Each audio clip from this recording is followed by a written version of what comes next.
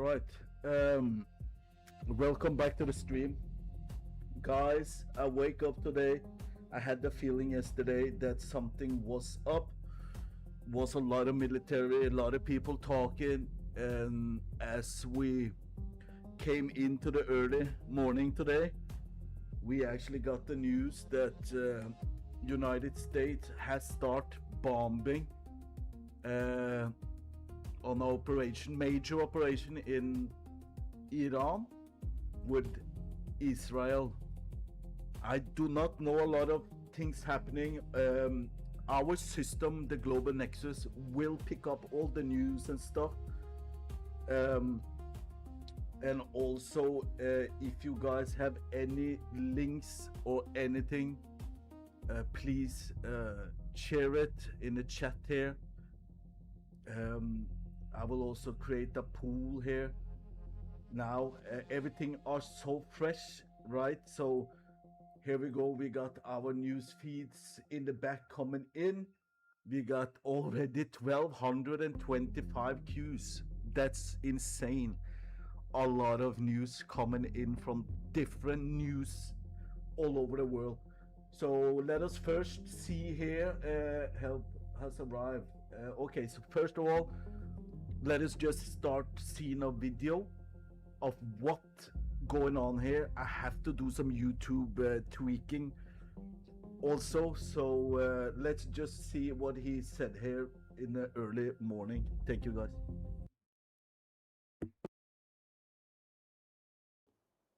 העם האיראני על כל חלקיו, הפרסים, הכורדים, האזרים, הבלוצ'ים, האפחזים וכל שאר אזרחי האומה הנפלאה הזאת.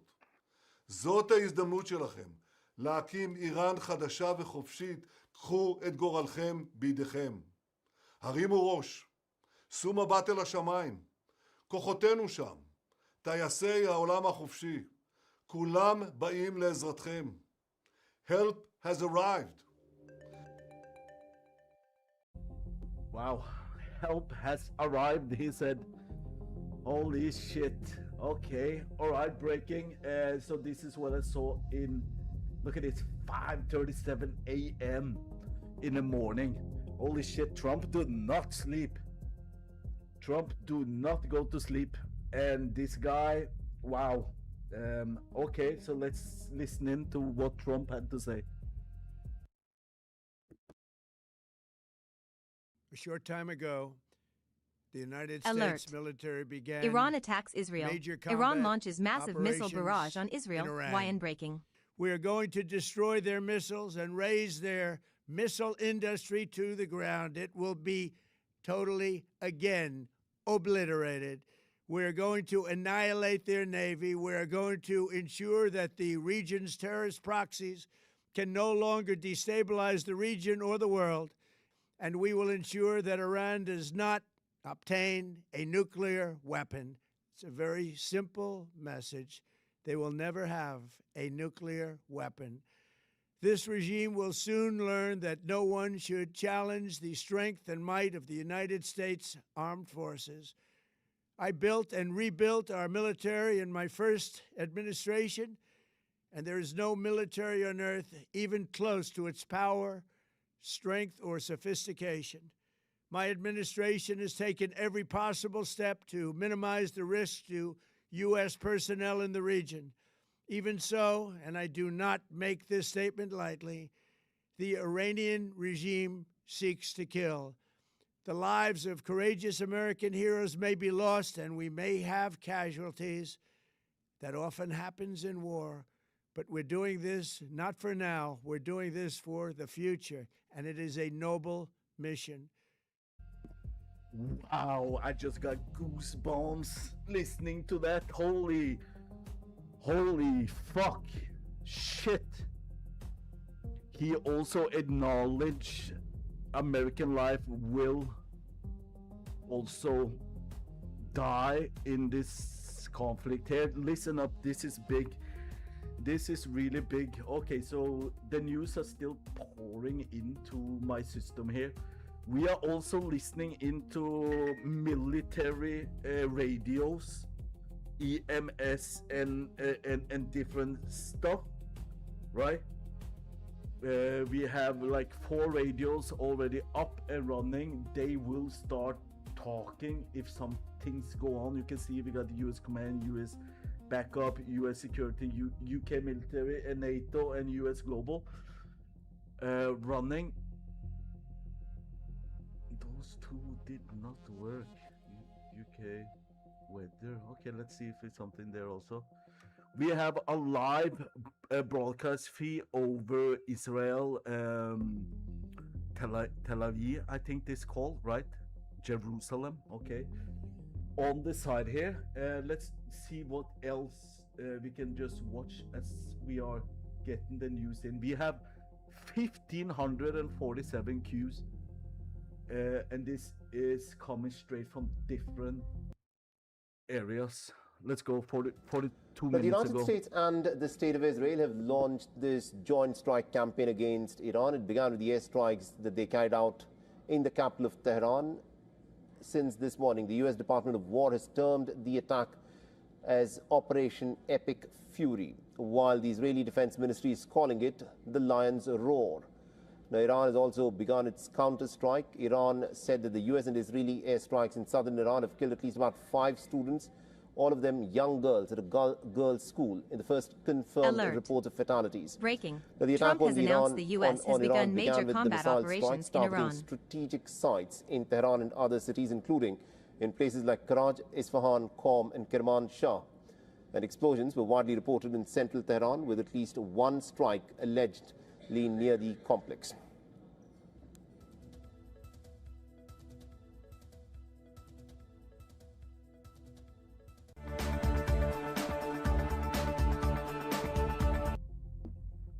All right.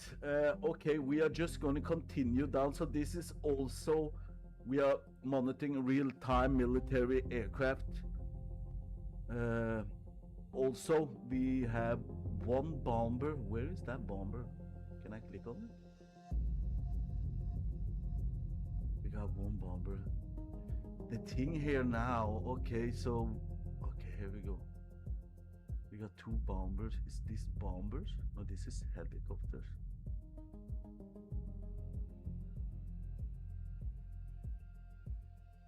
So here we go. So this is a bomber right here. German bomber. Wow. Yeah, so we will get updated. They are probably a little bit having all their radars closed 100% here, flying area and stuff. So we will see what type of flies will pop up over Iran's here. I will click on them and we will definitely watch them. We have the live feed still over Jerusalem. I don't know if they want, it's going to target Jerusalem, Tel Aviv. I think we will see. Jerusalem is closer. I did see some videos, so let's go here. Air defense active over Abu Dhabi. Interrupting on a missile hit home in Jordan. Holy fuck's sake. Okay, let's air defense. Let's take a look at this one.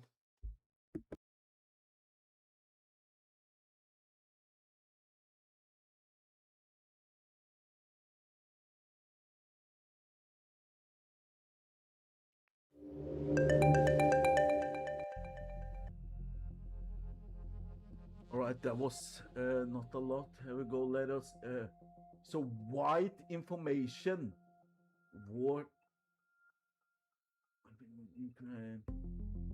How does the open version better for the oh no, okay, so we're gonna delete some for both fallout from the high age. Nope, we don't want to be homeless. Nope. Ponsicle front history. No. War tariff. No. Iran war. Iran killed in attack. Okay, let's take a look.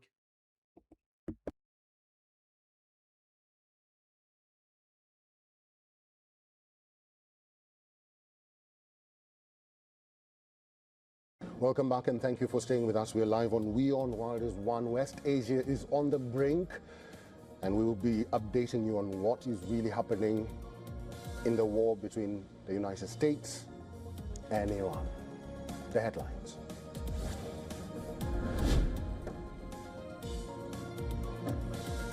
Iran says that the US-Israeli airstrikes in southern Iran killed 24 people, including students at a girls' school. Iran's state-run IRNA news agency reported the strike took place in Minab in the province of Hormozgan. The initial toll was 5 schoolgirls, but it has since been updated by a provincial official.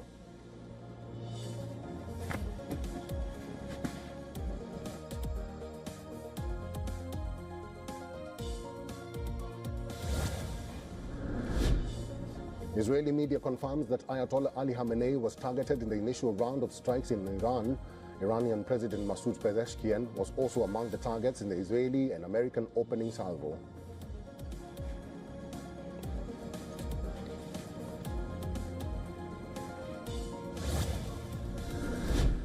The Iraq-based pro-Iran militia, the Kataib Hezbollah, says it will start attacking U.S. bases in the region.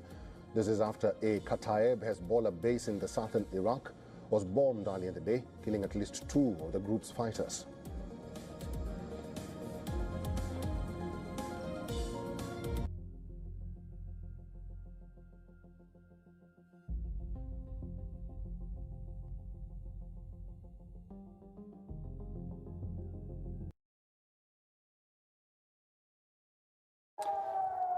Yeah, the air raid sirens have just started again here in Jerusalem. We've been getting a series of alerts about incoming attacks coming into Israel across a huge expanse of this land, north, south, towards Tel Aviv.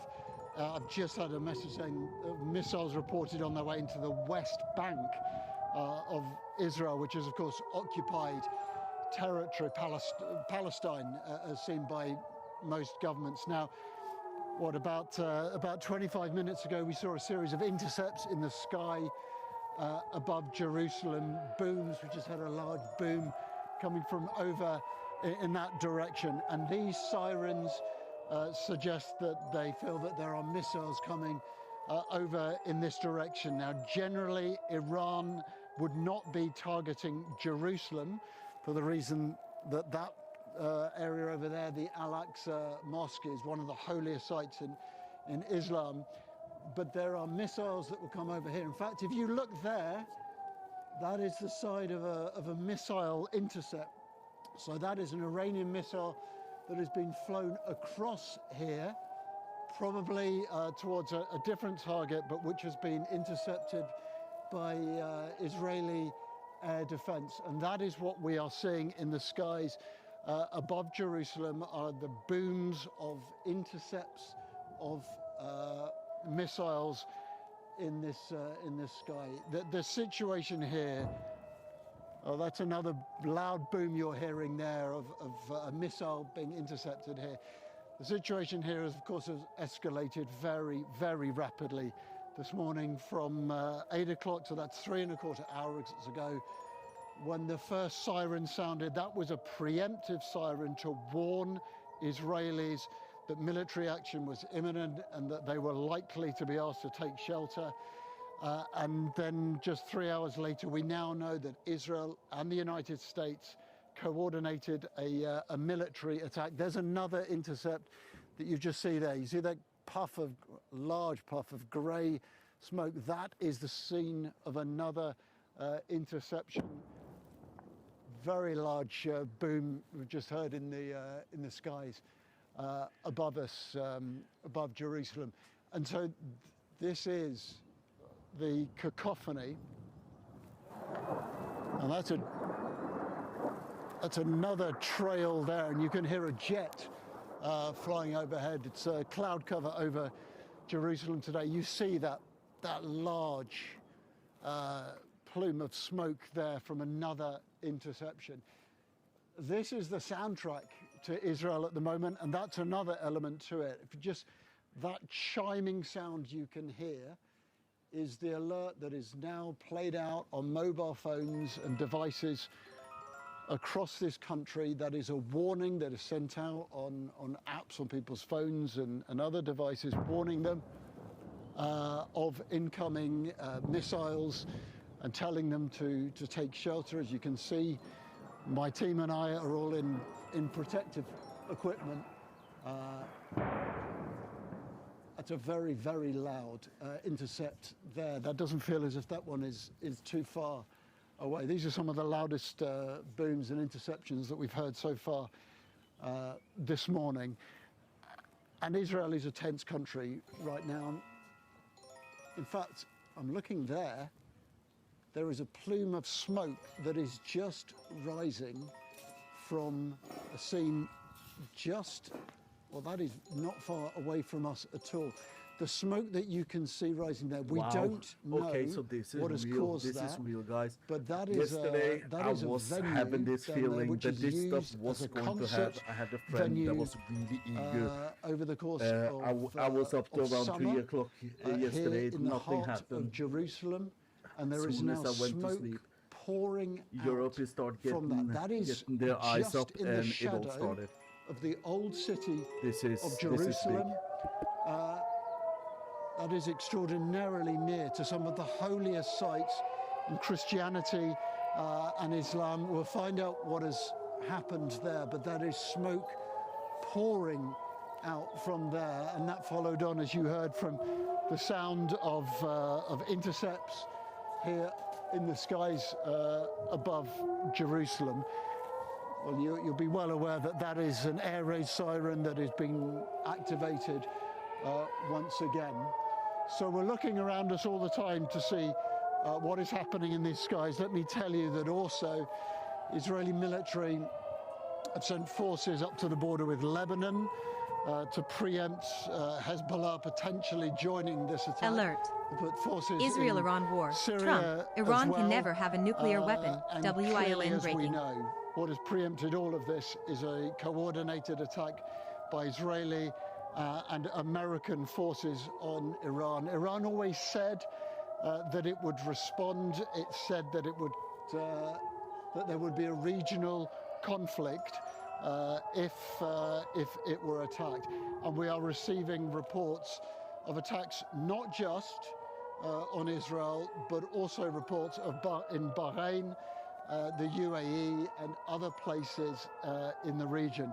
So at the moment, this feels as if things are escalating extremely quickly. There's still traffic moving on the roads along there. I don't see any emergency response yet to that, but we can certainly also hear we can hear the alerts going off on phones as we speak. More thuds in the distance, more sounds of intercepts in the skies above us. Maybe you can hear those thuds beyond the cloud cover at the moment, because the clouds are relatively low. You can't necessarily see those interceptions. What you then see is sometimes the smoke after them. What I can tell you is you're beginning to feel a smell in the air, slightly acrid, burning smell, which may be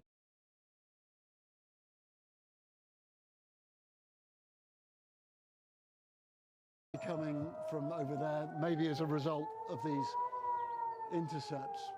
The streets around us here in Jerusalem are, as you would imagine, deserted.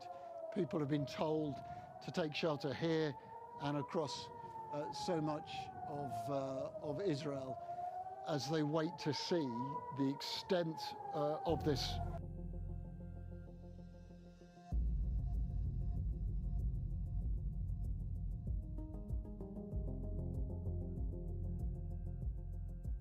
Yeah, no, so that is right. So they gave out warning today to everybody on their phone. Don't forget, this is heavy military equipment that it's in the Middle East. Tehran had major explosions all over their capital today. Lot of people probably got killed. This happened overnight, and this is something I talked about. Why didn't Iran attack first? Because they knew there was going to be an attack. We will then continue seeing some more videos, right? So let's find another video. I was just doing some update for the stream. here. Let's go to the next video.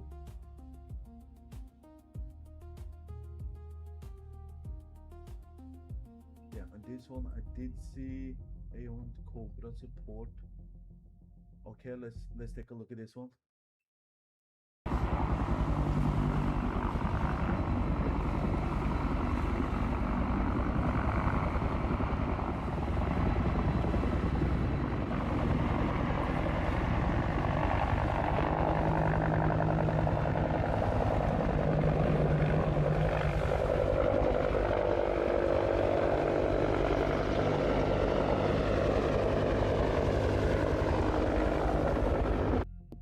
That was unrelevant marine assault vehicle, but we still have more. We have 2,670 news queues coming in. Let's see this yellow one.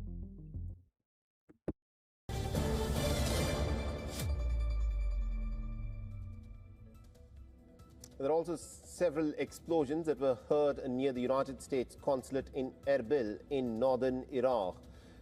Now, with respect to the United Arab Emirates, the Emirati Defense Ministry has also reported a casualty where one person has apparently been killed in the Iranian strikes. Qatar has condemned the Iranian missile attack on its territory after several rounds of explosions were heard across Doha. Saudi Arabia has condemned the Iranian attacks targeting its neighbors in a statement that was released by the kingdom's official press agency following a flurry of salvos across West Asia, as Israel and the United States have bombed Iran.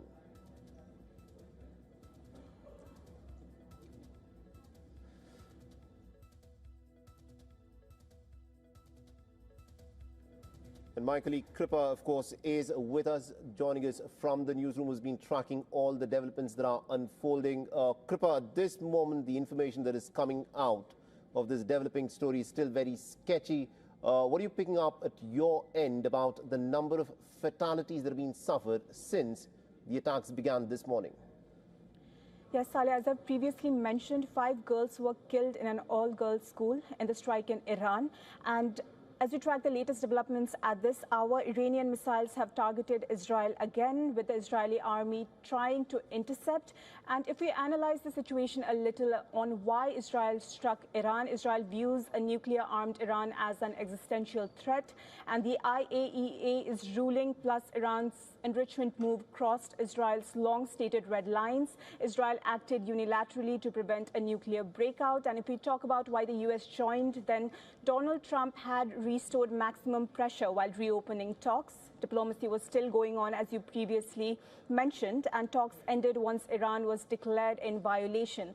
So the U.S. struck Fordo, Natanz, and other regions to set back Iran's enrichment timeline and prevent wider escalation. So Washington shifted from diplomacy to force in support of Israel's objective. Indeed, Washington has indeed shifted to resorting the use Iran of force attacks Israel. of Iran launches massive missile barrage on Israel. Indeed, Why Kripa, unbreaking? for joining us with those updates there. Remember, the JCPOA that was struck back in the year 2015 had given a clear roadmap of how to prevent Iran from acquiring any nuclear weapons. Iran has been repeatedly saying that it has no intention of getting a nuclear weapon. This is something that the Iranians have been reiterating all throughout the course of these negotiations that the Americans were having with the Iranian representatives. The Iranian Foreign Minister Abbas Araghchi had again stated that Iran has no intentions of developing any nuclear weapons. He had also stated the reason why Iran wants to enrich uranium and have a nuclear program is for peaceful civilian purposes, for the purpose of generating electricity, and as a sovereign nation, Iran cannot forego that right.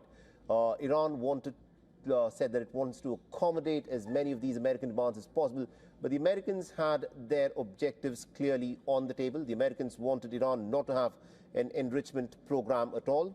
The Americans also wanted the Iranians to give up their ballistic missile program, and the Americans wanted the Iranians to stop backing the axis of resistance groups that the Iranians have as their proxies in the region.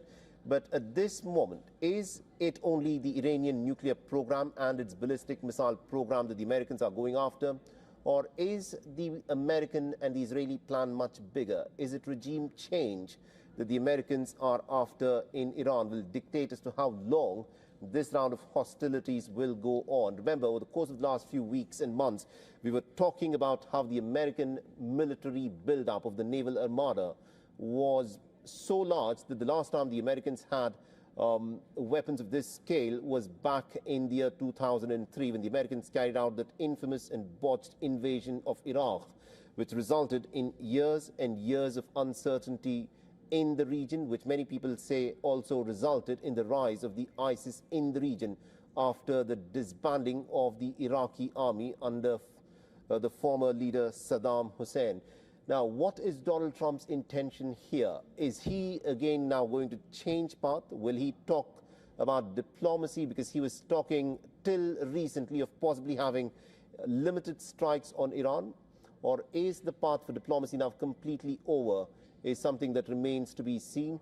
The Iranian side needs to come out and tell us as to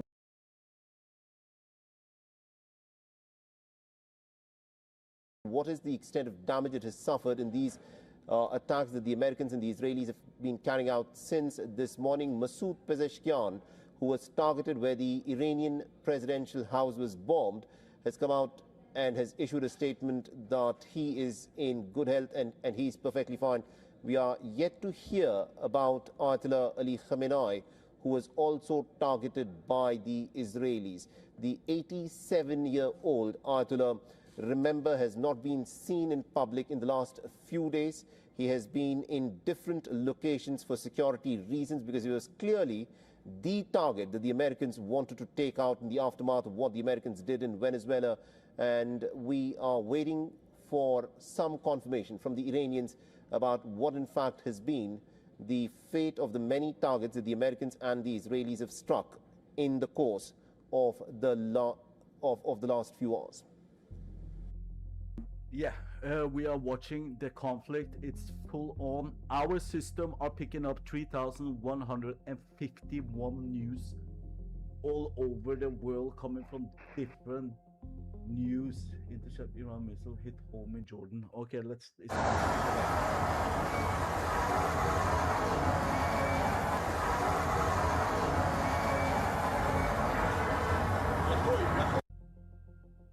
Yeah, you just wake up and you have a fucking missile.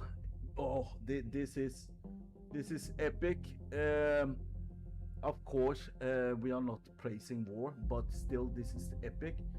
This is like Donald Trump coming out talking about this. Of course, we will try to get the news. You know. So they are calling it for epic fury. Holy shit. Let's take a look. Hello and welcome to our continuous coverage of what is happening at this moment in West Asia, where the United States and the State of Israel together have launched strikes across Iran, where an estimated 30 targets have apparently been struck, and the Iranians have hit back at different American bases in the region. This is the beginning of what appears, if you were to listen to what Donald Trump is saying, could possibly be a long, drawn-out campaign. Trump has said that he knows that there will be casualties. He's referring to American soldiers who could end up losing their lives in this war. But this is what everyone was talking about over the course of the last weeks and months during the course of the negotiations that the Americans held with the Iranians. But at this moment, it is still not clear. What is the American objective? Does the United States of America want to just target the Iranian nuclear program, or is the objective something more than that? We'll be getting you all of those updates, but first let's take a quick look at what's making headlines at this hour. Change.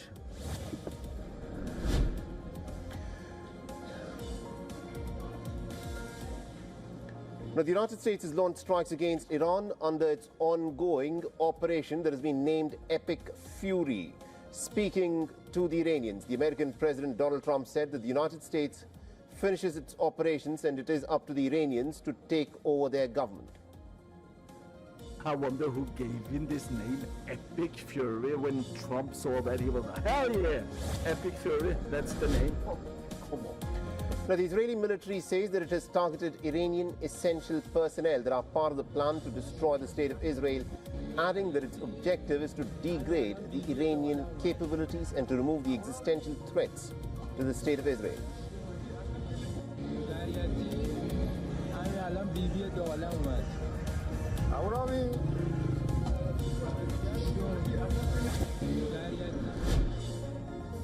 Now, Bahrain has confirmed that there are attacks inside of its territory and says that the service center of the U.S. Fifth Fleet has been subjected to a missile attack by the Iranians. The U.S. Embassy in Manama has urged the U.S. citizens in Bahrain to take shelter in place, and it is also reviewing its security plans.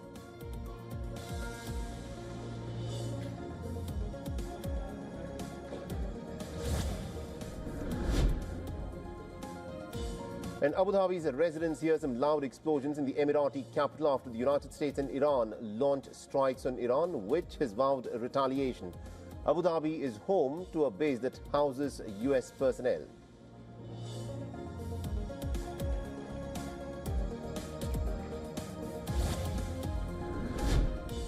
And Bitcoin slides below the $64,000 mark after explosions in Tehran. The drop follows the Israeli announcement of a preemptive attack on Iran, wiping off $128 billion in terms of the crypto markets.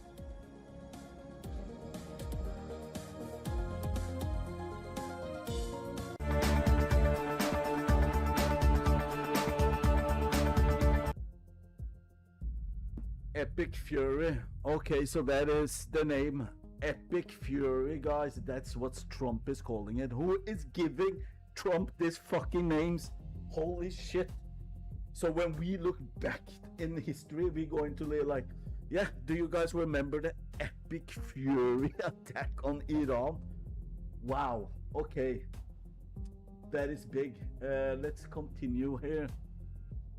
Used on major combat operation in Iran. We are going through the news and we are just going to watch what's going on. Here's next. Thing. It was said before that the Iranians never won a war and never lost a negotiation. What they did was stalling and buying time in order to push forward the nuclear program, getting as far as they can from the riots within their own cities, and building more ballistic missiles and launchers. So we couldn't allow this to go on forever. It's probably an understatement that you don't agree with everything Benjamin Netanyahu does. It is an understatement. I'm just interested in your support this time. Is that reflected across Israel, do you think? Is there a general feeling that this is what needs to happen? Yes. This is beyond Israeli politics. This is beyond day-to-day politics. This is existential. Listen, there are only two countries in the UN in which one of them is openly saying our aim or our goal is the total destruction of another. And this is Iran about Israel. So this is an existential threat. It is coming to us after we were massacred on October 2023, and we're not going to allow this to happen anymore. So if everybody messes with us, this is the price he's going to pay. And when... Yeah, and we do believe that. So let's keep on moving. Israel defense system interrupt the release. All right, let's take a look at this one.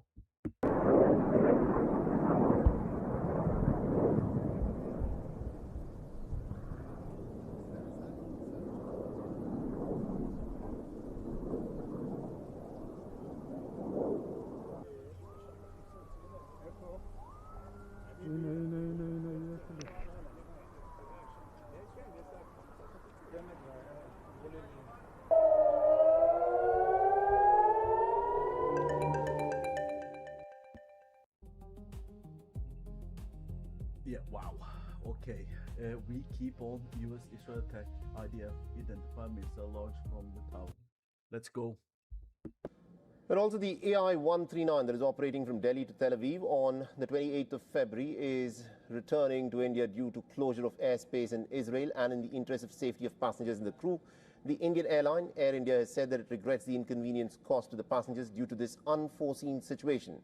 and remains committed to maintaining the highest standards of safety. It is further said that it will continue to assess the safety and security environment of the flight operations and will adjust operations proactively as needed. All right, so that, of course, is some inputs that have come in where the AIMSA, the All India Medical Students Association, has said that the Indian students who are currently in Iran need to be brought back home. Remember, because of the airspace closure, a lot of these flights have been impacted. People who are struck at this moment in the Middle East will find it really hard to fly out of the countries if that is what they are planning to. Mr. Ben Aris is with us. He is live from Berlin. Mr. Aris, at this moment, how do you think the Iranians are approaching this war? This is a war that the Iranians had been repeatedly saying that they did not want to start.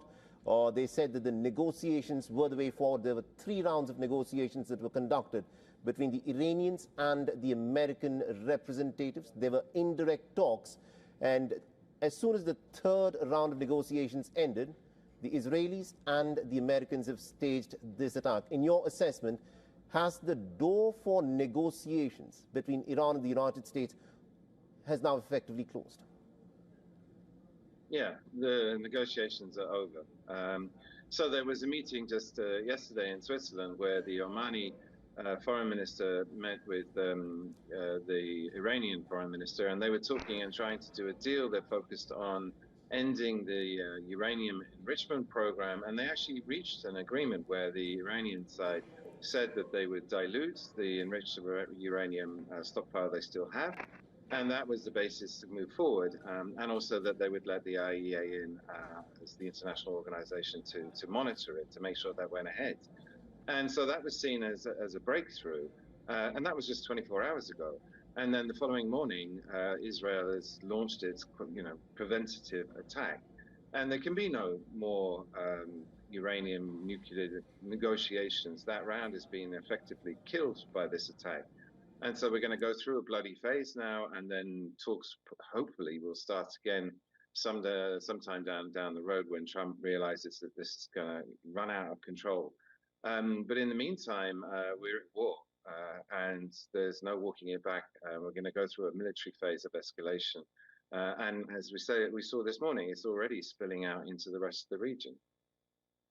Of course, seems to have been cast, and no one can predict as to what the outcome of this conflict will be. Mr. Ben Aris, thank you very much indeed for joining us from Berlin and getting us the perspective. But at this moment, things are extremely fluid. It is a war that has broken out, a war that perhaps people in the region would say they did not want. The United States of America, along with its close ally, the State of Israel, started this war this morning at 8 o'clock, 8:15, when they carried out a wave of bombings across Iran. The exact extent of the damages that are being suffered in the region, of course, needs to be ascertained. We'll slip into a short break. More updates will continue on the other side. Stay tuned to view. So 8 o'clock in the morning, it started. That it's pretty scary for people waking up to this loud amount of military might. So here we go. This one is something I added myself here because we need to move on.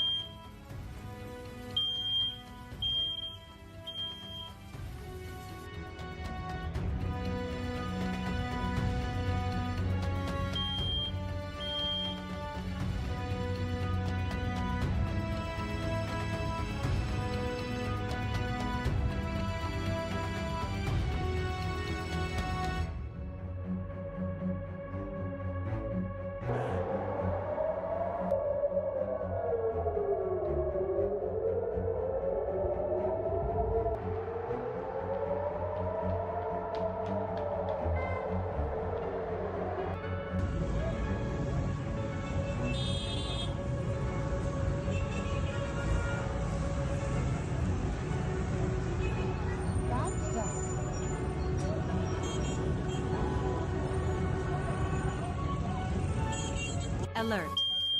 UAE residents receive missile attack warning alert.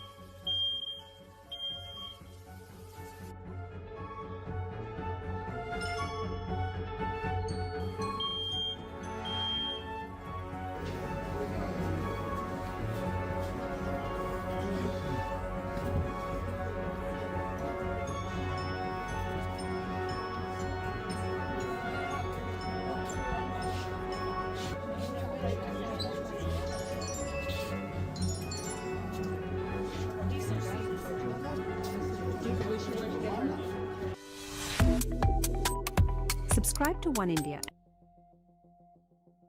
Wow, this is really serious, guys. What time is it there now? Around 3 o'clock. Let's move on to the next here. On 10:30 a.m. So this is all.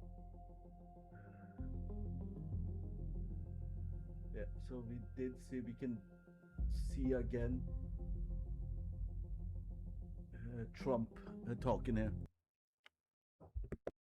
The United States military began major combat operations in Iran.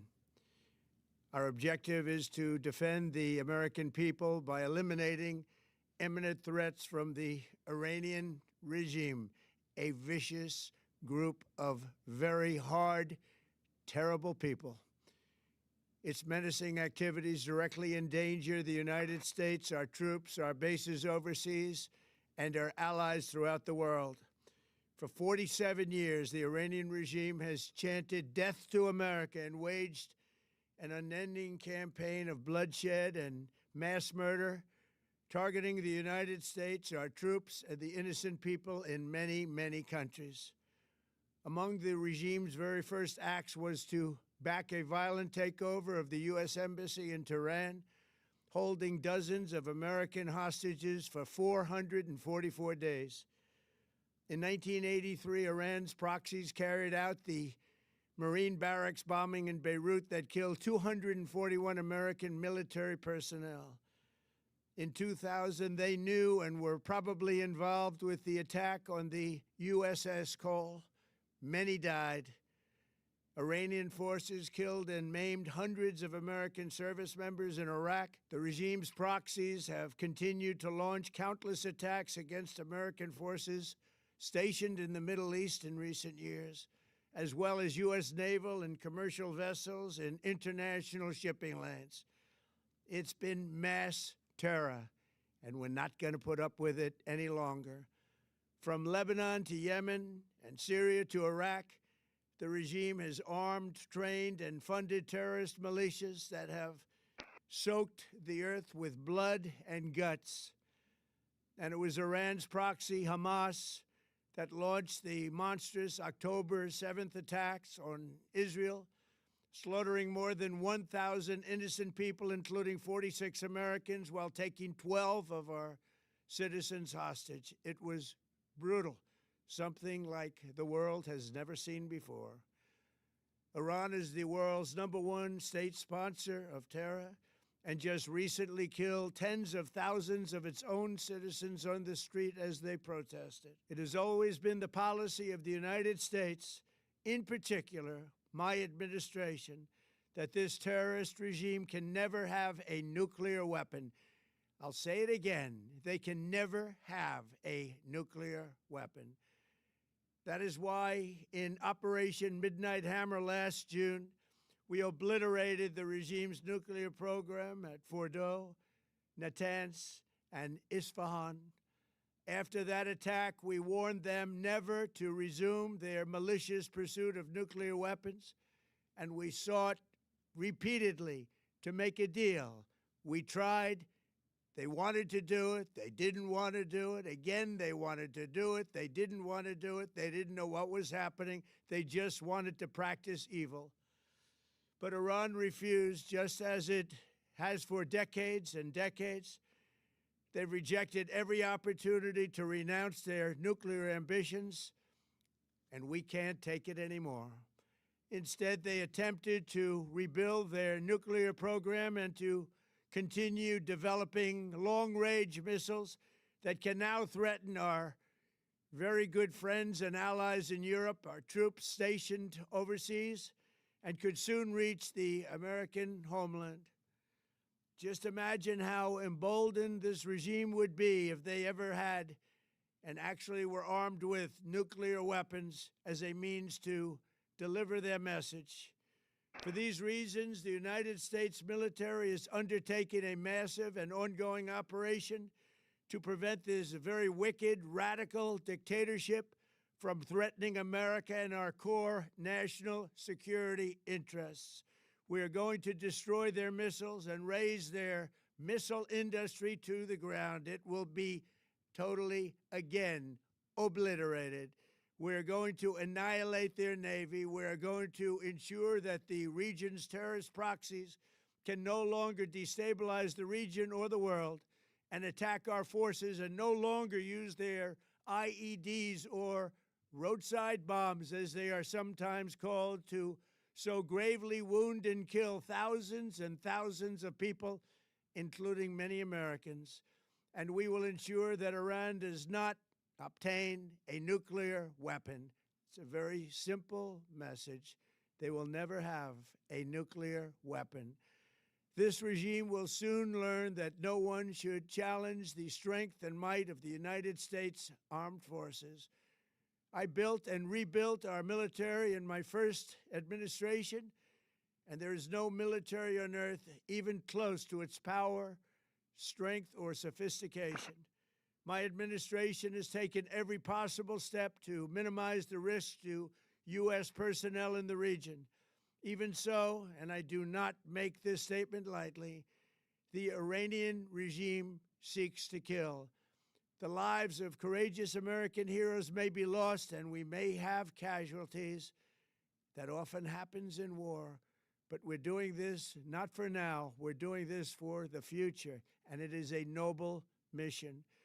We pray for every service member as they selflessly risk their lives to ensure that Americans and our children will never be threatened by a nuclear-armed Iran. We ask God to protect all of our heroes in harm's way, and we trust that, with his help, the men and women of the armed forces will prevail. We have the greatest in the world, and they will prevail. To the members of the Islamic Revolutionary Guard, the armed forces, and all of the police, I say tonight that you must lay down your weapons and have complete immunity, or, in the alternative, face certain death. So, lay down your arms. You will be treated fairly with total immunity, or you will face certain death. Finally, to the great, proud people of Iran, I say tonight that the hour of your freedom is at hand. Stay sheltered. Don't leave your home. It's very dangerous outside. Bombs will be dropping everywhere. When we are finished, take over your government. It will be yours to take. This will be probably your only chance for generations. For many years, you have asked for America's help, but you never got it. No president was willing to do what I am willing to do tonight. Now you have a president who is giving you what you want. So let's see how you respond. America is backing you with overwhelming strength and devastating force. Now is the time to seize control of your destiny and to unleash the prosperous and glorious future that is close within your reach. This is the moment for action. Do not let it pass. May God bless the brave men and women of America's armed forces. May God bless the United States of America. May God bless you all. Thank you. All right, so what I got out of that speech is that the United States is actually going to have to send troops in. He actually just said it right there. All right, guys, let's go to the next one. This is coming rapidly. A lot of things is changing fast. We will just go for conflict stuff today.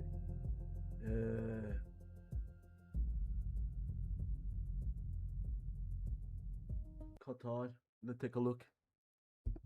Now we can hear actually the sounds, the interceptions. And I'm going to hold you there, Ali, because as you just alluded to, we have been hearing in the last few minutes more explosions in Qatar. I want to show you some of the latest pictures that we have that show some smoke rising over the capital of Doha. You can hear them again. I'm not sure if you could hear that. So let's cross over now to Zain Basravi, who is live for us in Doha. Zain, can you tell me what you've been seeing where you are?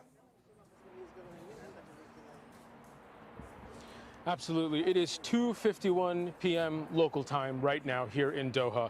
Between around 2 or 2:15 p.m., we observed at least 2 rounds of interceptions of missiles. So multiple explosions, about 3 or 4 at a time in the skies over the city. When you look up, even now, you can see plumes of smoke where those defensive weapons, where those Patriot missiles are hitting incoming Iranian projectiles. At 2:35 p.m., another round, similar number, about 3 or 4. Just now, began about 2 or 3 minutes ago at around 2:48 p.m. There was another round, and we've counted about 7 or 8 different explosions so far this morning. Now, there's been dozens since these attacks started this morning of interceptions of these missiles over Doha. In the last hour, at least a dozen different explosions have been heard. We can assume that that's at least a dozen different interceptions of Iranian projectiles.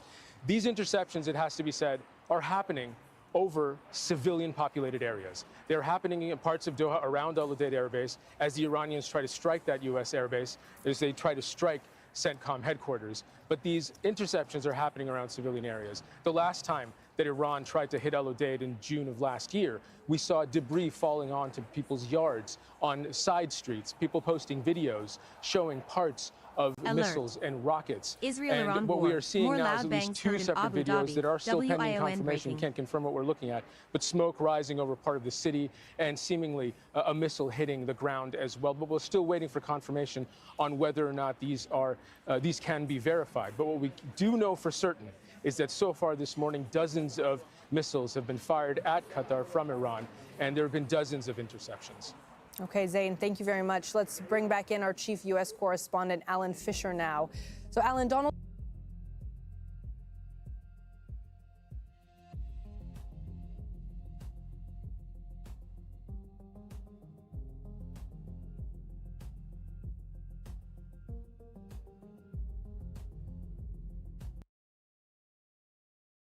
I'm right now in the Iranian capital's downtown.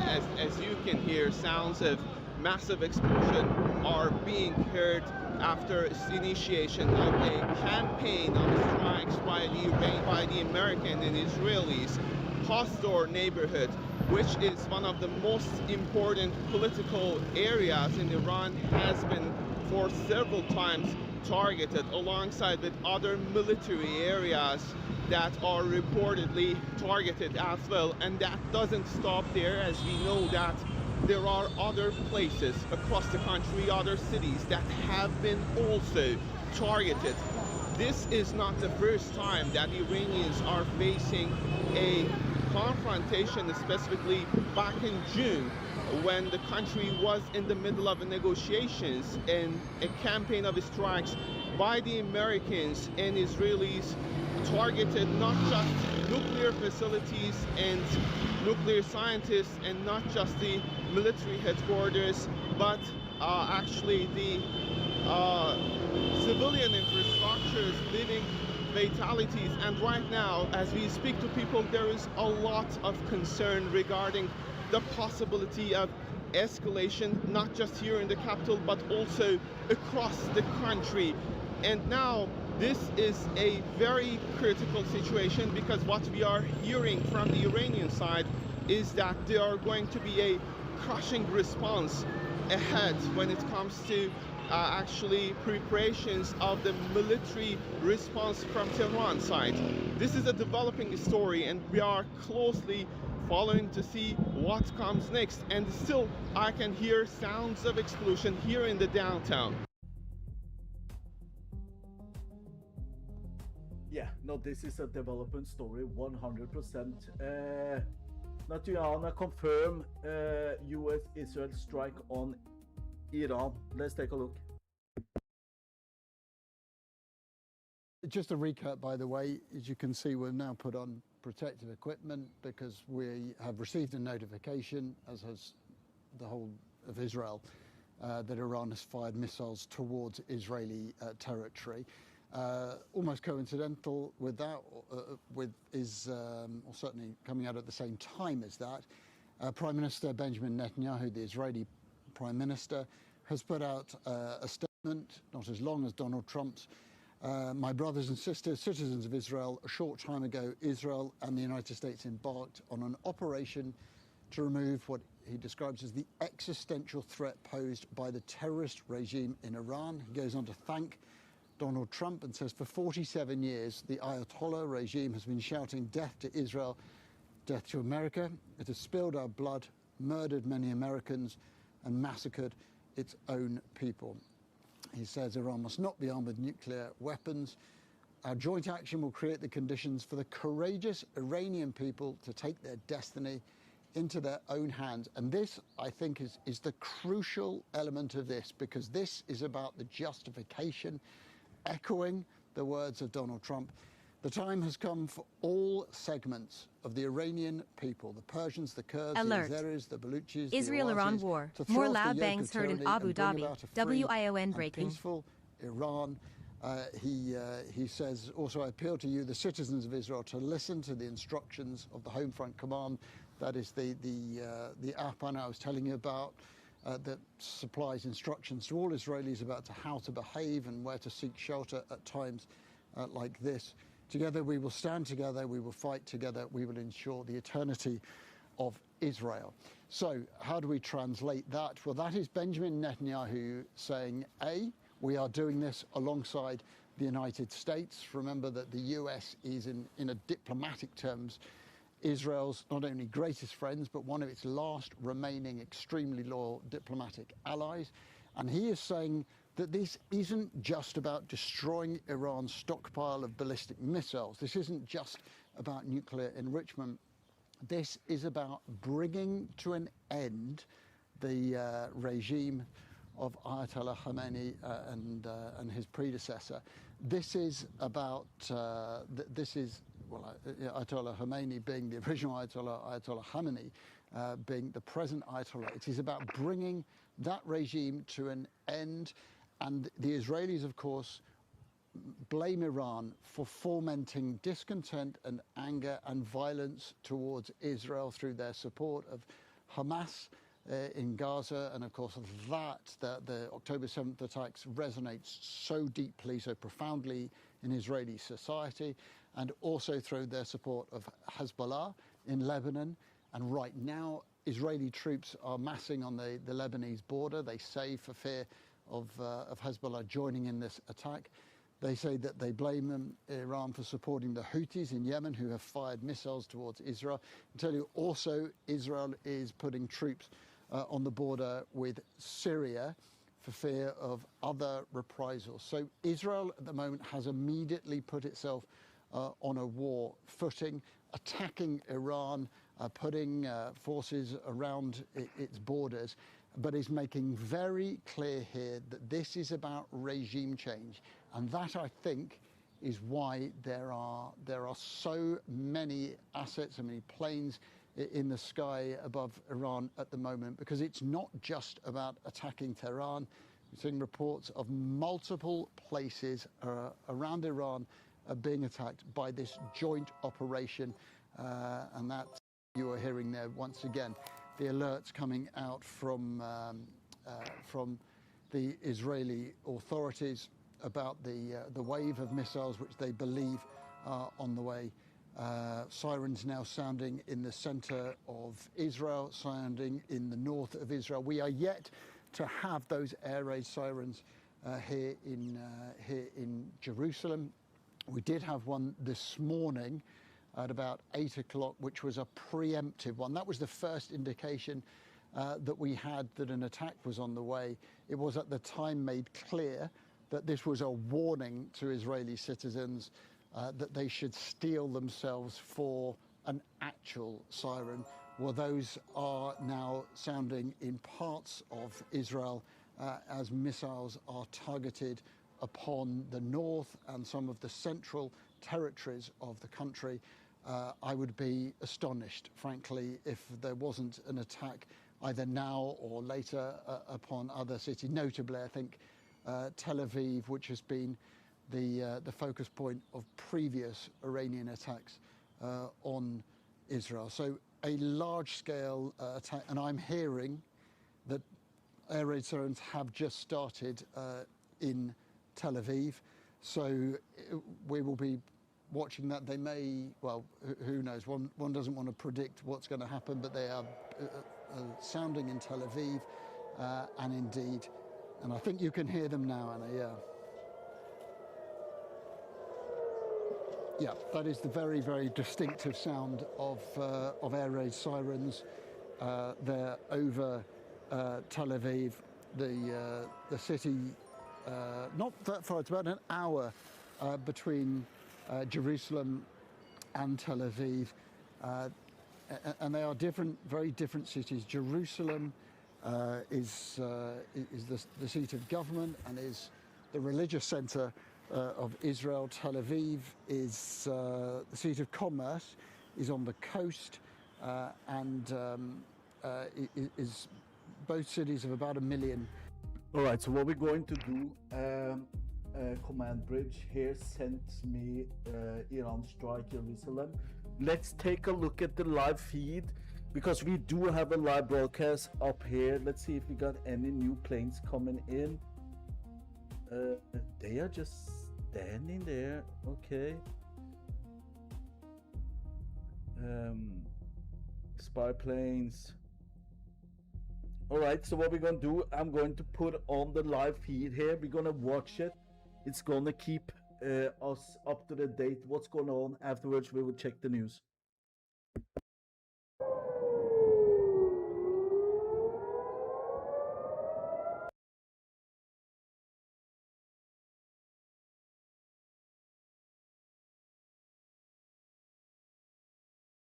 Right, is it a loading problem? Something wrong? Is it? All right, let me find another live feed. Give me a sec.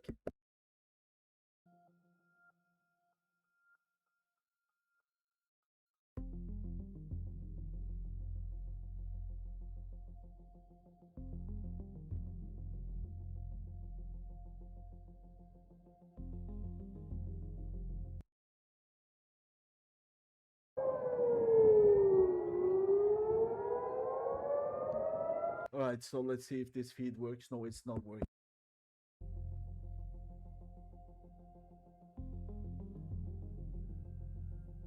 Then we're just going to look. I like to get some live camera that we can take a look at.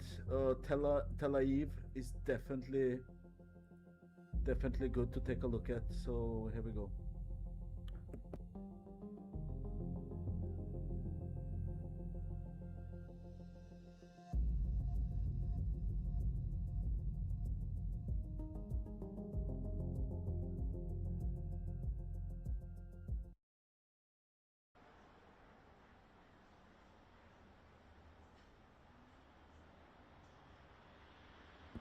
All right, so you can see it's still daytime in Israel, Tel Aviv. We will wait. We will wait patiently. This is breaking news, guys. This is real, happening live at this point. USA and Israel have started their military operation in Iran. Please give the stream a like to help out. Share this information. This is just a live webcam we are watching now. Let's see what's going on. Anything, write in the chat if you want me to take a look at something, and give the stream a like. We will jump to different videos as we continue.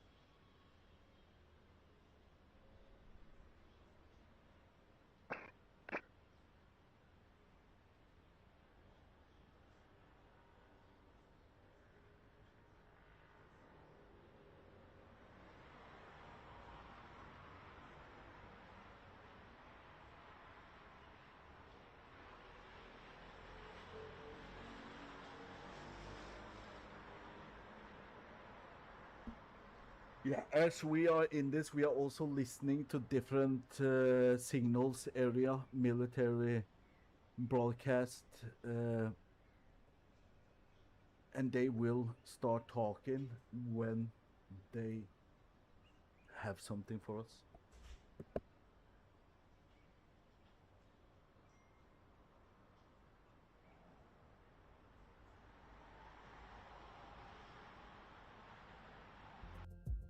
Right, so now we know we have some cameras Alert. we can take a look at. Israel-Iran war. Trump. Iran can never have a nuclear weapon. WION breaking.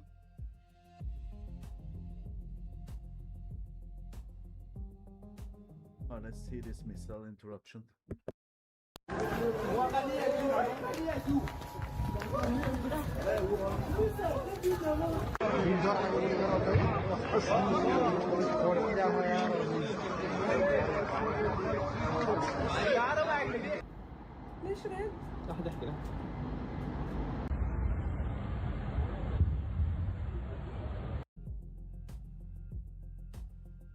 Yeah, so Qatar is down here.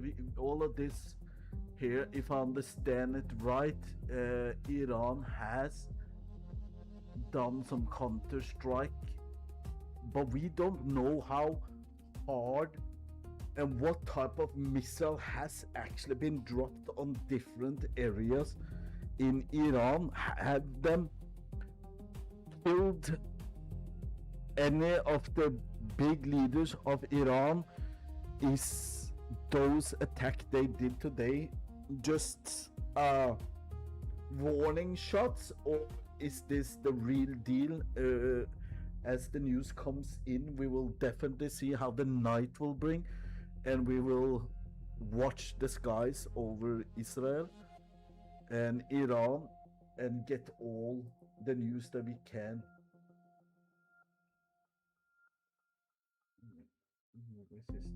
Yeah, no, that is so true. What is this? Take a look. Bahrain has confirmed there have been attacks inside its territory.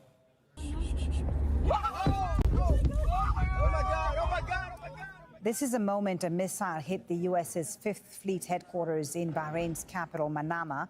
Bahrain's National Communications Center has confirmed other attacks targeting sites and facilities within its borders and has condemned those attacks. Let's bring in Rory Challens in Amman, Jordan, for more on what's been happening in the region and the reaction, Rory. Yeah, well, certainly for people here in Amman, in the capital of Jordan, it was a pretty noisy morning with the sounds of jet fighters you could hear quite clearly up in the sky, and then repeated booms, presumably of air defense or similar things reverberating around the skyline. We have heard from the Jordanian military that 2 ballistic missiles were intercepted and successfully neutralized by the Jordanian air defense systems. And indeed, there has been footage that emerged of some flaming debris that apparently landed on a house or near a house in the Marj al-Hammam area of the capital, but no injuries have been reported. Now, Jordan, like many parts of this region, many countries in this region, hosts US military forces. Now, the Jordanians have a big airbase, Muwafaq Salti Air Base, which is about 100 kilometers east of the capital. That has lots and lots of US planes, or certainly did very recently. 60 to 70 combat aircraft were documented there. There were Chinese satellite pictures that showed very clearly where they were on the air apron and on the strips of that airbase.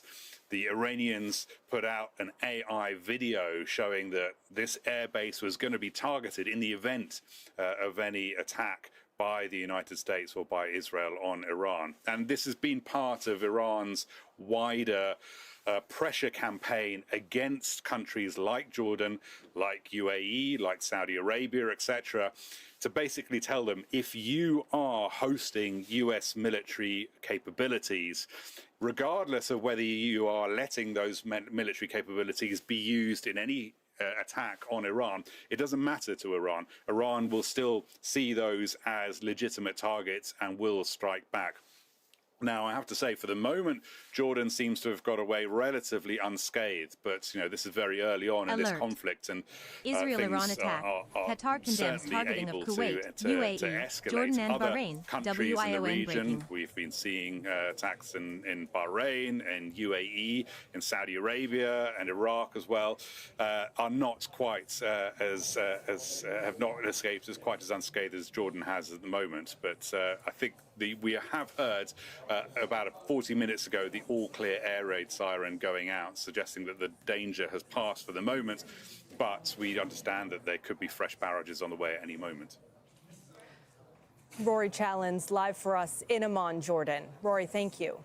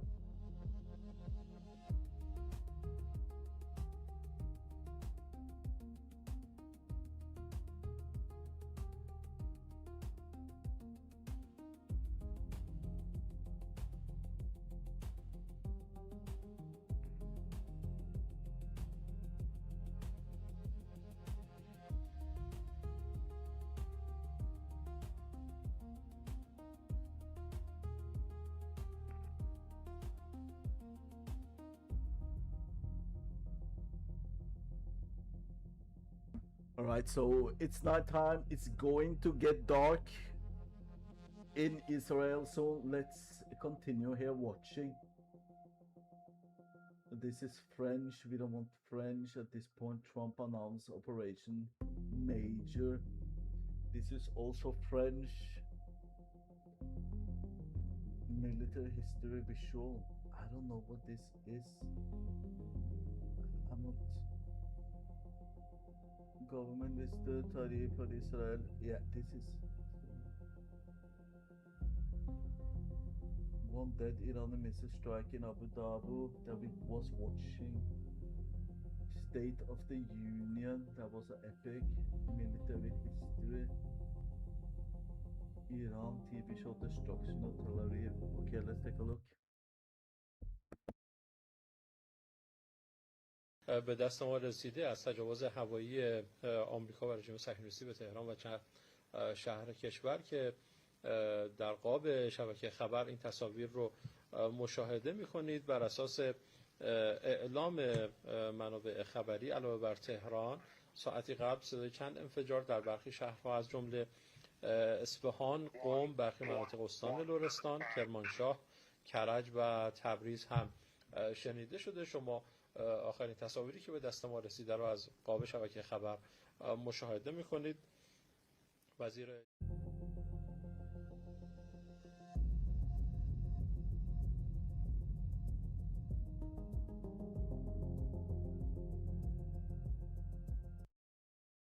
The alternative to a nuclear deal with Iran would appear to be a military conflict. Today, Iran and Russia conducted joint naval drills in the Gulf of Oman. So, as talks with Iran's dictatorship go absolutely nowhere, those guys are teaming up with Russia to send a message to the United States that this isolated regime is not alone, even as they back themselves into a corner with their refusal to step down, perpetuating protests inside their country and around the world from those who want change, as well as triggering an unprecedented U.S. military buildup, which could soon have to face off with the Russians.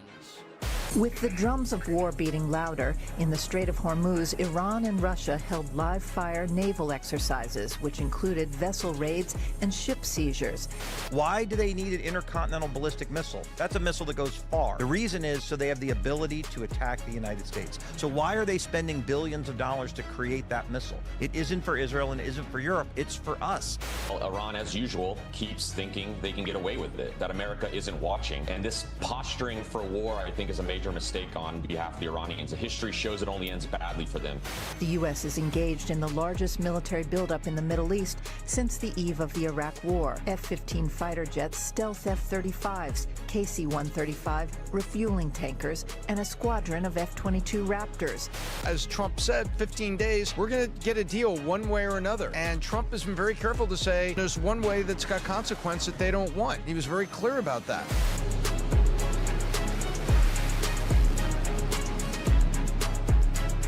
So apparently, China was also involved in these recent military drills with Iran and Russia. And what nobody's talking about is the gathering of these three regimes in one place. It's not an accident whatsoever, as Iran is the last puppet state of the anti-Western axis, propped up by China and Russia, which used to include Venezuela and failing communist Cuba, an alliance the Russians find even more important the longer their war of aggression in Ukraine takes place. Ditto China, who is no friend to anyone on the world stage unless it helps them project power and influence. And together, this anti-Western axis, these guys help each other avoid those pesky US sanctions we've all been hearing about for decades and assumed were completely useless. But now suddenly work, as the Trump administration has made it clear if you sail a tanker full of sanctioned oil anywhere in the world, it's gonna get captured and rerouted to the US strategic reserve. A massive slap in the face to Russia, who routes its sanctioned resources through Iran to the rest of the world, which reveals that if Iran's regime can somehow stick around, the funding mechanisms for continued despotic mayhem remain alive and a real threat. But that brings us to the real reason we are getting closer and closer and closer to something big happening in the Middle East. You've got two US carrier battle groups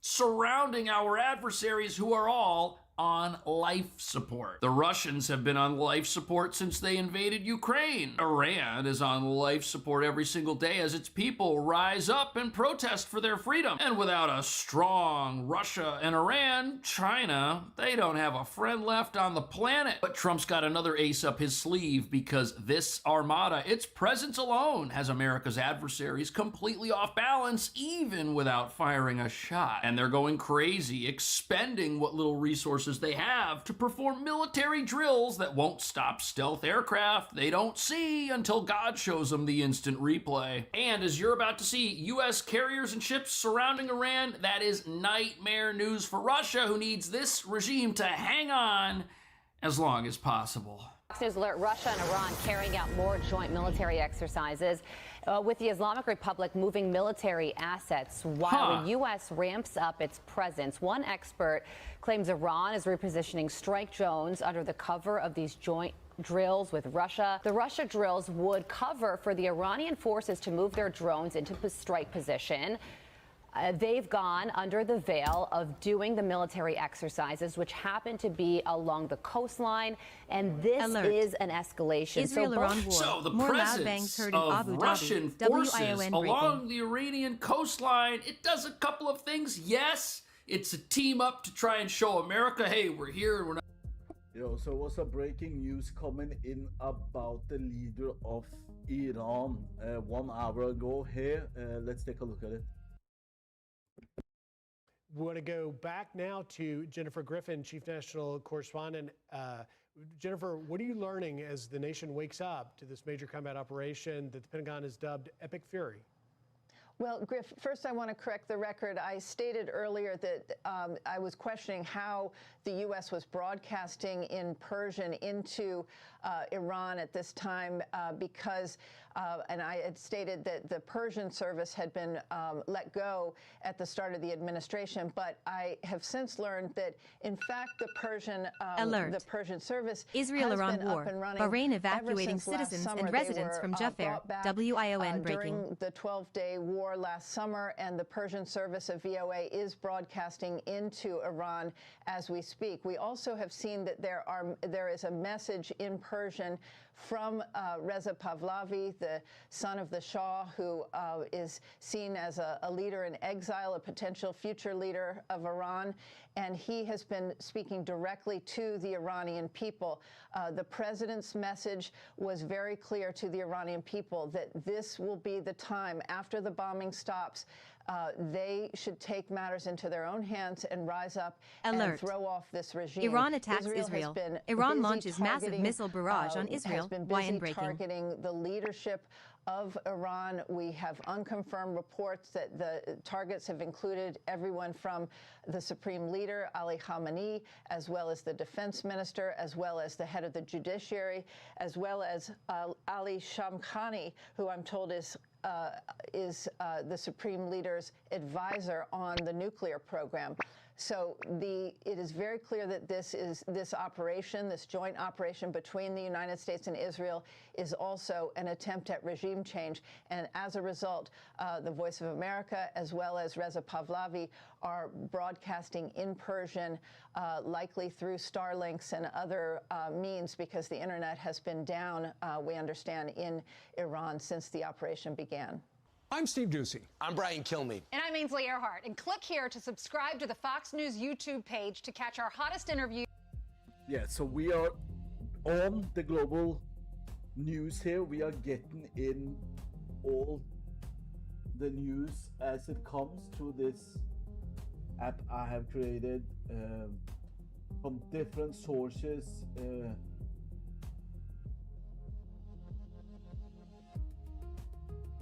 Airspace.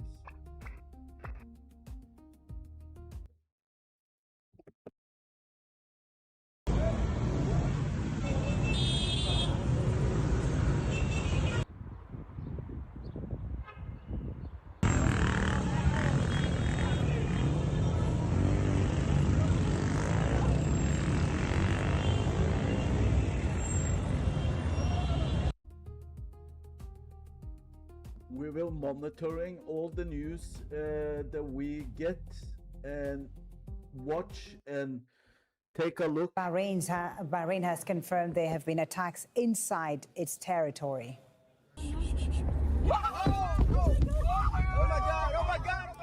This is a moment a missile hit the U.S.'s 5th Fleet headquarters in Bahrain's capital, Manama. Bahrain's National Communications Center has confirmed other attacks targeting sites and facilities within its borders and has condemned those attacks. Let's bring in Rory Challens in Amman, Jordan, for more on what's been happening in the region and the reaction, Rory. Yeah, well, certainly for people here in Amman, in the capital of Jordan, it was a pretty noisy morning with the sounds of jet fighters you could hear quite clearly up in the sky, and then repeated booms, presumably of air defense or similar things reverberating around the skyline. We have heard from the Jordanian military that 2 ballistic missiles were intercepted and successfully neutralized by the Jordanian air defense systems. And indeed, there has been footage that emerged of some flaming debris that apparently landed on a house or near a house in the Marj al-Hammam area of the capital, but no injuries have been reported. Now, Jordan, like many parts of this region, many countries in this region, hosts US military forces. Now, the Jordanians have a big airbase, Muwafaq Salti Air Base, which is about 100 kilometers east of the capital. That has lots and lots of US planes, or certainly did very recently. 60 to 70 combat aircraft were documented there. There were Chinese satellite pictures that showed very clearly where they were on the air apron and on the strips of that airbase. The Iranians put out an AI video showing that this airbase was going to be targeted in the event of any attack by the United States or by Israel on Iran. And this has been part of Iran's wider pressure campaign against countries like Jordan, like UAE, like Saudi Arabia, etc., to basically tell them, if you are hosting US military capabilities, regardless of whether you are letting those military capabilities be used in any attack on Iran, it doesn't matter to Iran. Iran will still see those as legitimate targets and will strike back. Now, I have to say, for the moment, Jordan seems to have got away relatively unscathed. But, you know, this is very early on in this conflict, and things are certainly able to escalate. Other countries in the region, we've been seeing attacks in Bahrain, in UAE, in Saudi Arabia, and Iraq as well, are not quite have not escaped as quite as unscathed as Jordan has at the moment. But I think we have.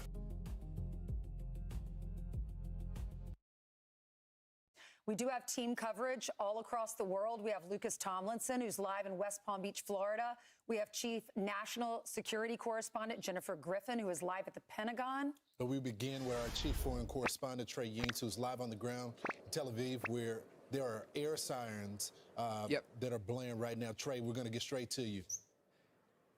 Yeah, Lawrence, there were just sirens sounding across central Israel, and those white streaks of smoke that you see on the screen right now, that is our camera live capturing Israel's missile defense systems, and you hear those explosions there. Right now, the fire's being intercepted overhead. The Iranians are responding in real time to these U.S. and Israeli strikes against their country. A senior Israeli official telling Fox News that Iran's supreme leader, the Ayatollah Khamenei, and Iran's President Masoud Pezeshkian were targeted. A battle damage assessment is ongoing at this hour to determine if those strikes were successful. It's not just Tel Aviv that is now taking incoming ballistic missile fire. It is Haifa in the northern part of Israel, Beersheba, and you hear those booms in the distance as this fire is still being intercepted. It's going to be nighttime sooner or later. And another one there. So, yeah. And yet another one. The fire is getting more intense towards central Israel, and millions of Israelis at this moment, guys, are in bomb shelters. They are following the instructions from Israel's Home Front Command. But you heard those remarks from President Trump. He says that this will be intense and ongoing. He spoke directly about the regime and to the people of Iran, telling them that they have a historic opportunity. This was an operation that we saw coming, months and months of planning. The USS Gerald R. Ford aircraft carrier off the coast of Israel just arrived yesterday in the Eastern Mediterranean, and this gave the Americans and the Israelis that final puzzle piece to move forward with this operation. And just as we speak here, I just want to show you on phones, you can see the amount of fire that Israel is taking right now. All of these lines are rocket and missile alerts that are going to the Israeli people across this country as they wait and shelter. The president was very clear in his language. A war has now erupted in the Middle East. Alert. The Iranians are not just targeting Israel-Iran Israel, attack. they are targeting Qatar condemns US targeting of forces in a Kuwait, variety of UAE, Gulf Jordan countries, and Bahrain. including WION Bahrain, breaking. explosions reported in Saudi Arabia, in the UAE. And so now the region braces for what comes next. Israeli air defense systems remain on high alert. And there is a real understanding that this is not an operation that will last just for today or tomorrow. It will take days, but coordination is taking place at the highest level. One other interesting thing that we learned from a senior Israeli official is that among the target list of individuals were commanders responsible for the mass murder of civilians in Iran earlier this year. President Trump was clear on Truth Social after the regime cracked down on those demonstrations that the Americans had the backs of the Iranian people. And today we saw President Trump and Israeli Prime Minister Benjamin Netanyahu ordering this operation against the Iranian regime, targeting the country's leadership, significant buildings, ballistic missile launching positions, and a variety of command and control centers inside of Iran. But again, the latest information here in Israel, the country remains under ballistic missile fire at this hour. As you saw, they're live on our cameras. And the country of Israel, like the United States, is bracing for days of war ahead. Guys? I'm Steve Ducey. Yeah, no, we should definitely be aware that this is not going to just stop overnight. Oh yeah, no, it was just some bombings here. No, this is the real deal, guys. We are at war with Iran. Israel, United States, the West is actually now at war with Iran. It actually happened. So here we go. I sent this one. I would take a look at it. I think we should also watch more live feed. I think over the night we will definitely see some rockets coming from Iran, so or to Israel. But yeah, here we go. In terms of the number of commanders that they have eliminated, and if it is about regime change, after all, it would be the supreme leader himself. And of course, the president may not hold that kind of an influence, but having said that, it's the supreme leader itself. Rakshita. Yeah, right. We have Saul Satkar from Tel Aviv, and Enar continues to be with us from Beijing, Ron from Florida, and of course Saurav Shukla also joining us from Washington, D.C. Quickly going to you, Saurav, what do we expect now? Donald Trump is going to address soon, what we understand, and of course there are many questions being raised, as our guest in the studios and Shawan was pointing out, that what really has been achieved, because Trump continues to say in his latest reaction when he speaks to the Washington Post also is that he wants freedom for the people of Iran. But what is really happening? What is the target, and how long, if at all, if that's the only target? Because there are many questions being raised as to what are they trying to achieve and what have they achieved, what they can achieve.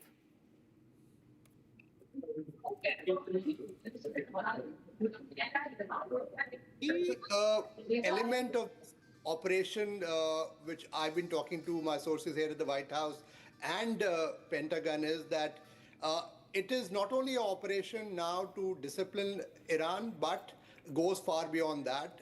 It is an operation for liberation of Iran from a totalitarian regime which has been punishing the people of Iran. That's one. Second, from a preemptive operation now that Iran has hit out at the U.S. installations against Israel, a lot of the U.S. allies, this may now pivot to a full-scale operation where not only will they destroy the Iranian military target, but will also ensure that there is some kind of a pathway to a regime change, because that's what the people of Iran have been wanting to. Yeah, no, it would definitely come this here. So we will go through a lot of this news, jump back and forth, take a look. You can see it's already getting dark in our live broadcast on the map. We are listening into live US command, US backup, US security military radios. The planes that they allow us to see, we will see. We have 13 helicopters. This is all around here. Why are they here? All right, so we are live still watching Iran. It's getting dark in Jerusalem.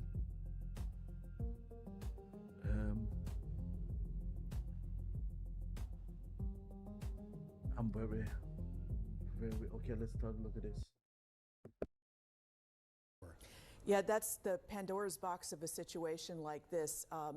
Intelligence briefers may have told President Trump, we think the Iranian regime is brittle and could collapse, but they don't know what a regime pushed against the wall for survival will do. We also don't know if they've taken certain figures out, perhaps like Ayatollah Khamenei. Will there be some sort of fight? Today in Tel Aviv, Haifa, even in Jerusalem, as Iran fires waves of missiles in retaliation to joint U.S. and Israeli strikes. The Iranian army also says it's launched a large-scale drone attack on Israel. President Trump calling the strikes on Iran a massive operation, with the goal being to force regime change in Tehran. I'm joined now by Daniel Shapiro. He's the former U.S. ambassador to Israel. Ambassador Shapiro, thanks so much for joining us. I understand you are now in a shelter in Tel Aviv. Well, what caused you and your associates to go to this shelter? What happened? Thanks for having me, Wolf.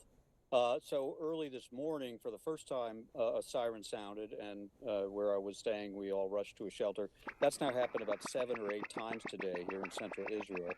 The last one, which just occurred a few moments ago, was followed by a series of booms. Sometimes you, which is an interception of an incoming missile. And earlier in the day, we heard 1 or 2 of such booms. But in the last round, we heard over 2 dozen.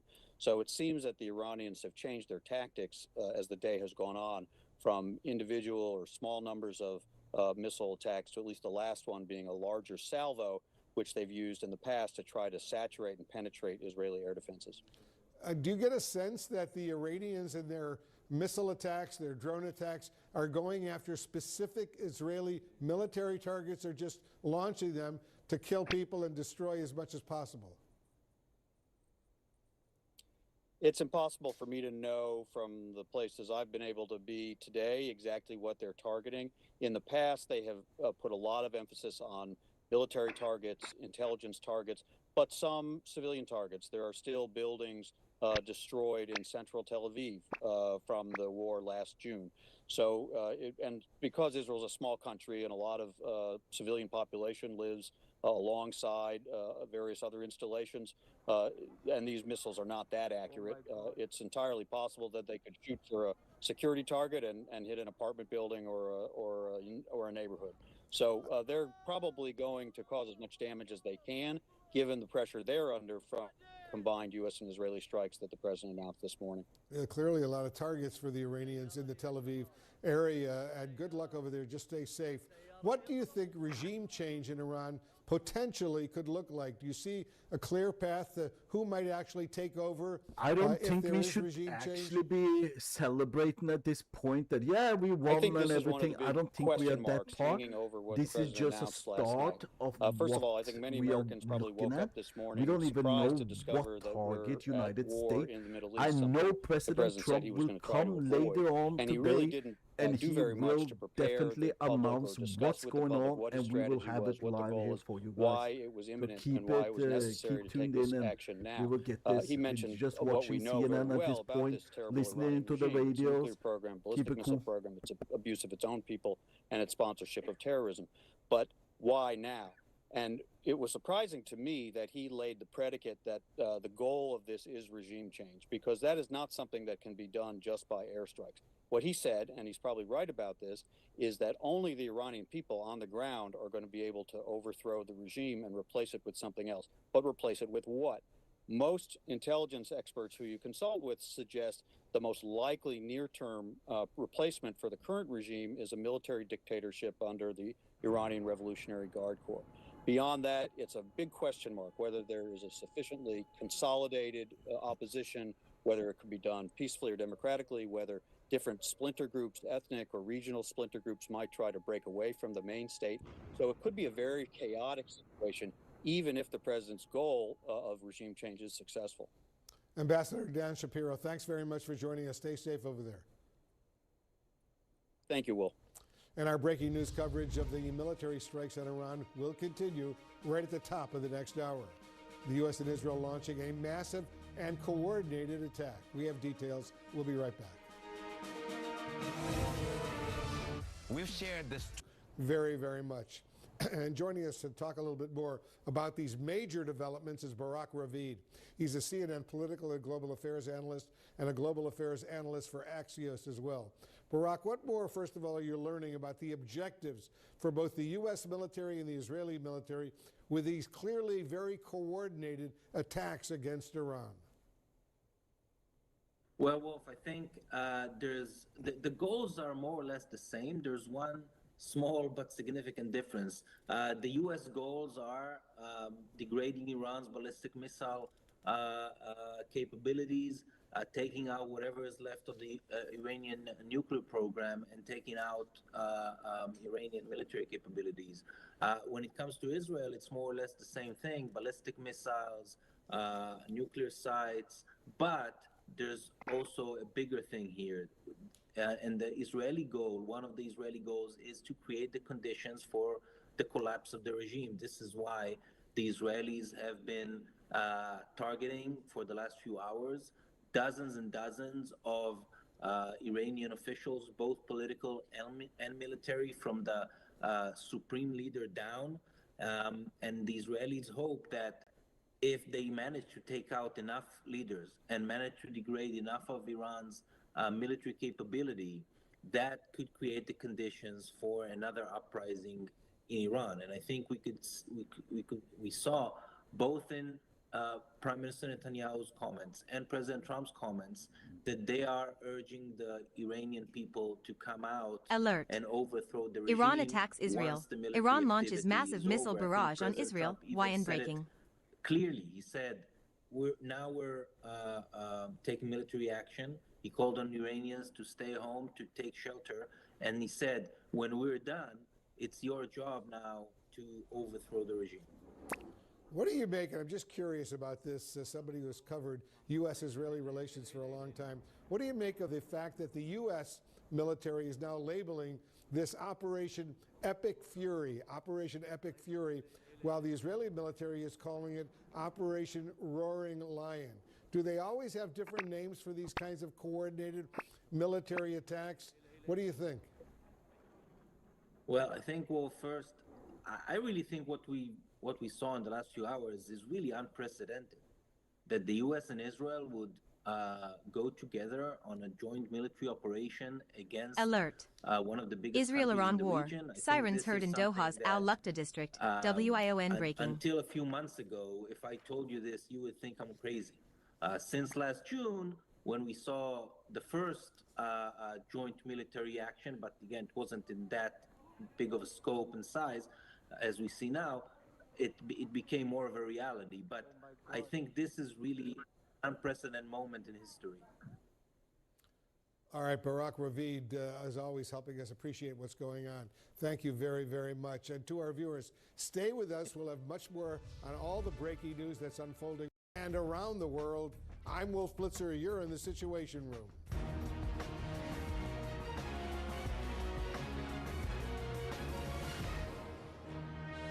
This is CNN Breaking News. And we start the hour with the breaking news. Major combat operations now underway in Iran. The United States and Israel launching strikes across the country. President Trump calling for the Iranian people to overthrow their own regime, and Iran now retaliating across the region. There's also new video coming in from the Israeli military purportedly showing a drone strike on missile launchers in western Iran. Just some of the hundreds of targets across the country. And take a look at the scenes of destruction in Iran's capital, Tehran. We're also told this is the square where the former Iranian President Mahmoud Ahmadinejad is known to live. Iran's state media reporting at least 57 students were killed in a strike that hit a girls' school in southern Iran. CNN has not independently verified that. Sources saying this is just the beginning of several days of planned warning for Iran's military after launching a massive new military campaign in the country. The United States and Israel both slamming Iran with airstrikes overnight aimed at destroying its nuclear program, among other targets. And Tehran isn't wasting time in its response, striking back at Israel as well as several U.S. targets and other countries in the Middle East. CNN has full coverage from across the region as these attacks are continuing. We want to welcome our viewers here in the United States and around the world. I'm Wolf Blitzer, and you're in the Situation Room.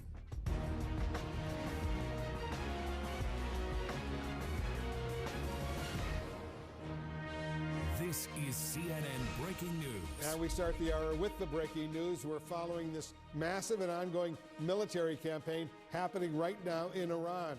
The U.S. and Israel launching coordinated strikes across the country. President Trump telling the Iranian people they may never get a better chance to overthrow their own government. And Iran retaliating with strikes of its own all across the region. Dramatic video just into CNN out of Bahrain, for example, a Shahed drone making impact near where an earlier strike had hit a U.S. Navy base. Bahrain, the home of the U.S. Navy's 5th Fleet. This allows a wave of Israeli and U.S. attacks. This follows a wave of U.S. and Israeli attacks on hundreds of targets across Iran. The Israeli military releasing this video of what it says is a drone strike on missile launches in western Iran. In Iran's capital of Tehran, scenes of destruction and chaos. Take a look at this. We're told this is the square where the former Iranian President Mahmoud Ahmadinejad is known to live. One local governor reporting at least 63 students were killed in a strike that hit a girls' school in southern Iran. CNN has not independently verified that story. Sources saying this is just the beginning, though, with several days of attacks planned. And a look at a satellite image right now, smoke billowing from the compound of Iran's supreme leader, the Ayatollah Ali Khamenei. Sources saying the Israeli strikes targeted several senior Iranian Israel-Iran war. Bahrain evacuating citizens and residents from Jaffa. WION breaking. Are alive and safe. Explosions have also been heard in several other Iranian cities. The full scale of the damage unknown at this hour.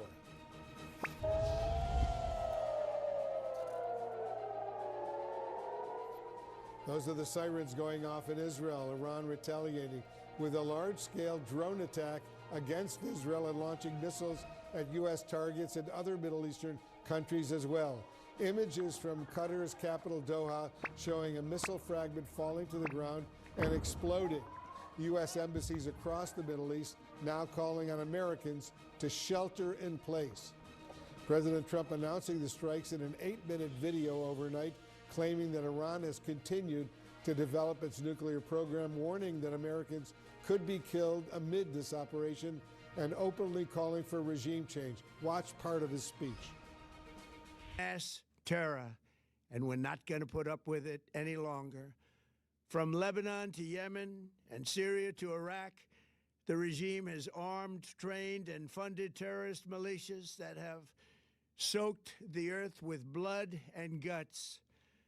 And it was Iran's proxy, Hamas, that launched the monstrous October 7th attacks on Israel, slaughtering more than 1,000 innocent people, including 46 Americans, while taking 12 of our citizens hostage. It was brutal, something like the world has never seen before. Iran is the world's #1 state sponsor of terror, and just recently killed tens of thousands of its own citizens on the street as they protested. It has always been the policy of the United States, in particular, my administration, that this terrorist regime can never have a nuclear weapon. I'll say it again, they can never have a nuclear weapon. That is why in Operation Midnight Hammer last June, we obliterated the regime's nuclear program at Fordow, Natanz, and Isfahan. After that attack, we warned them never to resume their malicious pursuit of nuclear weapons, and we sought repeatedly to make a deal. We tried. They wanted to do it. They didn't want to do it. Again, they wanted to do it. They didn't want to do it. They didn't know what was happening. They just wanted to practice evil. But Iran refused, just as it has for decades and decades. They've rejected every opportunity to renounce their nuclear ambitions, and we can't take it anymore. Instead, they attempted to Iran-Israel war. Minab in southern Iran targeted in attacks. WION breaking. Long-range missiles that can now threaten our very good friends and allies in Europe, our troops stationed overseas, and could soon reach the American homeland. Just imagine how emboldened this regime would be if they ever had and actually were armed with nuclear weapons as a means to deliver their message. For these reasons, the United States military is undertaking a massive and ongoing operation to prevent this very wicked, radical dictatorship from threatening America and our core national security interests. We are going to destroy their missiles and raise their missile industry to the ground. It will be totally, again, obliterated. We're going to annihilate their Navy. We're going to ensure that the region's terrorist proxies can no longer destabilize the region or the world and attack our forces and no longer use their IEDs or roadside bombs, as they are sometimes called, to so gravely wound and kill thousands and thousands of people, including many Americans. And we will ensure that Iran does not obtain a nuclear weapon. It's a very simple message. They will never have a nuclear weapon. This regime will soon learn that no one should challenge the strength and might of the United States Armed Forces. I built and rebuilt our military in my first administration, and there is no military on earth even close to its power, strength, or sophistication. My administration has taken every possible step to minimize the risk to U.S. personnel in the region. Even so, and I do not make this statement lightly, the Iranian regime seeks to kill. The lives of courageous American heroes may be lost, and we may have casualties. That often happens in war. But we're doing this. He served as the NATO Supreme Allied Commander, is now a partner at the Carlyle Group, an international investment firm. Admiral, thanks so much for joining us. Just hours before the U.S. and Israel launched these coordinated strikes on Iran, Oman's foreign minister said a breakthrough in U.S.-Iran talks had brought a peace deal, and I'm quoting him now, within our reach. What do you think convinced the U.S. and Israel to strike Iran now? I'll answer that question in one moment, but first, wherever you are waking up in the United States of America, please say a prayer for our troops going into combat.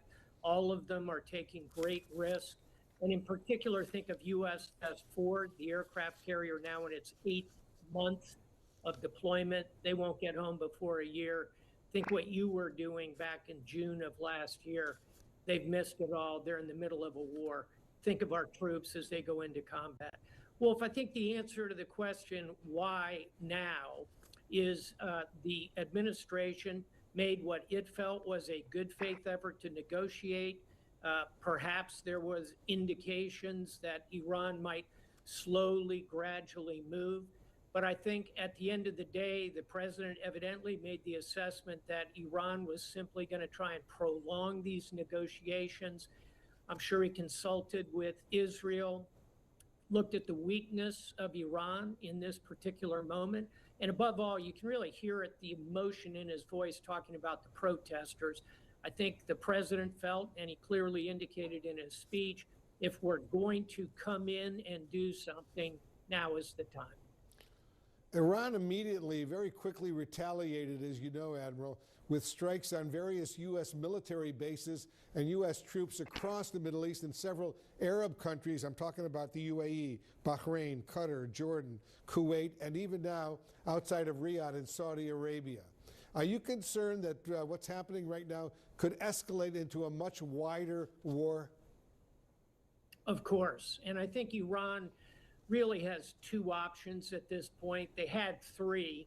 They could have come back to the administration with a serious offer indicating they would completely give up their nuclear program. Now they're down to two. One is they can launch about the level of strikes you're seeing now, which are significant, but I wouldn't call them the full extent of what they could do. And then they could try and hunker down.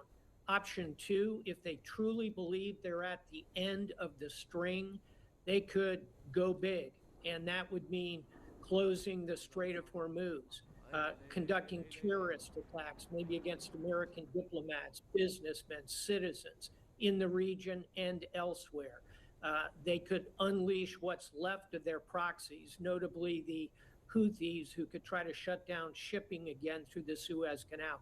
So they have a lot of cards still to play. A final thought here, the ancient Chinese strategist Sun Tzu, always, Wolf, as you know, talked about manipulating your enemy and trying to find a way out of the conflict without actually fighting. Sun Tzu also said, when on death ground, fight. I think the Iranian leadership may feel they are on death ground. I'd look for them to go big. Admiral James Stavridis, as usual, thank you very much for joining us. You bet. And our live coverage will continue straight ahead with Israel's role in this major new military campaign that threatens to engulf the Middle East in war, much of the Middle East. But does Israel have the same goals as the U.S.? We're live in Tel Aviv, just ahead. To strike Iran, they had said that their airspace must not be used as well, as they wanted to put some distance between themselves and what the US president was ultimately going to decide to do. We've heard statements, for example, from Saudi Arabia saying that they give the strongest condom. At the Carlyle Group, an international investment firm. Admiral, thanks so much for joining us. Just hours before the U.S. and Israel launched these coordinated strikes on Iran, Oman's foreign minister said a breakthrough in U.S.-Iran talks had brought a peace deal, and I'm quoting him now, within our reach. What do you think convinced the U.S. and Israel to strike Iran now? I'll answer that question in one moment, but first, wherever you are waking up in the United States of America, please say a prayer for our troops going into combat. All of them are taking great risk. And in particular, think of USS Ford, the aircraft carrier, now in its 8th month of deployment. They won't get home before a year. Think what you were doing back in June of last year. They've missed it all. They're in the middle of a war. Think of our troops as they go into combat. Well, if I think the answer to the question, why now, is the administration made what it felt was a good faith effort to negotiate. Perhaps there was indications that Iran might slowly, gradually move. But I think at the end of the day, the president evidently made the assessment that Iran was simply going to try and prolong these negotiations. I'm sure he consulted with Israel, looked at the weakness of Iran in this particular moment. And above all, you can really hear it, the emotion in his voice talking about the protesters. I think the president felt, and he clearly indicated in his speech, if we're going to come in and do something, now is the time. Iran immediately, very quickly retaliated, as you know, Admiral, with strikes on various U.S. military bases and U.S. troops across the Middle East and several Arab countries. I'm talking about the UAE, Bahrain, Qatar, Jordan, Kuwait, and even now outside of Riyadh in Saudi Arabia. Are you concerned that what's happening right now could escalate into a much wider war? Of course. And I think Iran really has two options at this point. They had three. They could have come back to the administration with a serious offer indicating they would completely give up their nuclear program. Now they're down to two. One is they can launch about the level of strikes you're seeing now, which are significant, but I wouldn't call them the full extent of what they could do. And then they could try and hunker down. Option two, if they truly believe they're at the end of the string, they could go big. And that would mean closing the Strait of Hormuz, conducting terrorist attacks, maybe against American diplomats, businessmen, citizens in the region and elsewhere. They could unleash what's left of their proxies, notably the Houthis, who could try to shut down shipping again through the Suez Canal. So they have a lot of cards still to play. A final thought here, the ancient Chinese strategist Sun Tzu, always, Wolf, as you know, talked about manipulating your enemy and trying to find a way out of the conflict without actually fighting. Sun Tzu also said, when on death ground, fight. I think the Iranian leadership may feel they are on death ground. I'd look for them to go big. Admiral James Stavridis, as usual, thank you very much for joining us. You bet. And our live coverage will continue straight ahead with Israel's role in this major new military campaign that threatens to engulf the Middle East in war, much of the Middle East. But does Israel have the same goals as the U.S.? We're live in Tel Aviv, just ahead. And Israeli airspace for that matter as well. Let's bring in CNN Global Affairs analyst Kim Dozier. Kim, the president has called for Iranians to take charge right now and overthrow their government. What are the prospects of that? Really hard to do when you're facing an organized, entrenched military that not only is heavily armed and very well trained, but also is knit into the... Iran retaliating on U.S. targets in countries across the Middle East. President Trump says the military campaign is, quote, massive and ongoing. And just minutes ago, we heard from Iran's foreign minister who said the country's leaders who were reportedly targeted by the U.S. and Israel are safe. Almost all officials are safe and sound and alive. We may have lost one or two commanders, but that is not a big problem. We are actually managing it. My colleagues in the Persian Gulf, and I explained for them that, we have no intention to attack them, but we are actually attacking the American bases in the act of self-defense. CNN's chief national security analyst Jim Sciutto is joining us on the phone right now. Jim, I understand you have some new reporting about Israel's early assessment of the strikes. What can you tell us? That's right, Wolf, and it is quite different from what you just heard there from the Iranian side. This is new reporting along with my colleagues Tal Shalev and Jeremy Diamond, and that is that there is optimism growing in Israel about the opening salvo of strikes targeting Iranian leaders. To be clear, there's no confirmation yet as to whether those strikes killed leaders, including the country's supreme leader, Ali Khamenei. However, one of the sources we spoke to said the strikes were carried out during daylight hours because Israel believed that the Ayatollah would feel less vulnerable during those hours. Now, CNN previously reported that among the targets were not just Khamenei, but also the military chief of staff and Iran's president, Masoud Pezeshkian. This shows, Wolf, just the true ambitions, the scale and the ambitions of this strike with both Israeli forces and U.S. forces taking part. Again, no confirmation that those senior leaders were killed, but an early assessment is at least giving Israeli officials optimism that they have eliminated some of those senior leaders, and it's something that we'll continue to monitor very closely. But it also then gets Wolf to answer some of the broader questions as to what the strategic goals of this strike were. And it's perhaps possible that there's some daylight between Israel's strategic goals and the U.S. strategic goals, because President Trump has not said explicitly that regime change was the target or that eliminating senior leaders were the target, but you did hear him encourage the Iranian people to rise up against their government. I reported earlier that as far as the military scale of the strikes from the U.S. side, that the U.S. has forces in place and has plans in place for a multi-wave operation, a series of waves of strikes, each wave lasting perhaps a day or two, 36 to 48 hours, with pauses in between to assess the targets that have been hit, battle damage assessment as they call it, and also provide at least the potential for off-ramps. But again, that speaks to just how big this is, because you and I and others had talked about going into this, the possibility that President Trump preferred a one-off operation, small series of strikes. But as you look at what Israeli goals were here and the scale of the U.S. war planning, that this is, we should prepare ourselves for a multi-day operation. Jim Sciutto, excellent reporting as usual. Thank you very, very much. Israel is on high alert right now, bracing for more retaliation from Iran, and as this joint U.S.-Israeli military operation was being carried out against Iran.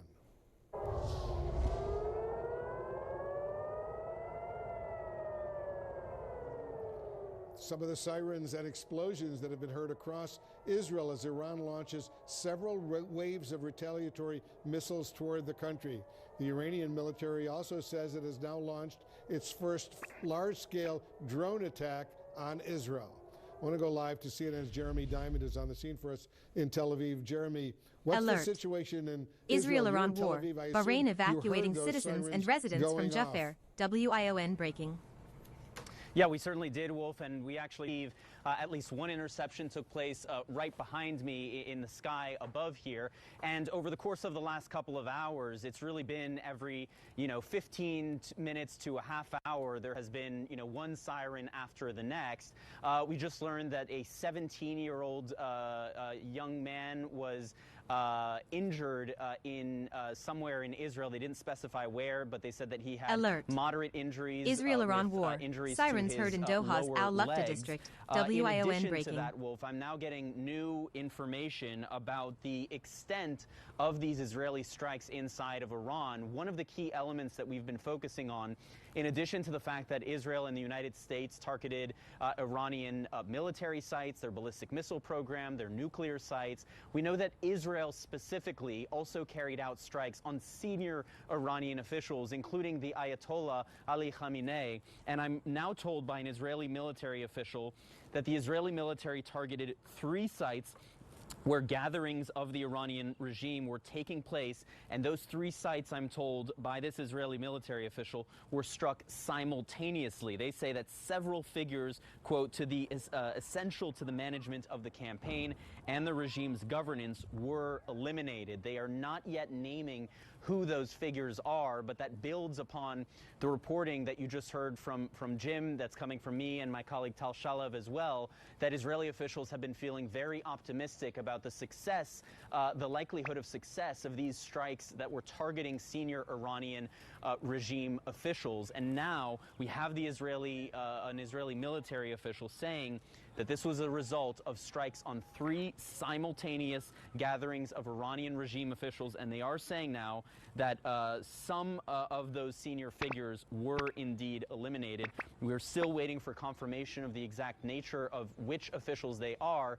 I've been hearing names, of course, from sources that I've been talking to today, Wolf, but we want to be extraordinarily cautious given the magnitude, the repercussions of a strike that could potentially have eliminated the supreme leader, the defense minister, the head of the Iranian Revolutionary Guard Corps, as well as Iran's president. These have all been names that have been floating as targets of this Israeli operation.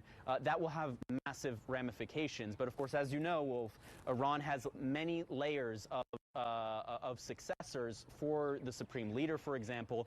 And we know that the supreme leader in recent weeks and months has been planning multiple layers of succession should he be killed in a strike such as this. Jeremy Diamond on the scene for us in Tel Aviv. As I tell you all the time, Jeremy, just stay safe over there. We'll be in touch. Thank you very, very much. Up next, what will this ongoing operation and Iran's response mean for U.S. forces in the Middle East? We're going to get a reaction from a key congressman, Seth Moulton, the Democrat on the House Armed Services Committee, when our live special coverage continues right after this. Operation, small series of strikes, but as you look at what Israeli goals were here and the scale of the U.S. At the Carlyle Group, an international investment firm. Admiral, thanks so much for joining us.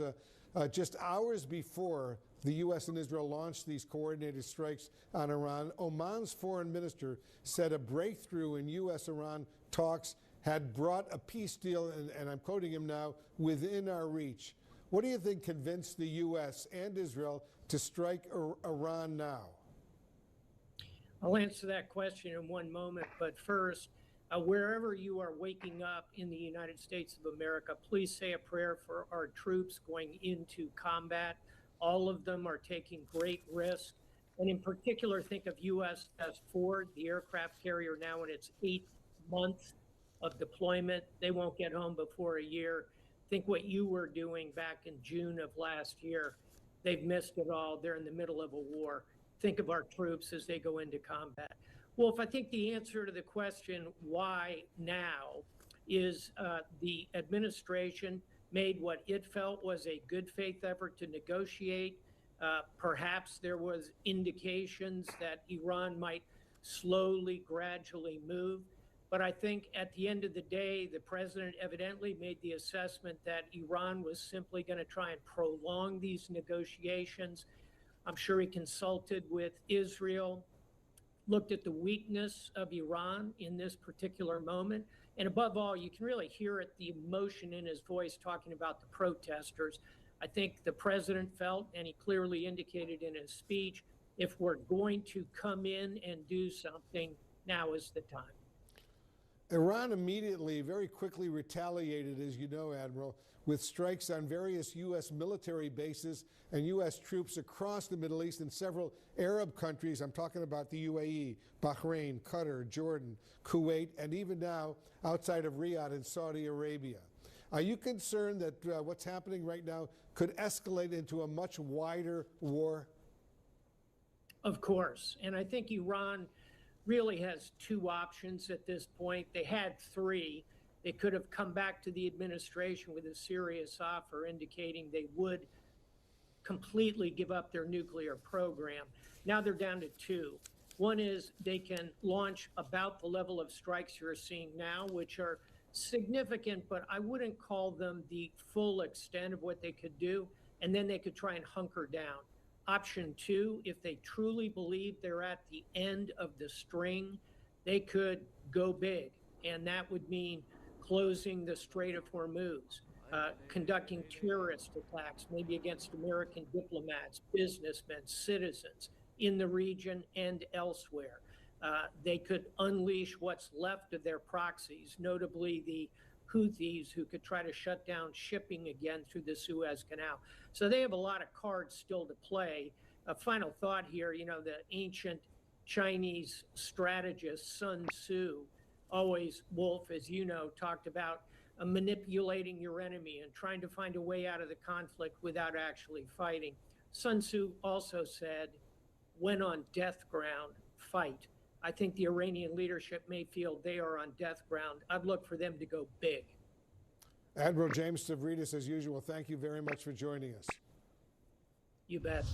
And our live coverage will continue straight ahead with Israel's role in this major new military campaign that threatens to engulf the Middle East in war, much of the Middle East. But does Israel have the same goals as the U.S.? We're live in Tel Aviv, just ahead.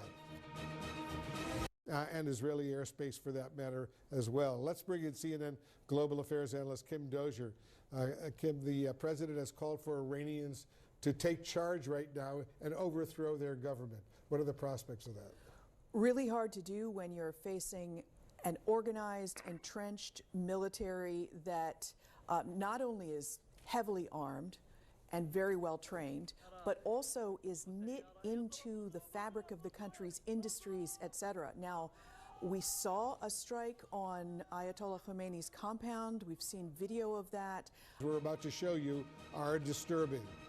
Iranian state media is reporting that this is a girls' school hit by a strike in southern Iran.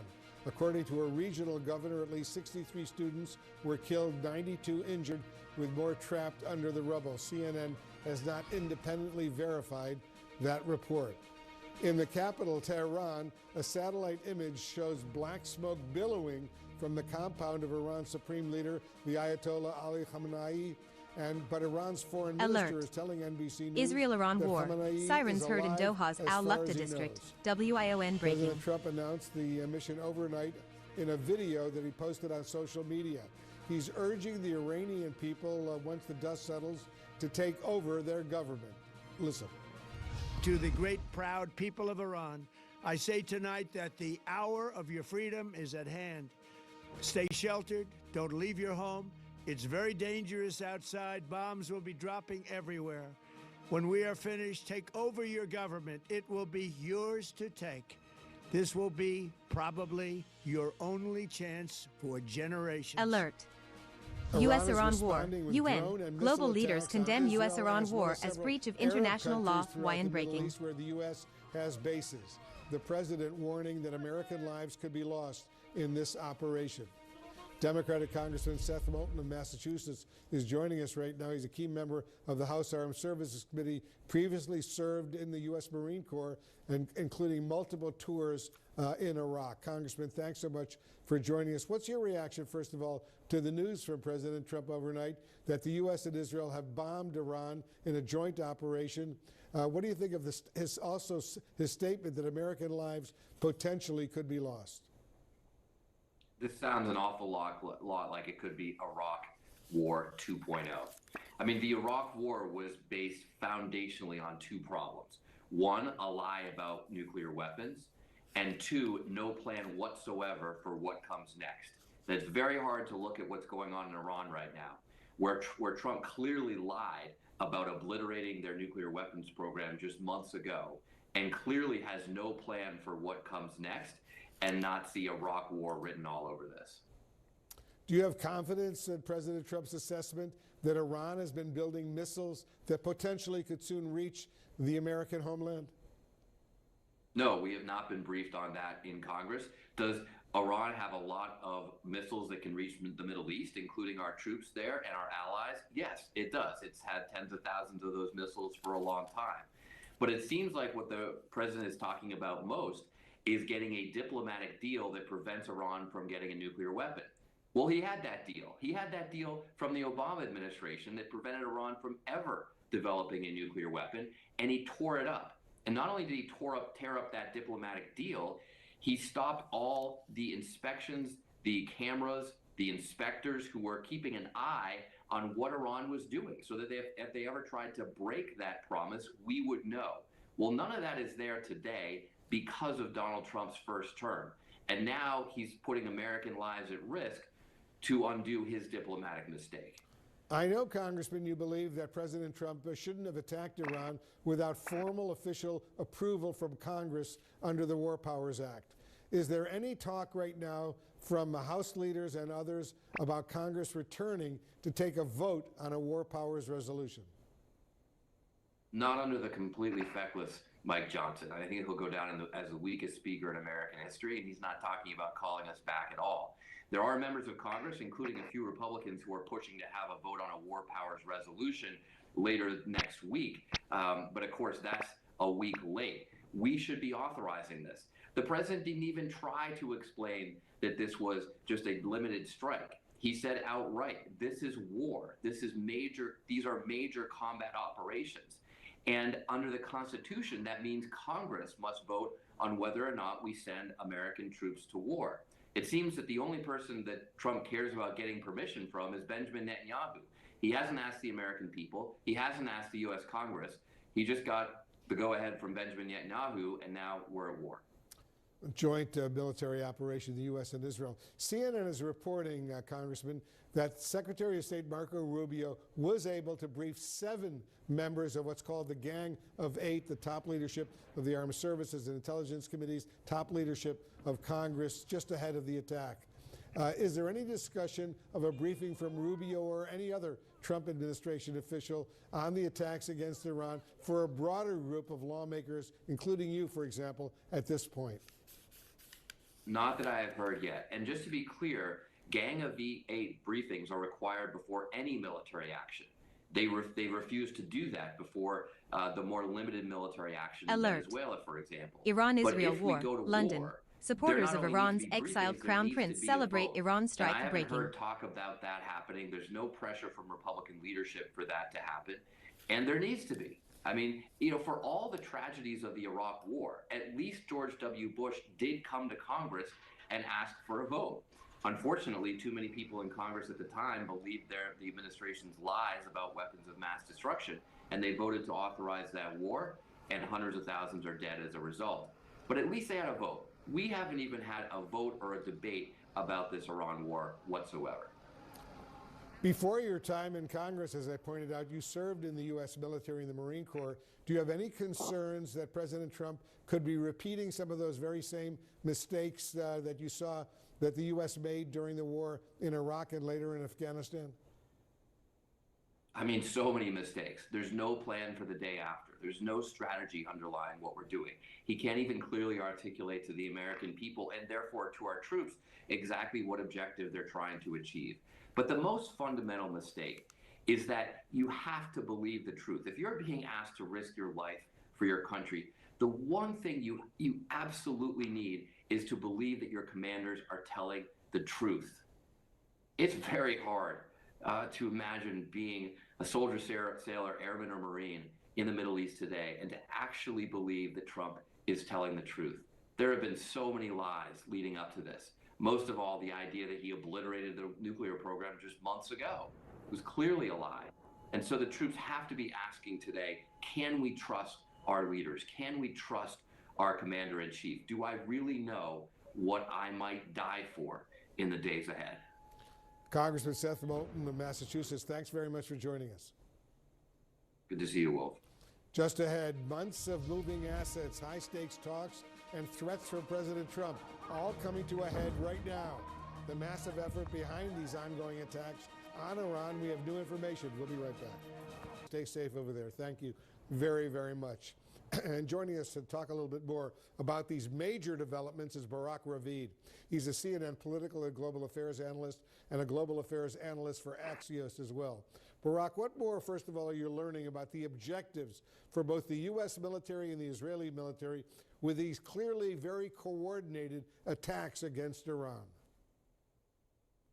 Well, Wolf, I think there's the goals are more or less the same. There's one small but significant difference. The U.S. goals are degrading Iran's ballistic missile capabilities, taking out whatever is left of the Iranian nuclear program, and taking out Iranian military capabilities.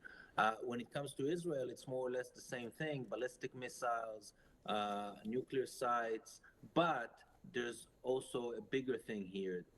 And the Israeli goal, one of the Israeli goals, is to create the conditions for the collapse of the regime. This is why the Israelis have been targeting for the last few hours dozens and dozens of Iranian officials, both political and military, from the supreme leader down.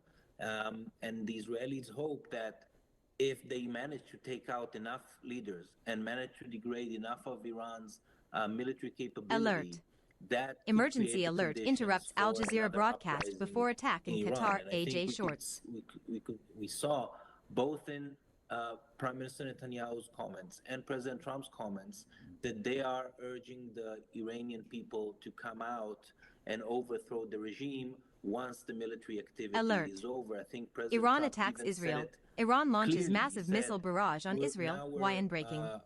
Taking military action. He called on Iranians to stay home, to take shelter, and he said, when we're done, it's your job now to overthrow the regime. What do you make, and I'm just curious about this, somebody who's covered U.S.-Israeli relations for a long time, what do you make of the fact that the U.S. military is now labeling this Operation Epic Fury, while the Israeli military is calling it Operation Roaring Lion? Do they always have different names for these kinds of Iran-Israel war. London. Attacks? Supporters of Iran's exiled crown prince celebrate Iran strike breaking. Well, first, I really think what we saw in the last few hours is really unprecedented. That the U.S. and Israel would go together on a joint military operation against one of the biggest countries in the region. I think this is something that until a few months ago, if I told you this, you would think I'm crazy. Since last June, when we saw the first joint military action, but again, it wasn't in that big of a scope and size as we see now, it became more of a reality. But I think this is really an unprecedented moment in history. All right, Barak Ravid, as always, helping us appreciate what's going on. Thank you very, very much. And to our viewers, stay with us. We'll have much more on all the breaking news that's unfolding and around the world. I'm Wolf Blitzer. You're in the Situation Room.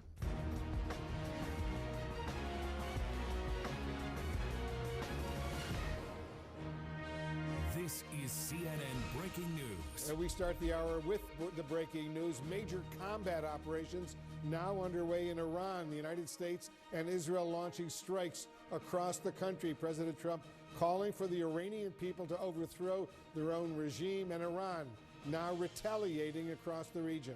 There's also new video coming in from the Israeli military purportedly showing a drone strike on missile launchers in western Iran, just some of the hundreds of targets across the country. And take a look at the scenes of destruction in Iran's capital, Tehran. We're also told this is the square where the former Iranian President Mahmoud Ahmadinejad is known to live. Iran's state media reporting at least 57 students were killed in a strike that hit a girls' school in southern Iran. CNN has not independently verified that. Sources saying this is just the beginning of several days of planned attacks.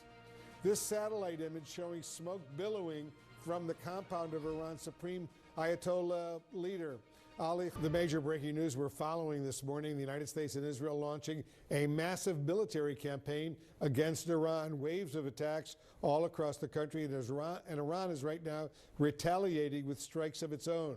The Israeli military says this is the result of months of, quote, close and joint planning by the U.S. and Israel, and we're getting new details about how this operation came together.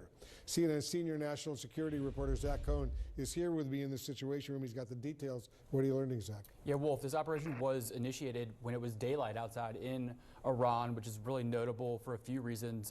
One being, we're told by sources that that choice is made in part because of high level of confidence in being able to target Iranian leadership. And we know that was what the Israeli part of this operation was really focused on, conducting strikes against key figures within the Iranian government, potentially even the supreme leader himself. And for the U.S. side, I'm told that the target set really focused on what they're calling high-level targets. And those are things like IRGC facilities and capabilities, naval facilities, and underground facilities that are likely linked to Iran's nuclear program. That was really what the first wave of what we're told is going to be likely an extended campaign, coordinated campaign launched by the U.S. and Israel against a wide array of targets. So this operation could go on for, what, days, maybe even weeks? That's the expectation at this stage, Wolf. We're told that the military has been planning and the Israeli forces have also been planning to really carry out strikes over the course of several days, potentially. And our colleague Jim Sciutto reporting that those waves will happen in 1 to 2 day increments. There will be a pause to sort of assess the damage, maybe offer an off-ramp of some kind, and then those attacks will resume. So it does seem like there is going to be a steady tempo to these strikes, and they do seem to be lasting more than 1 day. And they seem to be getting along pretty strongly, the U.S. and Israel, for these coordinated attacks. I guess there's a lot of planning that goes on, joint planning between these two countries? This was clearly closely coordinated between the U.S. and Israelis. Israel saying that this was the result of months of planning with the two sides. Obviously, the decision was made to launch this operation early Saturday morning. And I'm told, too, that the scope and the scale of this Israel-Iran really war. IDF releases first image of jets taking off from its bases. YN breaking. The goals outlined by the president in that 8-minute video really going well beyond even what the biggest expectation was for an operation like this. You know, I know there was a lot of concern that some of the Iranian proxy groups like Hezbollah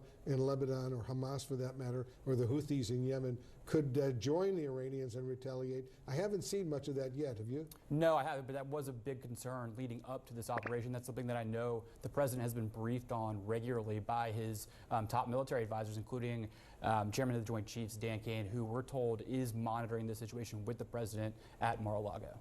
At Mar-a-Lago, that's where the president's spending the weekend. All right, thanks very much.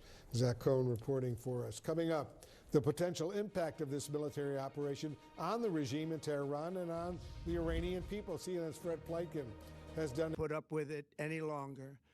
From Lebanon to Yemen and Syria to Iraq, the regime has armed, trained, and funded terrorist militias that have soaked the earth with blood and guts. And it was Iran's proxy, Hamas, that launched. Following this morning, the United States and Israel launching a massive military campaign against Iran. Waves of attacks all across the country, and Iran is right now retaliating with strikes of its own. The Israeli military says this is the result of months of, quote, close and joint planning by the U.S. and Israel, and we're getting new details about how this operation came together. CNN senior national security reporter Zach Cohn is here with me in the Situation Room. He's got the details. What are you learning, Zach? Yeah, Wolf, this operation was initiated when it was daylight outside in Iran, which is really notable for a few reasons. One being, we're told by sources that that choice is made in part because of high level of confidence in being able to target Iranian leadership. And we know that was what the Israeli part of this operation was really focused on, conducting strikes against key figures within the Iranian government, potentially even the supreme leader himself. And for the U.S. side, I'm told that the target set really focused on what they're calling high-level targets. And those are things like IRGC facilities and capabilities, naval facilities, and underground facilities that are likely linked to Iran's nuclear program. That was really what the first wave of what we're told is going to be likely an extended campaign, coordinated campaign launched by the U.S. and Israel against a wide array of targets. So this operation could go on for, what, days, maybe even weeks? That's the expectation at this stage, Wolf. We're told that the military has been planning and the Israeli forces have also been planning to really carry out strikes over the course of several days, potentially. And our colleague Jim Sciutto reporting that those waves will happen in 1 to 2 day increments. There will be a pause to sort of assess the damage, maybe offer an off-ramp of some kind, and then those attacks will resume. So it does seem like there is going to be a steady tempo to these strikes, and they do seem to be lasting more than 1 day. And they seem to be getting along pretty strongly, the U.S. and Israel, for these coordinated attacks. I guess there's a lot of planning that goes on, joint planning between these two countries? This was clearly closely coordinated between the U.S. and Israelis. Israel saying that this was the result of months of planning with the two sides. Obviously, the decision was made to launch this operation early Saturday morning. And I'm told, too, that the scope and the scale of this operation really is something that has surprised a lot of people, including some lawmakers in Congress. The goals outlined by the president in that 8-minute video Alert. really going well Iran-Israel war, London. Supporters of Iran's exiled crown prince celebrate Iran strike I know breaking. There was a lot of concern that some of the Iranian proxy groups like Hezbollah in Lebanon, or Hamas for that matter, or the Houthis in Yemen could join the Iranians and retaliate. I haven't seen much of that yet, have you? No, I haven't, but that was a big concern leading up to this operation. That's something that I know the president has been briefed on regularly by his top military advisors, including Chairman of the Joint Chiefs, Dan Kane, who we're told is monitoring the situation with the president at Mar-a-Lago. At Mar-a-Lago, that's where the president's spending the weekend. All right, thanks very much. Zach Cohn reporting for us. Coming up, the potential impact of this military operation at the Carlyle Group, an international investment firm. Admiral, thanks so much for joining us.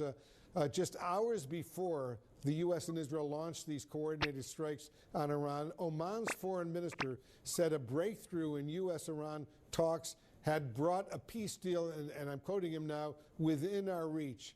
What do you think convinced the U.S. and Israel to strike Iran now?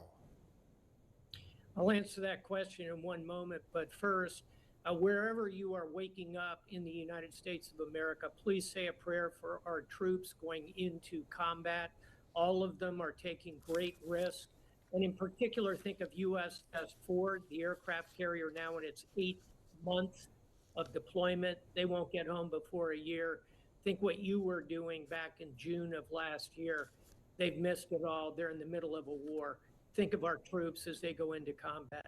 Well, if I think the answer to the question, why now, is the administration made what it felt was a good faith effort to negotiate. Perhaps there was indications that Iran might slowly, gradually move. But I think at the end of the day, the president evidently made the assessment that Iran was simply going to try and prolong these negotiations. I'm sure he consulted with Israel, looked at the weakness of Iran in this particular moment. And above all, you can really hear it, the emotion in his voice talking about the protesters. I think the president felt, and he clearly indicated in his speech, if we're going to come in and do something, now is the time. Iran immediately, very quickly retaliated, as you know, Admiral, with strikes on various U.S. military bases and U.S. troops across the Middle East and several Arab countries. I'm talking about the UAE, Bahrain, Qatar, Jordan, Kuwait, and even now outside of Riyadh in Saudi Arabia. Are you concerned that what's happening right now could escalate into a much wider war? Of course. And I think Iran really has two options at this point. They had three. They could have come back to the administration with a serious offer indicating they would completely give up their nuclear program. Now they're down to two. One is they can launch about the level of strikes you're seeing now, which are significant, but I wouldn't call them the full extent of what they could do. And then they could try and hunker down. Option two, if they truly believe they're at the end of the string, they could go big.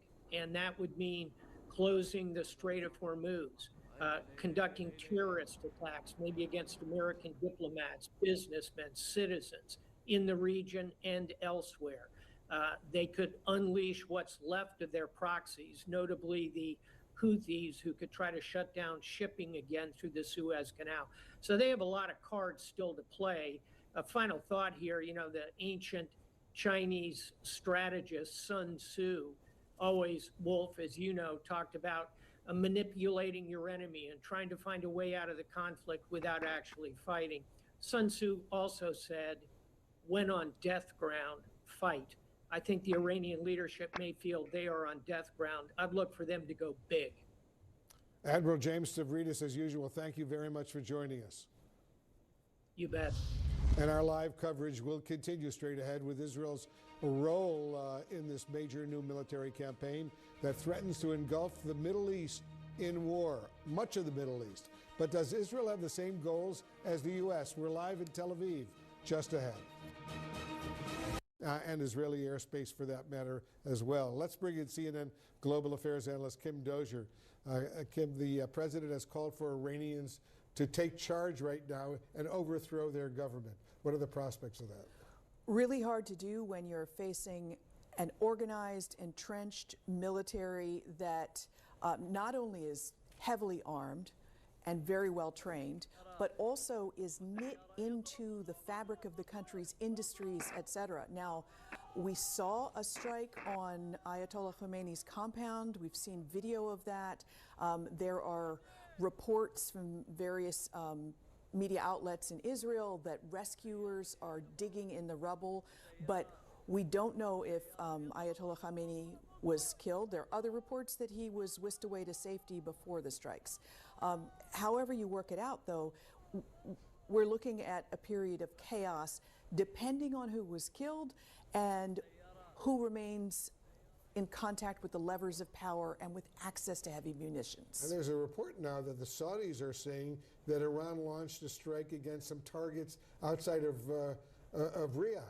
Yeah, it is not clear exactly what was targeted, but the U.S. military training mission is on the outskirts of Riyadh. So there are targets that would have significance connected to the U.S. attack on Iran. You know, and initially it seemed like Saudi Arabia had been left out, that the recent diplomatic engagement between Saudi Arabia and Iran had saved it from targeting. But now it seems like Iran is lashing out at any area where the U.S. is based. So you can add Saudi Arabia to the list of other Arab countries in the region that have received attacks, retaliatory attacks from Iran, attacking U.S. Bases or U.S. troops in those countries, the United Arab Emirates, Bahrain, Qatar, Jordan, and Kuwait, and now you can add Saudi Arabia to that list. That's a pretty hefty list. Yeah, and we're only in the first hours of day one. The U.S. has said this is going to last for several days. The Iranians have always been known for having a network across the Middle East, but also having sleeper cells in places like Europe that intelligence analysts have warned in the past they might trigger in an existential crisis like this. Similar warnings were given in the first Trump administration when they targeted the head of the Islamic Revolutionary Guard Corps, Soleimani, and took him out. After that, there were plots against people like Ambassador Bolton and Brian Hook, one of the main Iran officials of that time. But this is different. This is a threat to the regime's U.S.-Iran war. UN. So global leaders condemn U.S.-Iran war as breach of international law. Why in breaking? Just to strike back while they're still in power. Yeah, so this thing is, I suspect at an early stage, it could really escalate and explode even a lot more. Yeah, that's the Pandora's box of a situation like this. Intelligence briefers may have told President Trump, we think the Iranian regime is brittle and could collapse, but they don't know what a regime pushed against the wall for survival will do. We also don't know if they've taken certain figures out, perhaps like Ayatollah Khamenei. Will there be some sort of fight for the crown among those who survived? Yeah, and I think the fact that the Iranian regime, the Republican Guard and all them, slaughtered so many thousands of fellow Iranians, protesters on the streets of Tehran and elsewhere, that has played a significant role in all of this. Yeah, it shows how brutal they're willing to be to stay in power. Intelligence officials prior to this have predicted that the most likely scenario is that the Islamic Revolutionary Guard Corps asserts its power and that Iran becomes far more authoritarian if they manage to stay in control. Kim Dozier, as usual, thank you very, very much. We'll continue this conversation down the road to be sure. We're following all the breaking news this morning. The United States and Israel launching strikes, or coordinated strikes against Iran, and Iran retaliates as President Trump is now calling for regime change in Iran. Alert. U.S. and Israel attack Iran. Iran reaches out to West Asian nations. Why in breaking? Drone attack against Israel. I want to go live to CNN's Jeremy Diamond. He's on the scene for us in Tel Aviv right now. Jeremy, what's the latest on the situation in Israel right now? Well, over the last hour, Wolf, Israelis have been going back and forth between bomb shelters and their homes. As we Israel-Iran war. IDF releases first image of jets taking off from its bases. Why in breaking? Impacts, but it is clear that Iran is upping.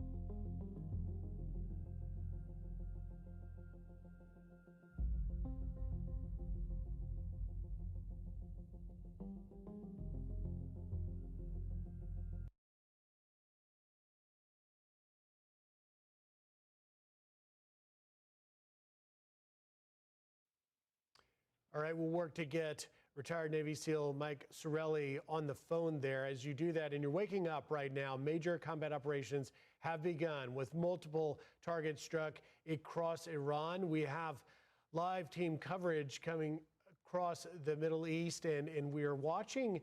This is the map here, the naval assets in the Middle East, significantly with the USS Gerald Ford in the Eastern Mediterranean, the USS Abraham Lincoln in the Arabian Sea. All right, I believe we've got retired Navy SEAL Mike Sorelli on the line. Mike, as we're waking up, the nation is waking up to this major operation. The Pentagon has dubbed it Operation Epic Fury. What are your thoughts? Well, good morning, guys. First off, my thoughts and prayers are with our brave soldiers and their families back here in the United States who are probably on edge for the safety of their people. But quite interesting what's going on right now. Let me give you a description of what I think is going on. Primary and up front, we want to establish air and sea dominance. It's interesting that Israel and what we're being told is striking the political leadership or military leadership. The U.S. is most likely focused again, with the air dominance Alert. something conducted. U.S. and Israel attacks Iran. Tomahawks and stealth jets hit Iran in major strike, Hawaiian breaking. Destruction of enemy air defenses. So we're most likely focused on taking out radars, surface-to-air missile sites, command links. We basically want to blind them. We want to deafen them. And this is opening up the corridors for future strikes. So the counter-missile campaign is going to be a focus. We're going to be hunting their launchers, their depots, and their production and support nodes. Naturally, as per President Trump's address, the nuclear sites are a focus, but you want to focus on anything that can be a direct threat to our bombers or fighters as they come in. If you look at this as a phase, we're opening the airspace and we're probably blunting Iran's missile capability. But what a huge concern here is the suppression of Iran's missile capability. They understand that our magazine depth, whether it's the Iron Dome, it's David Sling, or even our air defense and strike capabilities, our magazine depth is only so much. So we've got to keep an eye. They're going to most likely hit us with their cheaper Alert. drones. UAE residents receive missile attack warning alert. Over the next few days. That's ultimately their goal, so that ballistic or cruise missiles can make it into Israel or strike our sea power, both in the Gulf and in the Med. Mike, you really hit on something I think is very significant and something that I think we're going to hear a lot about, and that is the Siad-Diad likely initial operation. That's the suppression and destruction of enemy air defenses. Talk to me a little bit about how those F-22 Raptors working in tandem with our elite F-35 jets likely played a role in getting in, mapping those air defenses of Iran, targeting them, and ultimately trying Iran-Israel war, disable London. them and Supporters take them of Iran's exiled crown prince celebrate Iran strike breaking. So for the audience, a good way of thinking about this is the suppression of enemy air defense is the intent is to blind them and pin them down. You jam radars, you force the SAM crews to shut down, you disrupt their command links and keep defenses from effectively engaging our forces or striking Israel. The DEAD is the destruction. That's when we kill the system. You destroy the radars, their launcher vehicles, their command posts, and supporting power and communications so the threats stay down. That is, without a doubt, the goal in this initial phase. Now, you mentioned the F-22 or the F-22s and the F-35s. The F-22s are one of the most advanced, as well as the F-35, advanced fighter systems in the world. One of the, beyond air-to-air combat, one of the primary roles of the F-22 is almost UAE residents receive missile attack warning alert. A yellow brick road for the fighters and the bombers coming behind them in order to strike military or political targets. So the F-22 from far or long-range distances can not only disrupt, but also destroy their surface-to-air capabilities. And that's what we want to focus on in the next few hours. If we can completely shut down their ability to confront or combat our fighters and bombers, then we've paved that yellow brick road for what will be a sustained campaign until hopefully, again, according to the president's message to the people of Iran, they rise up. And Mike, some of the military guys I talk with describe this initial Siad-Diad operation is sort of kicking down the door, the initial kicking down of the door. Alert. Delayed. U.S. and Israel attack Iran. Iran reaches out to West Asian nations, Hawaiian breaking.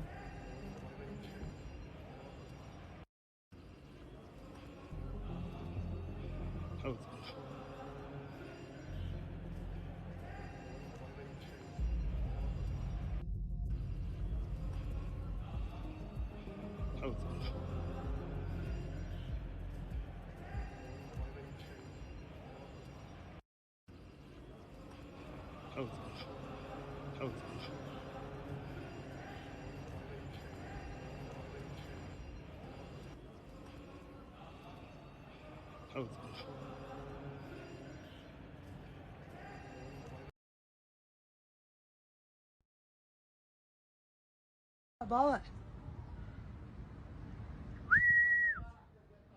طيارة بابا ايش صار؟ Allah Allah Allah Allah. Alright, so we will watch some on X. See if we get some news from private citizens. Here a little bit also. بابا باش صار الله الله الله الله شنو هاد بابا Israel fighter jets down by Iranian air defense system in Iraq airspace. Holy fuck. بابا باش صار Holy shit, is that الله الله الله الله holy shit. شنو هاد This is the first fighter jet down by Iranian air defense 3 hours ago. Holy shit. Wow. What more do we got here? Let's take a look.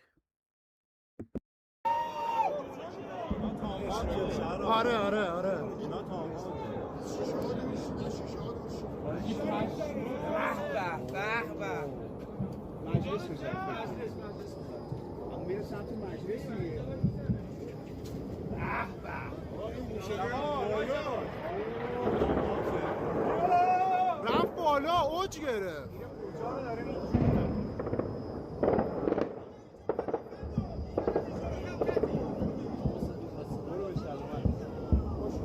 حالت بچه ماشاءالله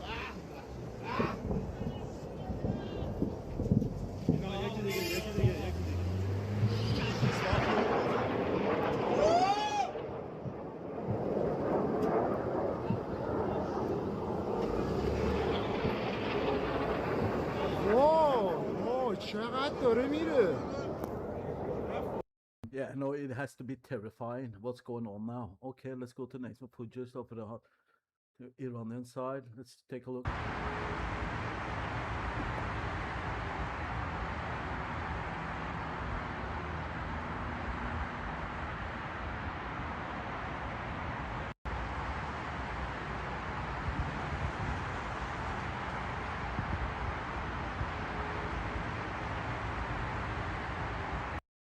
I think I will ask my system, I will create something in the system that we can actually get the air alert from Israel.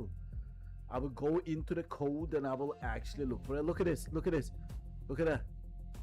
So he now on our live broadcast feed, he actually changed the camera angle. That means there are some shit going on. It's already dark in Israel. I don't know exactly what time it is, but that's something we can find out. But I think it's around 6 o'clock maybe. Yeah, around 6 o'clock. It's already dark there. And we will probably have missile flying overnight. But we will monitor it. You can see it live from Jerusalem. And they will target. They will target. It's a matter of time, guys. This shit is real. Thank you guys for joining here.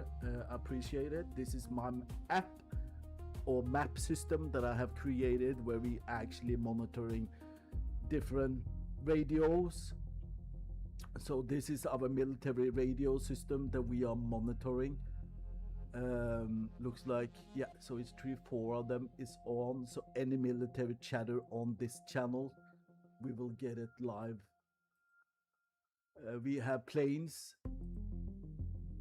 that we are tracking, live feed planes. So we got one spy plane up and helicopters, fighter jets. But of course it's limited for what we can get because what the military will turn on the signals or not. But it would have been epic to see some fighter jets flying over Iran here. I will have to say that would be fucking that would be epic. So yeah, we are watching live. Thank you again, guys. I will not keep talking too much. I'm just going to click on the videos. Videos I already seen today, I will jump over them. If I find something new, I will, you know, missile over Hive. Shut down. Let's take a look.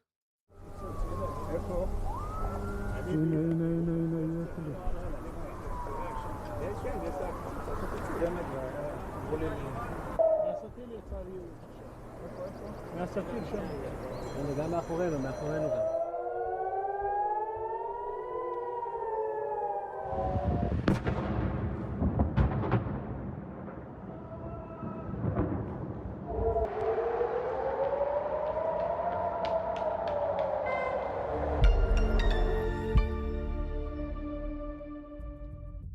Wow, that was another short. For real, this is escalating. Let's see what the camera guy is doing here.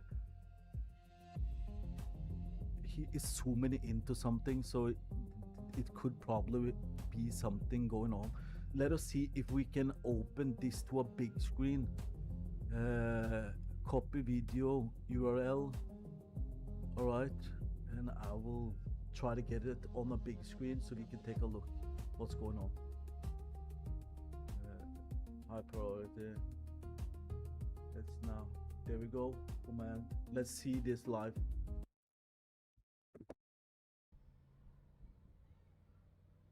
So we are watching live footage from Jerusalem. It's already nighttime. Holy fuck! Wow, guys, this is insane. What's going on? I don't think the public actually know how significant this day is, and the fucking name they gave it, epic something. Holy shit, can't believe they gave that name. Well, we are watching and we're gonna monitor live feeds, and we will probably see some ballistic rockets hitting Jerusalem today at nighttime also. I will go over to my app, this app that you're looking at, and I will see if I can hack into the Israeli air defense sirens, so we get the live feed as soon as that shit hits. I will try to do it, but I'm so excited I can't. I'm not excited, but I'm so intense in this that I can't look at any codes at this point. But this is insane, guys. I hope you guys appreciate the live feed. Give the stream a like. Anything, chat with me in the chat box there. I don't know if it's working or not, but if it is, say something. I will see if it works.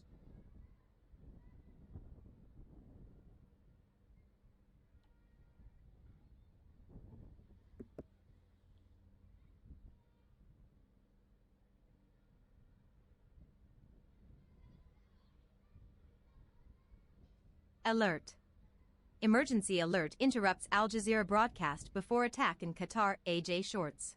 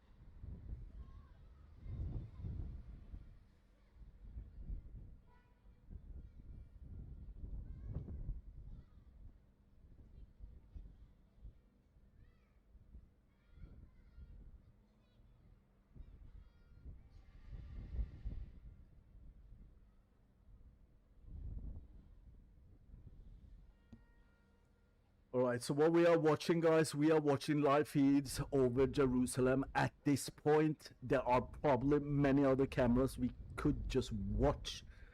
But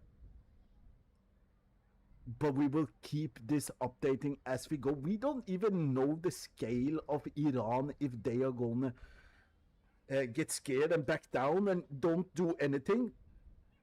That would be the best scenario. They will get the like change the regime, and it was only 1 day attack, but that's highly undoubtable at this point. I'm just here watching this as just another human like you guys. I don't know how this would end up. I woke up today and I saw this, and this was the most insane news that the world could wake up to. United States attacking Iran overnight while we are sleeping. We are waking up to this. But what this is also look like, it looks like they were trying to do some type of alert. Israel-Iran attack.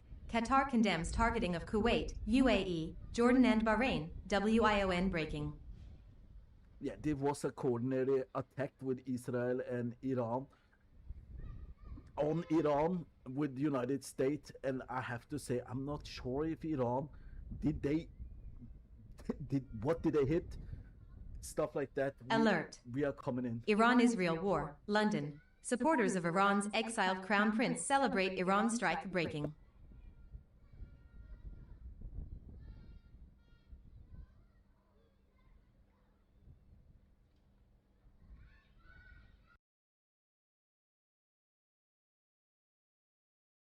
I am now working on the code, guys, for anyone. Oh, what happened? Oh, okay. I'm working on the code to tap into the Israeli Air Force air alert system. So we will get an alert when this is happening, right? So could be a black screen here for now a little bit, guys, but hang in with me. We will alert. Get this going. Israel-Iran war. Iran. 51 students killed and 60 injured in school attack. WION breaking.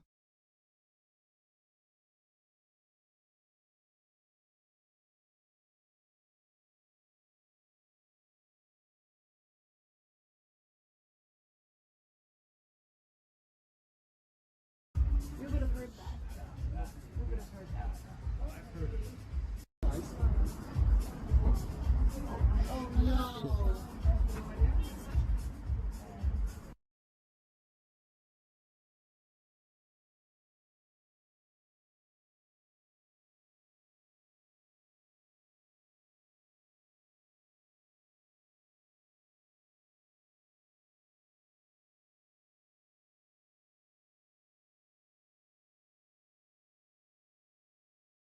What the fuck?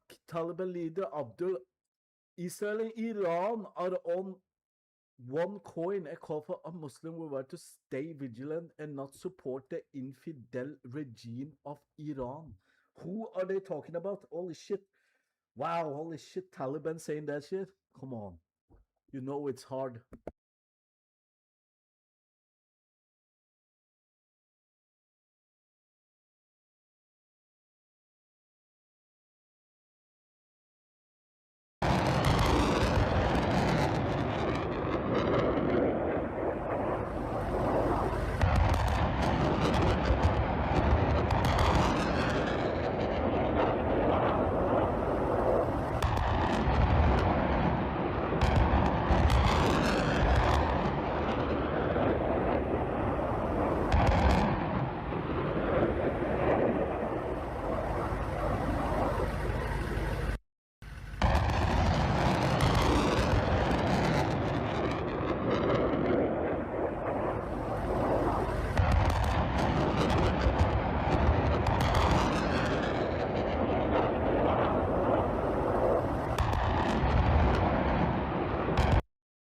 Yeah, we are tapping into, because what is Elon Musk saying today? Let's take a look. Elon Musk, true, the future history nowadays, okay, because we think we need to have blah, blah, blah. SpaceX, so he's not saying anything, Star. He's not saying anything at this point. Probably Starlinks are right over there. A lot of things going on today.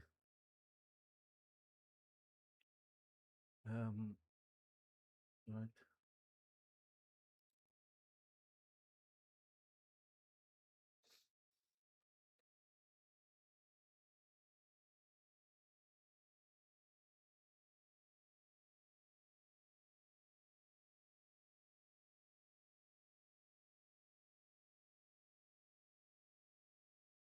All right, guys, I have officially tapped into the Israel system. Yeah, we are tapping in. We are fucking doing it. I have tapped in now to the Israel Defense Force system. I will restart the server now. Let's see if we don't get any error or blacklisting.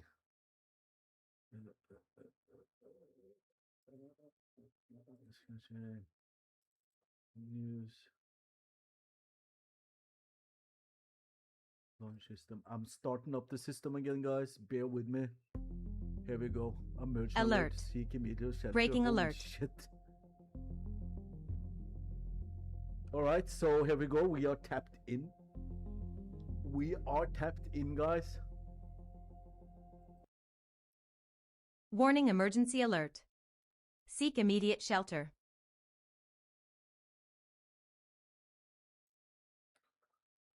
We are tapped in. We will see how this works. If we will then get any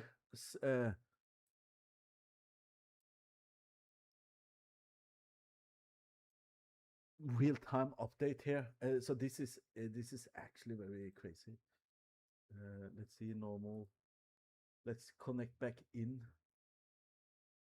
to our remote view, so we have connected to. Nope. All right.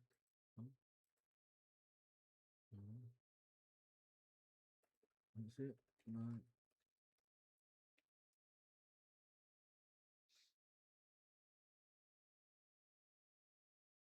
Right, let's take this one. We're gonna tap into a little bit broad, a little bit bigger.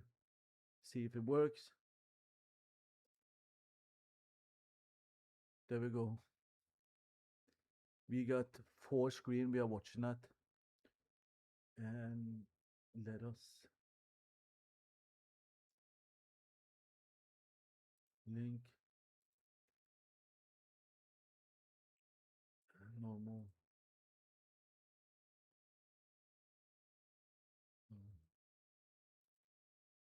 All right, let's tap into this. Let's watch a little bit. Alert. Israel attacks Iran. Israel says advanced air defenses in Kermanshah targeted in strike breaking.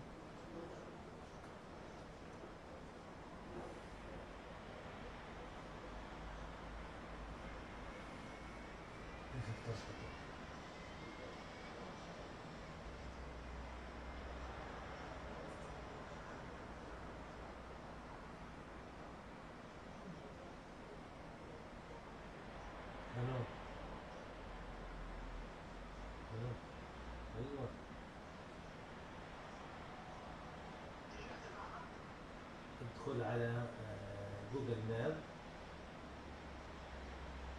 حط قاعدة العدد وحط نقطة عندك ونقطة عندك، تعرف كيف تكتب.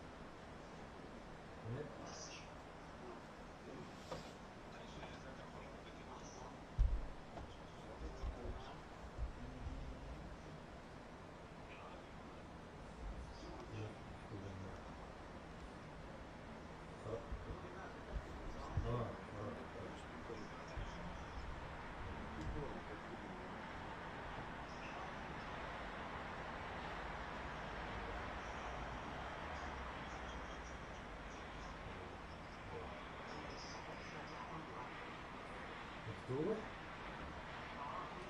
طلع؟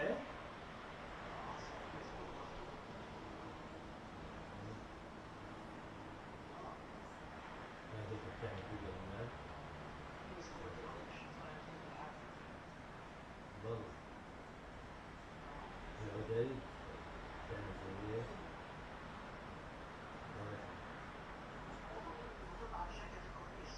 ايوه عكسي.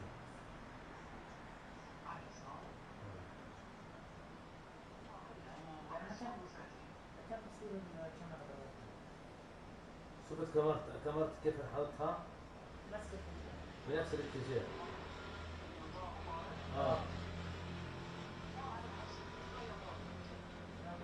لا خليك معي.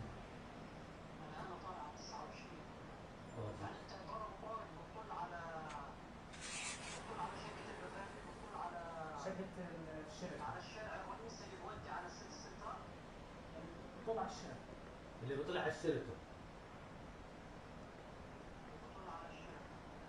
ايوه الشارع نفسه. Alert. U.S. and Israel attacks Iran. Tomahawks and stealth jets hit Iran in major strike, Hawaiian breaking. العديد بتيجي وراها مباشرة على يعني لجنوب شوي. تعرف الريان انت؟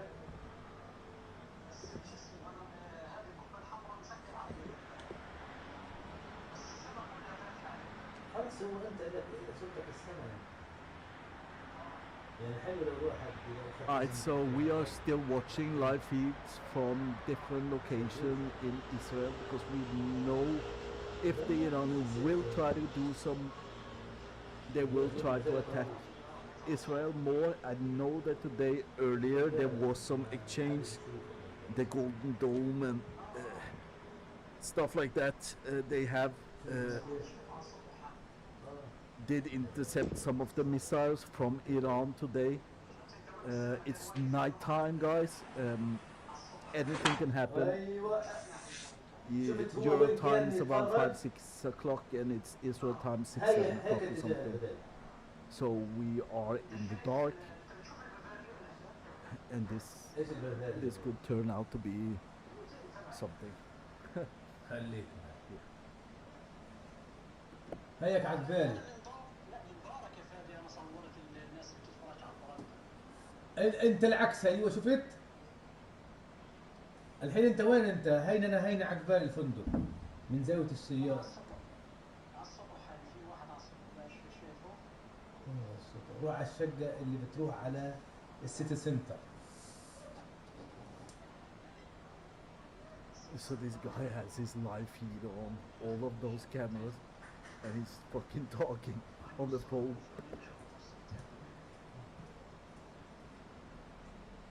عاد انت النص الثاني ملك بطلع معك على القرمة. فهمت؟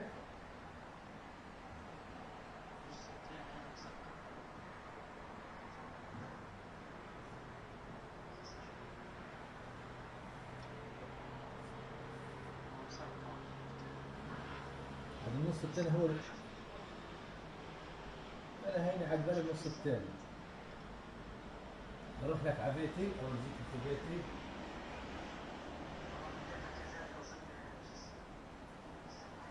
We are watching Jerusalem, Doha, Tel Aviv and Haifa. This is it.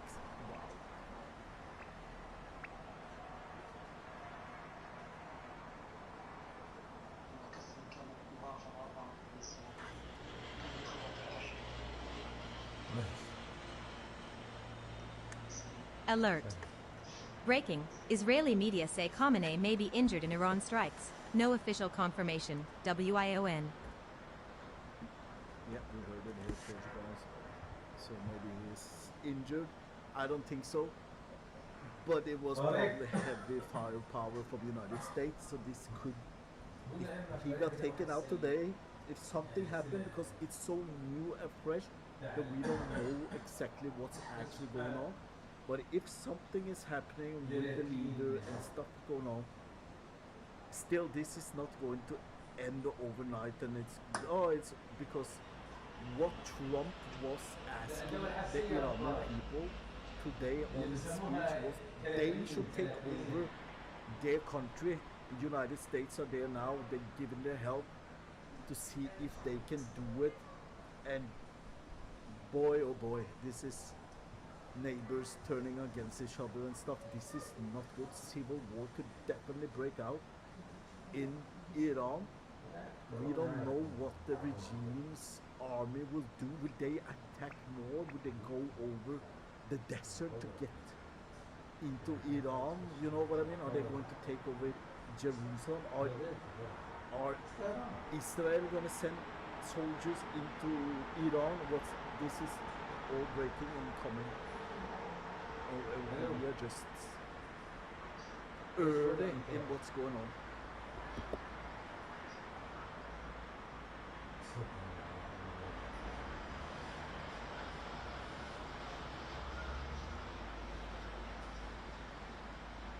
شايف انا والله كنت اتوقع اقسم بالله صح قلت لك اول امبارح.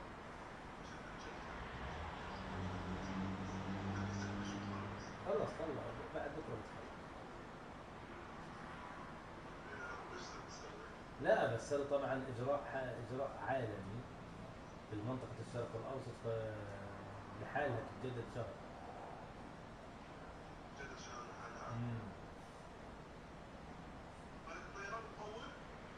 الطيران والله شوف انا باعتقادي انه هذا مش راح يطول 4 ايام بعد هيك يصير في حرائق داخل لانه البلد. انا شايف نفس ايران تضغط على الاقتصاد، كيف تعمل الاقتصاد؟ تضغط على الخليج، ايش الدخل الوقت؟ ما انا هيك بقول لك اياه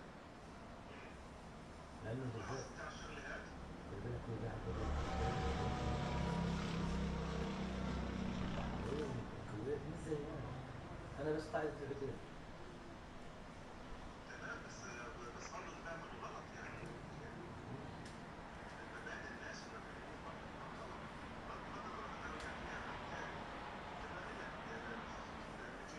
مش حلاوه يعني لو بكره خشوا الحرب الكريمه ينتخبوا بالمره كمان. كيف اعطيت قاعده اوكي ماشي مش مشكله هاي مبادئ مش يعني شفت الصور بعد التيمين ولا مش عارف شو.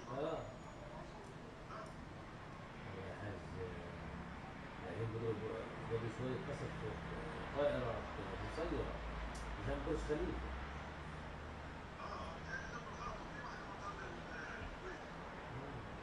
مدرسة هاي.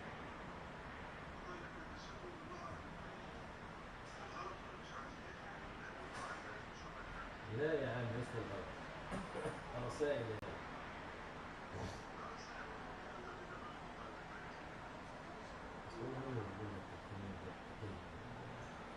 لسه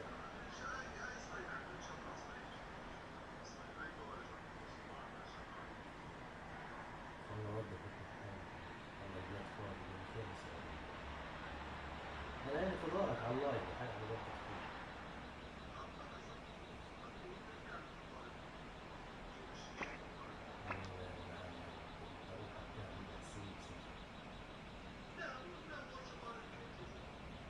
لا خلص انا عملت خلاص.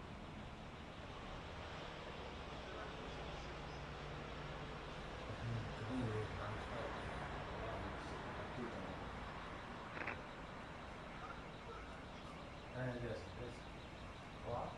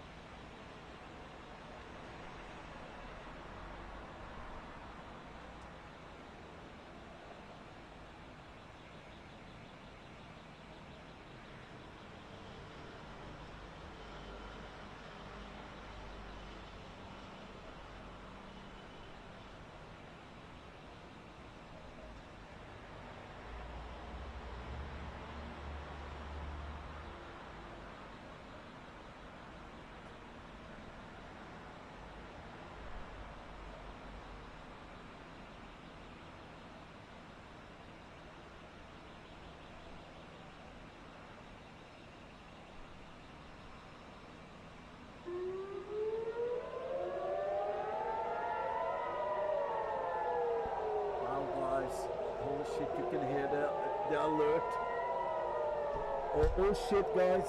You can hear the alert. The air defense alert there kicking in. And we are watching this live. We have 4 screens here.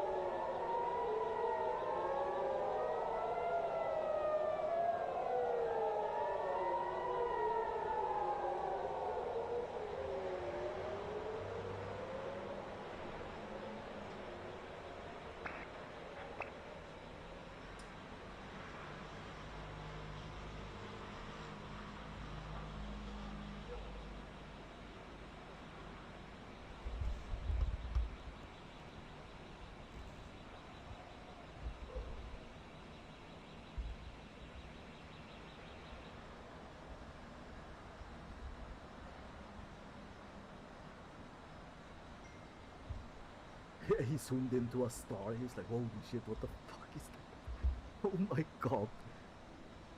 So we are tapped in with this system. We are actually tapped in for the home front command API to check for alert what type of income straight from the military in Israel at this moment.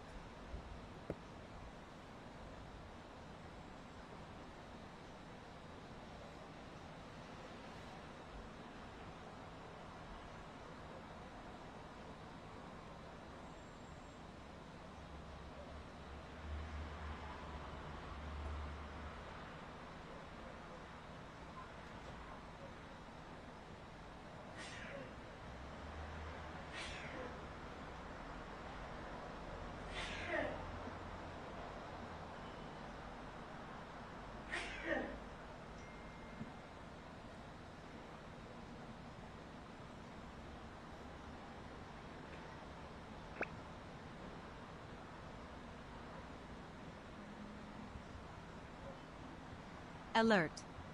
U.S.-Iran war. UN. Global leaders condemn U.S.-Iran war as breach of international law, why breaking.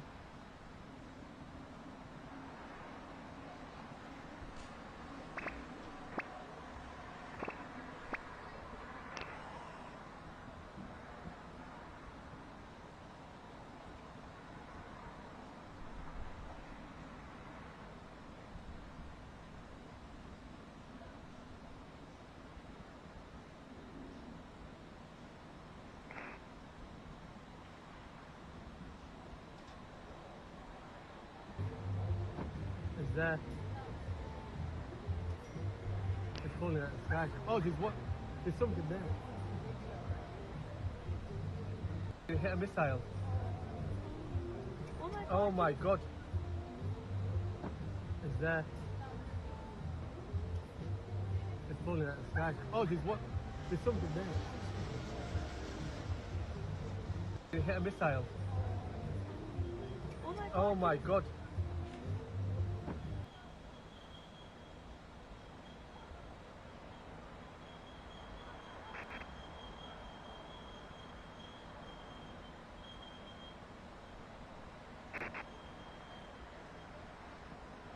Yeah, we really have a lot of news coming out this today. It's a lot to take in.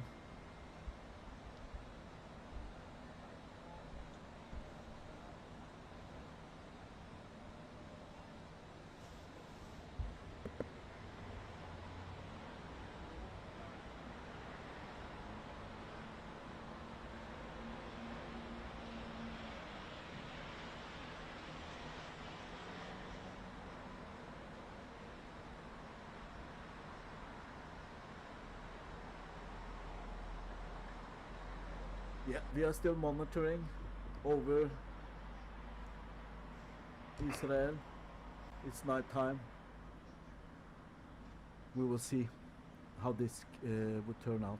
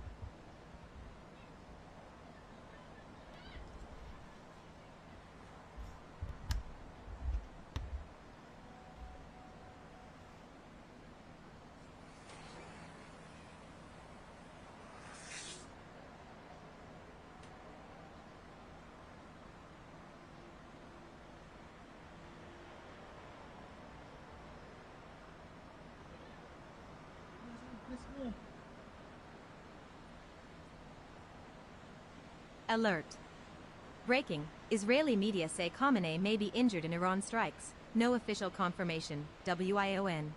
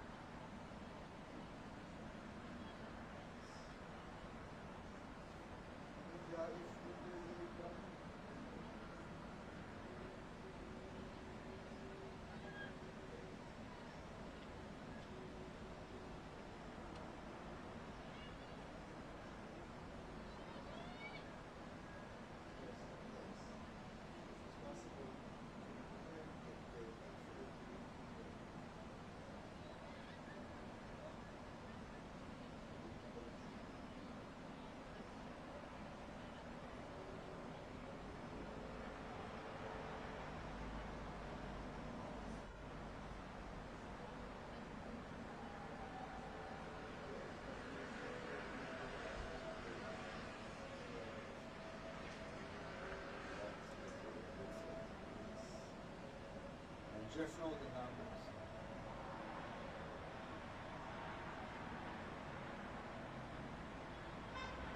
Can you send me WhatsApp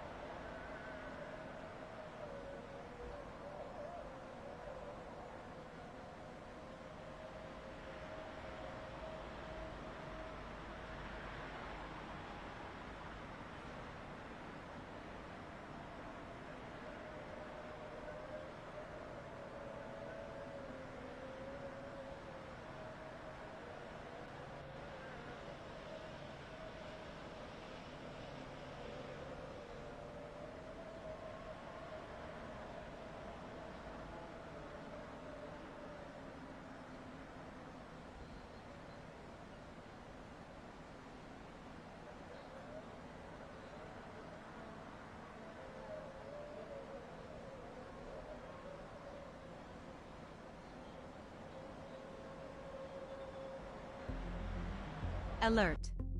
Breaking alert.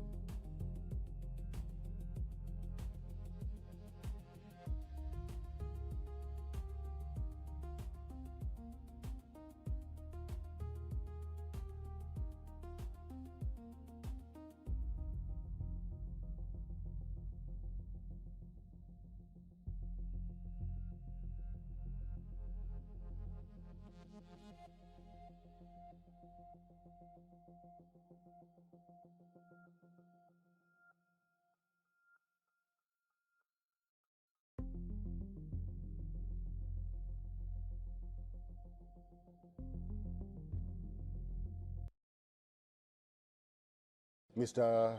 Hafid Boutaleb is a geopolitics and international relations analyst, AOB Group. He's now joining us live from Casablanca, Morocco.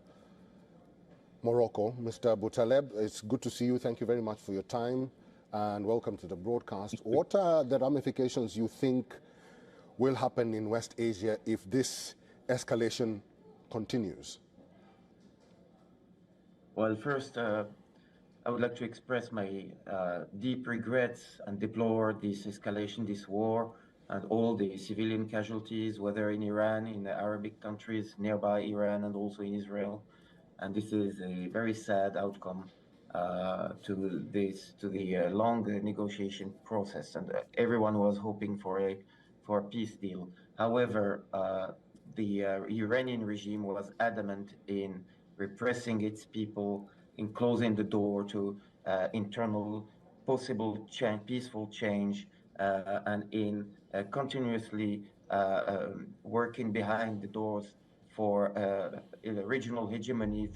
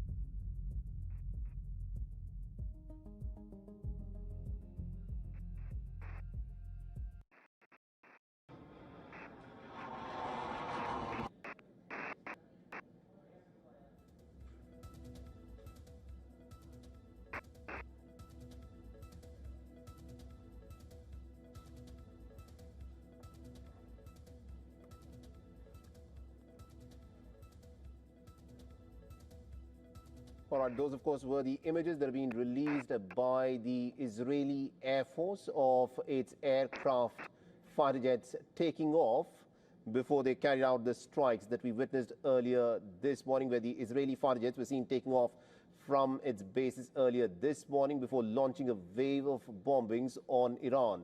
Now, according to the IDF, the Israeli and the American attacks this morning struck hundreds of military targets across Iran, including bases, missile launchers, and also the offices of the senior Iranian officials.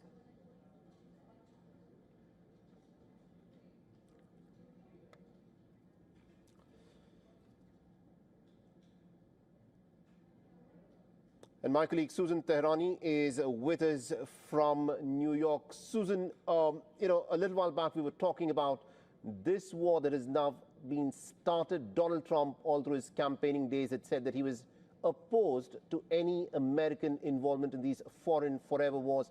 His slogan was MAGA, that is, Make America Great Again, by focusing the energy and the resources of the American people within the state of America to make America great again. Is this, you know, war going to be seen as a sort of a betrayal by Donald Trump's followers, or will they back the president in the war that has been initiated? So, you know, it's too early to tell whether or not America is going to be dragged into another forever war when it comes to Iran. I understand that people like to draw parallels between Afghanistan and Iraq, but President Trump's message has usually been peace through strength. That might have been misrepresented or misunderstood as President Trump having an isolationist foreign policy. Well, it's very clear that he does not have an isolationist foreign policy. He didn't have it in his first term and definitely not in his second term. From what we've seen from past experiences on when the United States gets involved in skirmishes like this, the president and the White House prefers to be in and out as soon as possible. It's hard to imagine that when President Trump was briefed regarding this attack against Iran, that there was a possibility that there would be boots on the ground, that the United States would be dragged into a prolonged war with Iran or even some of its proxies.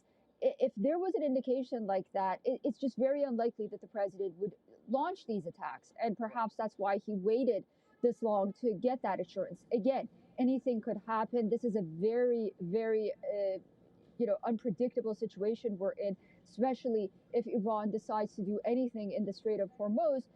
But for now, what we have seen is that the retaliation from Iran, and again, this could change, has been somewhat limited. For example, Israel's Iron Dome hasn't been overwhelmed, at least for now. So if the United States is able to take out key installations that are related to Iran's ballistic missile program or Iran's nuclear program, and come out, and this doesn't drag on for months and years, then this would be considered a success. Remember, no one is talking about Venezuela right now, and it's hard to imagine that the Venezuelan leader and his wife are in a New York jail. So, you know, it seems that this is the preference of President Trump. Whether or not it'll pan out that way, again, is yet to be seen, and what Iran decides to do in terms of retaliation. But his policy, I think, has always been peace through strength. And I think that's very different from President Trump having a solely isolationist policy when it comes to at least foreign issues. I think that's an important point that you made, peace through strength. But how will this play out and how long this war will go on will determine as to what the consequences are and as to how the American public will, of course, see this. Let me bring in Yusuf Jalali, who is live from Tehran. Yusuf, quickly, because we're short of time, you know, at this moment, tell us what the mood is like within Iran about what has unfolded since this morning. Of course, among the public have been, of course, concerned about their safety. And the Iranians, of course, have learned the lessons from the June strikes, the June war, which led to some mass exodus from the capital, Tehran. But of course, right now, despite the fact that they are panicked because they see plumes of smoke rising from the capital, Tehran, and this is a very shocking scene to watch from their homes. So this is the state right now. But of course, when it comes to the result or the outcome of this war, nobody knows for now, Iran has not shown a very strong response. We have been hearing reports that Iran has been launching some missiles towards Israel and towards some U.S. bases in the region. And of course, its naval assets in the Persian Gulf and close to the Sea of Oman. But right now, nothing serious has been happened on the part of Iran. We just heard that the Iranian Navy has been able to hit the U.S. MST combat support vessel using some missiles launched from its southern coastline. And then the Iranian Navy has warned that other American assets are within reach and could be struck anytime soon, but nothing serious so far. All right. So it has been a very measured response by the Iranians. At this moment, the situation is extremely fluid. Thank you very much indeed to both Yusuf Jalali and Susan Tehrani for joining us on this broadcast. We'll continue tracking the developments unfold. But for now, though, we're slipping to a short break. Do stay tuned to Beyond.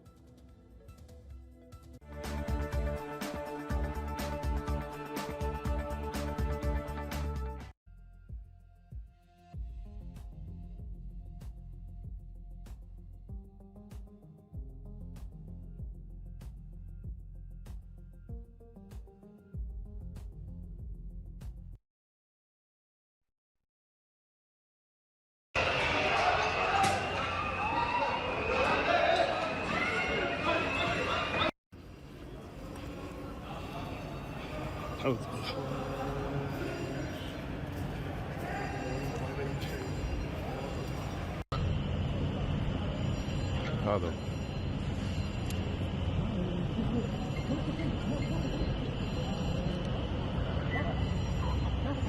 ايه الو ابو ها حجي يعطيك العافيه هلا ابوي بس طاحت هني ما في حريق بس دخان ها درون شفتها شايفها بس اقصد ما في حريق بس لا بس ضربت بالتلفون انا شفتها انا كنت بالساحه انا كنت يمي انا بسداف يمي ضربت في اصابات في احد صاب شيء لا ما الو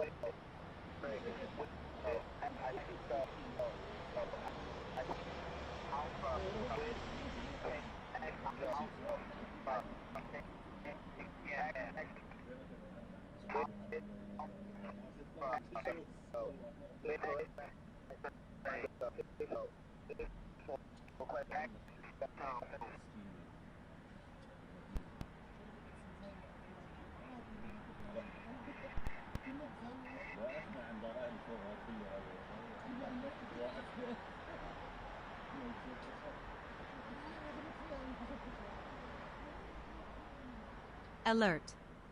Israel attacks Iran. Israel says advanced air defenses in Kermanshah targeted in strike. Breaking.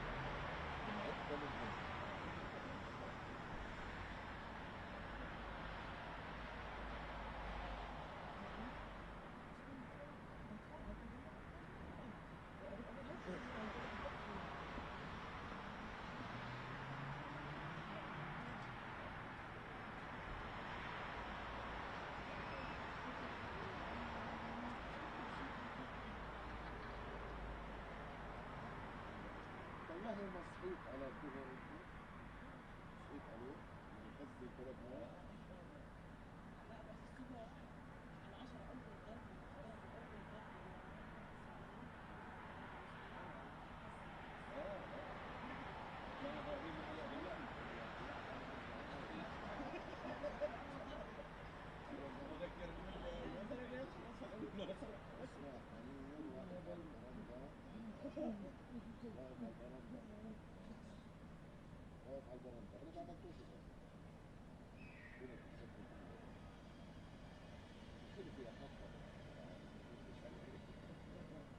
بعدين اجى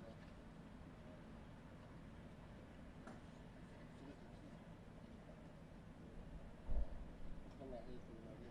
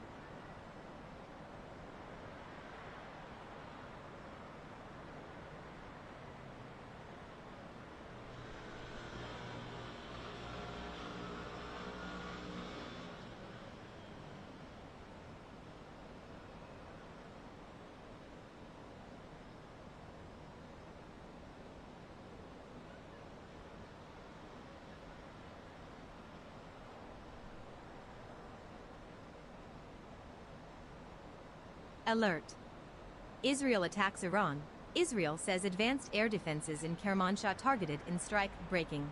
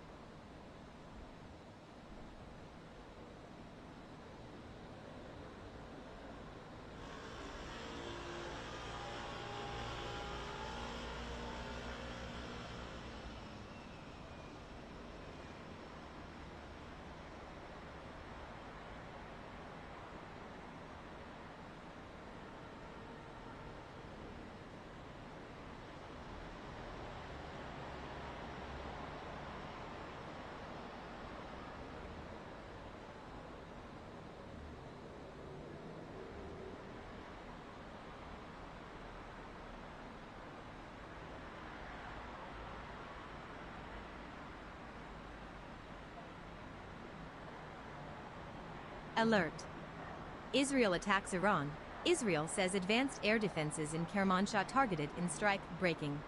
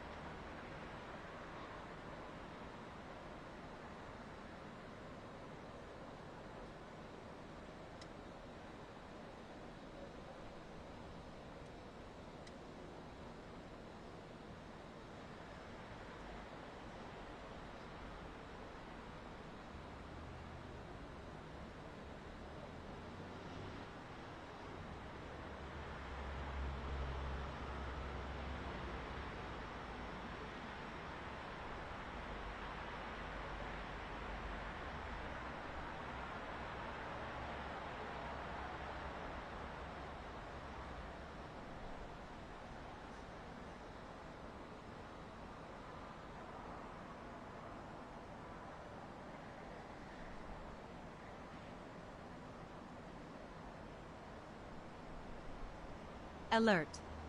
U.S. and Israel attack Iran. Iran reaches out to West Asian nations, wire breaking.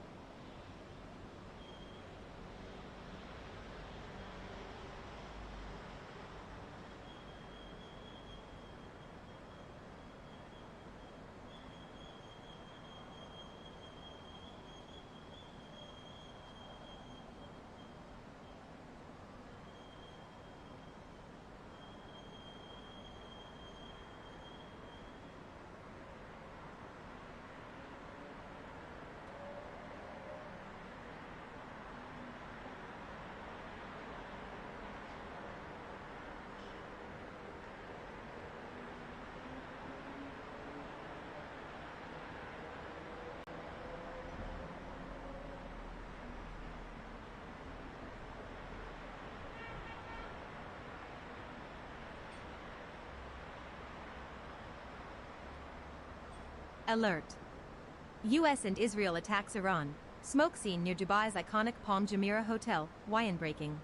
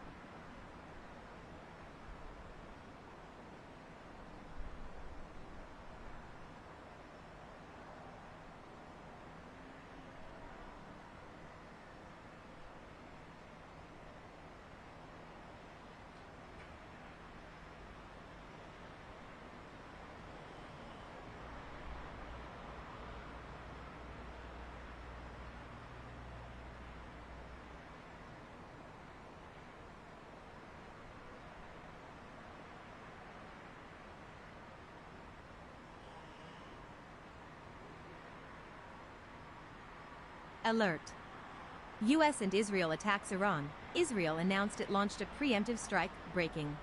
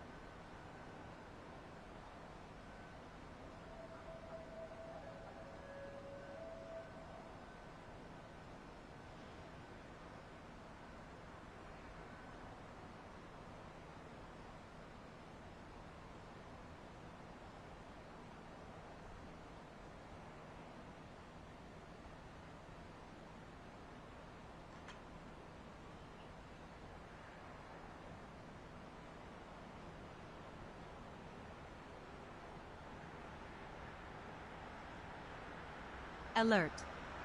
U.S. and Israel attacks Iran. Israel announced it launched a preemptive strike. Breaking.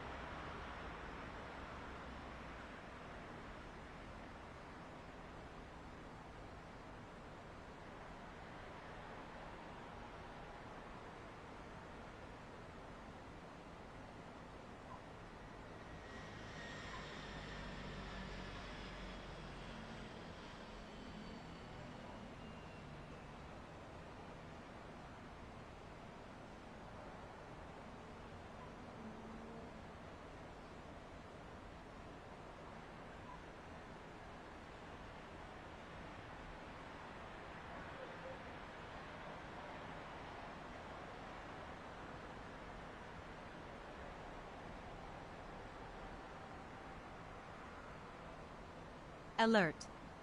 Israel-Iran war. Girls' school in Iran's southern Minab town hit by airstrikes, wire breaking.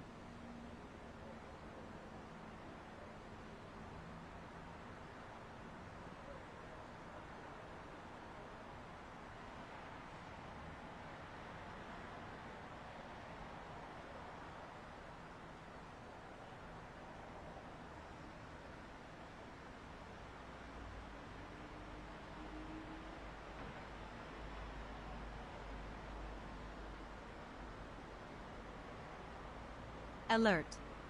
U.S. and Israel attacks Iran, reports. Kamikaze drones and Tomahawk missiles used on Iran breaking.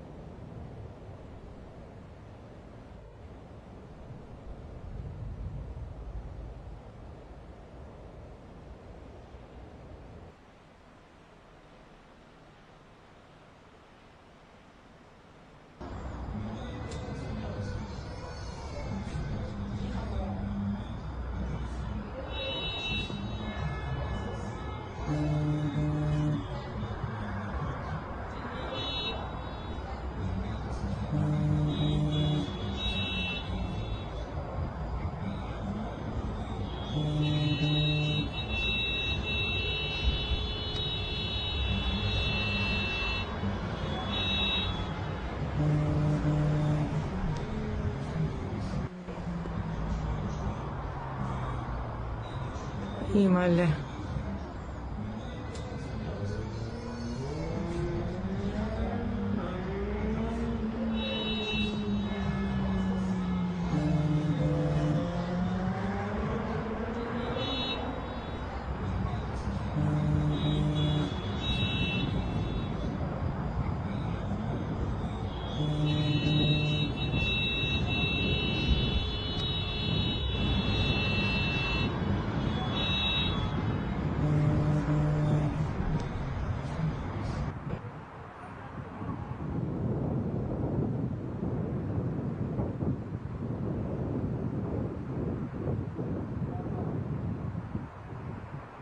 देखते हैं इधर से वो आ रहा है सामने Iran का missile ये चांद के आसपास ईरान का मिसाइल है और दो एयर डिफेंस जो है वो ये क्रॉस कर लिया है ये सीधा जा रहा है इंशाअल्लाह ताला बजेगा इस दफ़ा बजेगा इंशाअल्लाह अल्लाह अकबर इंशाअल्लाह सही लगेगा इंशाअल्लाह मिस हो जा इंशाअल्लाह मिस हो गया ये अल्लाह अकबर सीधा जा लगा अल्लाह अकबर एक लगा है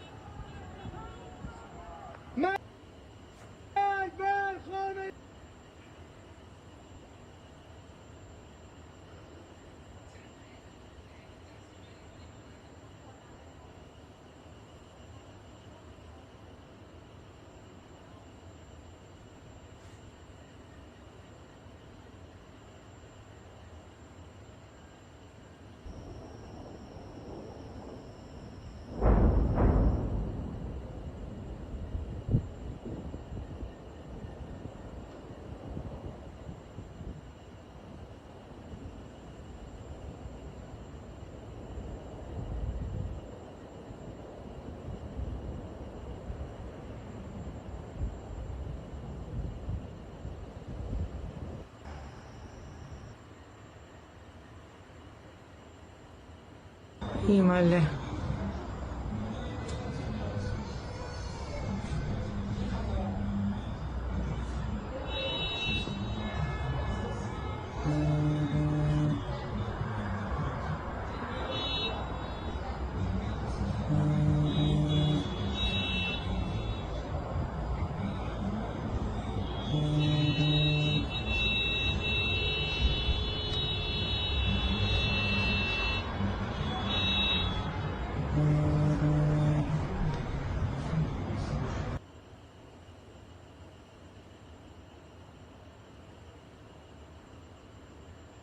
كانهم بس اخاف يجيني على الراس وياهم يا شباب.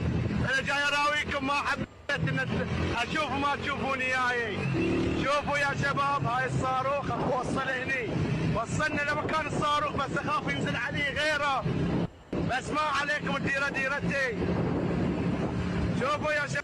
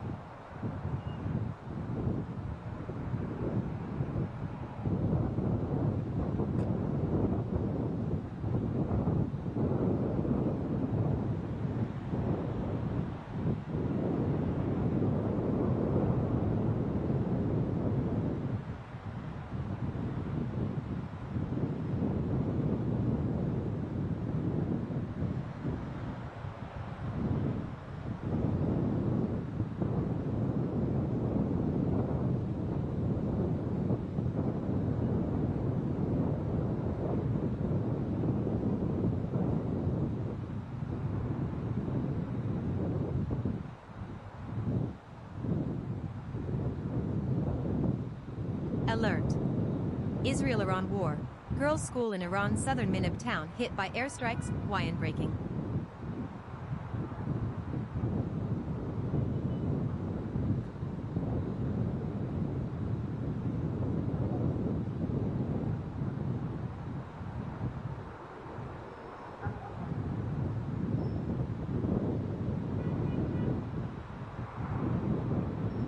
Alert.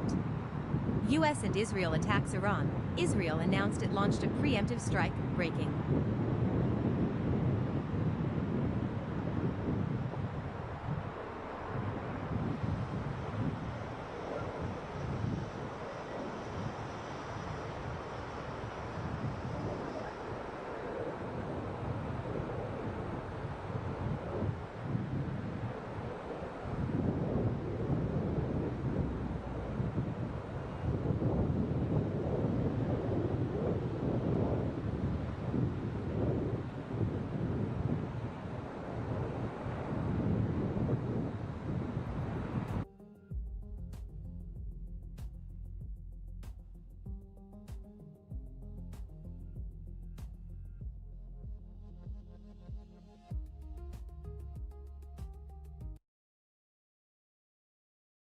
Trita Parsi is the Executive Vice President of the Quincy Institute for Responsible Statecraft. He joins us now live from Washington. Trita, both the U.S. and Israel say that this is a preemptive action. Alert. Israel-Iran war. Threat Israel claims this? Strikes targeted Iran's Khamenei and President There was none. Pezeshkian. There was breaking. no international legal basis. There was no domestic legal basis from the U.S. standpoint. There was no debate.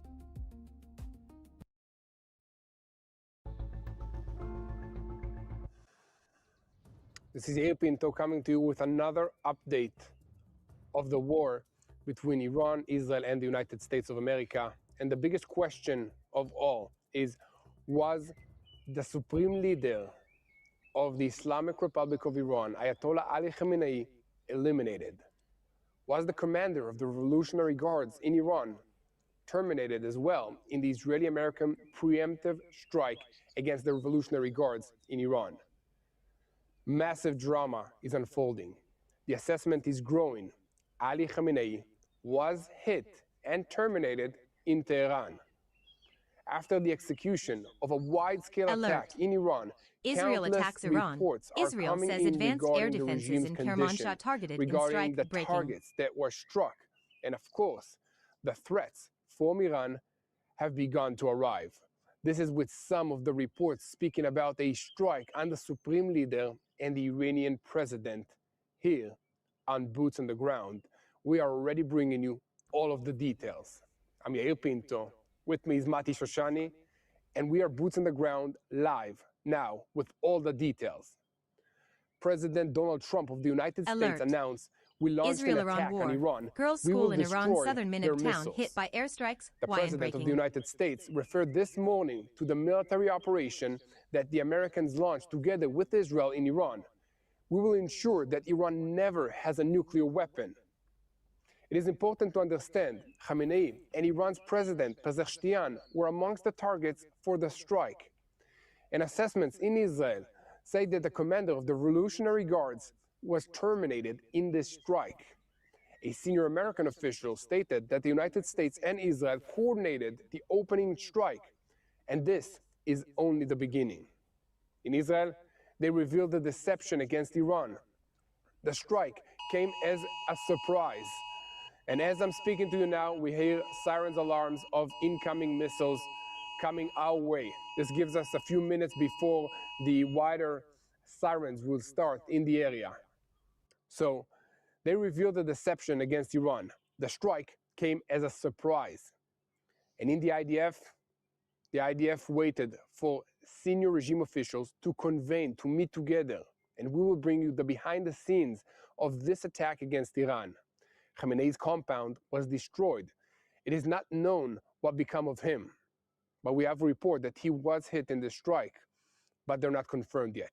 In Israel, the officials confirmed that Ali Khamenei was amongst those targets of the strike. And Iran issued a direct threat towards Israel and towards the United States of America.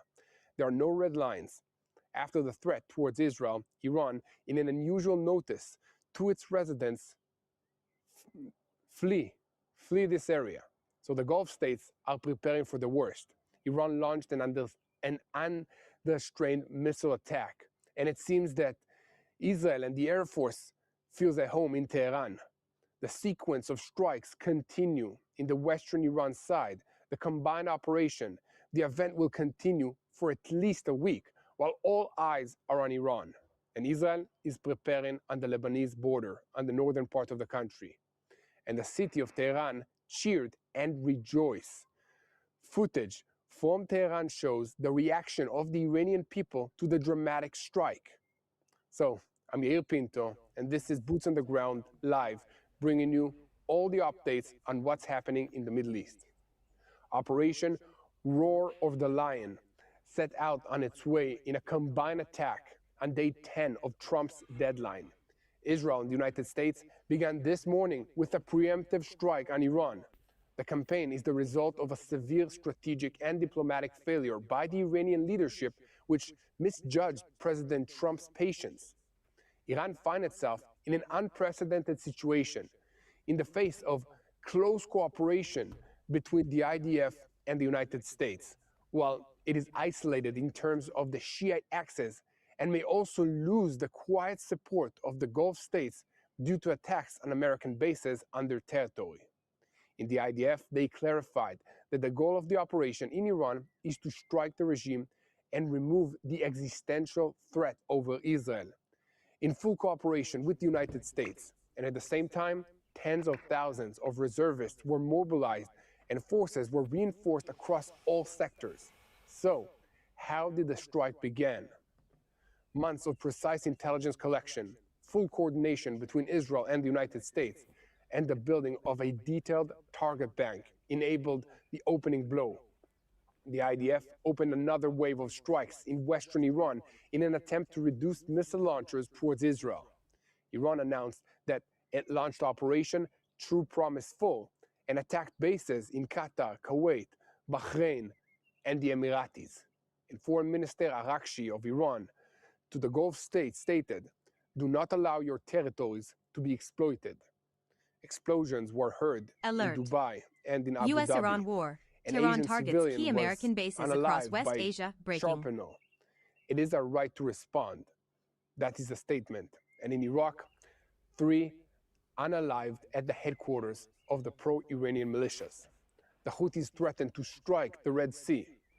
And the assessment in Israel is that the commander of the Revolutionary Guards was eliminated, who entered the role as a lion.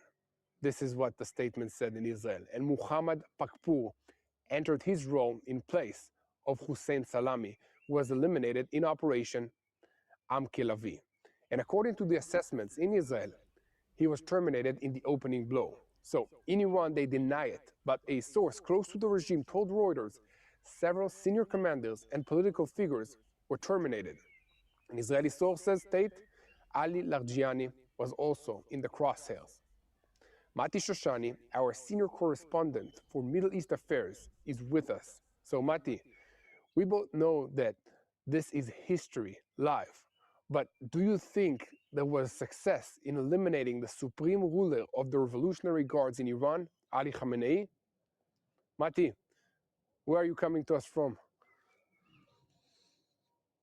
I cannot hear you. Okay, I can hear you now. Alert. Can you hear me now? U.S. and Israel attacks Iran. In Judean Smoke scenario scene near after a week and a Dubai's half iconic off from, Palm Jumeirah reserves. Hotel. Wasn't Breaking. expecting to be back this fast. Like you said, this is a very, very unique day that we're living in. I started this day early in the morning, biking in the Judean desert, only to watch Israeli Air Force planes flying over and to see the first barrage of missiles come from Iran. Since then, I've been called back into reserves, as have many in Israeli society. But the important point here is the history that's happening. You asked the question about the supreme leader of Iran. We're not sure, and I doubt we're going to be sure anytime soon what exactly happened. He could be in hiding, he could be injured. It'll take a while to see a clear picture. I think you hit the nail on the head with the initial description. The accuracy of that morning's attack, or this morning's attack, is the main thing here. We started out the morning with a pinpoint attack on the ballistic missile launchers, many of them. We've seen the footage of it. With a pinpoint attack on many of the IRGC facilities in Tehran and various facilities around Iran, in additional strikes on the nuclear facilities that the Iranians were trying to rebuild and restore, and then intercepted multiple waves of Iranian ballistic missiles. Now, we're not doing this alone, and this is the key point here. Unlike in Operation Rising Lion or Midnight Hammer back in the June of 2025, this is a different story. Here we're working hand in hand with the Americans. The target bank is absolutely accurate, is very, very well built, and includes slowly dismantling the air defenses that the Iranians hold, followed by the strategic positions, and very importantly, as we did back in Rising Lion back in the June of 2025, is eliminating the leadership of both the IRGC, the religious leadership of the Ayatollah regime, and some of the key facilities and figures in their army. And that's really where we are right now. We've been anticipating a much more substantial and robust Iranian response, and it hasn't come. We've heard the alarms even just a minute ago, time and time again, but the very few missiles that are making it through are being intercepted by Israel. And what's abnormal here, what's different here, is the Iranians are really trying to poke their neighbors in the eye. The UAE, Bahrain, Kuwait, multiple countries that they're firing at, and they've tried to do it several times with very limited success. This really shows that they're going all out in this attempt, in this campaign. But my sense is that Israel and the United States have done their homework in a degree that the Iranians were not expecting, in really eliminating a very large number. The number the Israeli Air Force quoted a couple hours ago was hundreds of targets in the first two waves. That's just the Israeli Air Force, not accounting for the very substantial forces and targets that the American forces destroyed and eliminated. That's really where we are right now. I'm back in reserve. Our country is on incredibly high alert, waiting to see how this develops, how this night looks. But again, we've shown our supremacy in the air. We've shown our supremacy when it comes to intelligence, and we've shown the level of cooperation, the close ties between the Israeli forces and the American forces. And my expectation is we're going to see more and more of that. And the most important thing here, the biggest point, is removing and eliminating the Ayatollah regime of Iran. These are the religious clerics that took over in 1979 and have been holding that country hostage since then. These people deserve something else. They deserve a better regime. They deserve freedom. They deserve to be removed from the scorn, the punishment of this radical Ayatollah regime. And this is the only way it's going to happen. President Trump, we were reading that earlier today in this morning's live, before it was called into reserves. He says to the Iranian people, I'm doing this for you. Netanyahu said the same thing in different words in the past. We're doing this for the Iranian people. They're not our enemy. The Ayatollah regime is our enemy, and we're coming for the Ayatollah regime. And tomorrow morning, or maybe the next day when they wake up, this is the best chance the Iranian people have had at removing that regime in a very, very long time. And that is something I don't think we can undermine or overexpress the importance of ever. We're watching history unfold in front of our eyes, and this is significant on so many levels: a spiritual level, on a philosophical level, on a geopolitical level, on a world history level. We are watching that history unfold, and we get to sit in the front seat here in Israel and see how Israel and the forces of good, the Judeo-Christian alliance of Israel, the United States, and others who are helping, is able to push back on this evil force that is the Iranian regime. How are things over with you, Yael? Is it quiet, or are there more alarms in your area? Well, we just received a notice in our phones a few minutes ago that an incoming missile is on its way, and we should stay close to protected areas. That's why I know that I'm outside and I'm with a protective vest, because I know that I will keep reporting even if the sirens are here. So it makes my wife a little bit more happy that I'm standing here. But this is the situation, and the reports that we are receiving are that this will last multiple days. We do not have official confirmation. Can you hear that behind me? I can hear that also here. I can hear that also here. We're separated by quite a distance, but the air is full of the crackling, the popping sound of the Iron Dome intercepts and the David Sling and Arrow intercepts. And I want to say this again, we can't see it because there's still light outside, but once the dark comes down, and assuming there'll still be more rockets coming down, you can hear first the intercepts and see them outside of the atmosphere in low orbit over Earth. So ballistic missiles go out, then they come back in. They're intercepted there. You hear about 3 minutes later, I think, something like that, you hear the explosion sound that's outside or at the edges of the atmosphere. And then there's a secondary intercept from Iron Dome. Right now, what we're hearing is that crack and pop sound that's way, way up in the sky. If it was dark, we'd probably be seeing the flashes of it, or would have saw the flashes, but now it's coming down. And I think it's nothing short of incredible that we get to stand here, Yael, me and you, without any concern to our safety, just because of that technology that protects us. Incredibly impressive. Yeah, exactly. I think that Israel and the IDF has proven that the anti-defensive, anti-rocket defensive systems are operational at even bigger and higher interception rates than what we heard before. And this is also showing to the whole world that we are here to stay, and Israel is investing in these technologies and also now exporting them to our allies around the world to protect them against future rockets and attacks. This is what's happening now. Mati, I know that you are in reserve duty and you have to go and to get back to work. Continue. Yeah. Go back to your soldiers. Thank you for your service, Mati. Israel-Iran and war. we'll have you back Israel claims very strikes soon. targeted Iran's And I want to Khamenei say thank and you to everyone President who's praying for Pezeshkian. us Breaking. and supporting what we're doing. We deeply, deeply appreciate the love that we've been hearing. As I'm standing here, my phone keeps exploding with messages from people around the world, just reminding us how much people around the world care and love for the people of Israel. And it touches our heart to know that. It truly blesses us to hear those messages. So thank you, everyone out in the cybersphere who are messaging us and supporting us, and keep praying for Israel. Keep praying for our fighters, our people, the American aircraft, the American vessels, the American fighters who are in this region, fighting for freedom, fighting for the right thing, which is exactly what we need to do. And back to you, Yael. So thank you, Mati. And now I want to bring you all the details of what happened from this morning until this moment that we're coming to you live now. And we want to hear from you. So we want to hear where you're coming from, what do you want us to report on. We want to hear your prayers. So if you want to send us your love and your support, you can send an email to standwithisrael@tbn.tv. Again, that's standwithisrael@tbn.tv. So we will read every one of these emails, and it really encourages us to hear that you are standing with us. So let's continue to spread the truth, share, follow us, and most importantly, do not forget to press the subscribe button here on U.S. YouTube Israel attacks so that Iran. you keep Trump. receiving U.S. daily carrying boots out on the major ground combat updates operations in for Iran. me, Breaking. Yair Pinto, and Mati Shoshani. And we are bringing you everything that's happening from the ground here in Israel, from this region, to you. So sirens are rising now in another wave, and launches have been identified from Iran towards Israel. And at the same time, the Air Force continues striking in western Iran to reduce the Ayatollah U.S. regime and Israel attacks ability Iran. to Israel launch announced more it launched a missiles, preemptive while the strike. campaign is Breaking. also expanding to the Gulf with explosions and reports of hits on American bases. This is the most live event in these hours that is an ongoing combined strike and a broad Iranian response on several fronts. And the sharp question is one, why now? U.S. and Israel attacks Iran. What is the Israel risk that announced it launched a tonight preemptive strike. opens Breaking. a week of full regional escalation?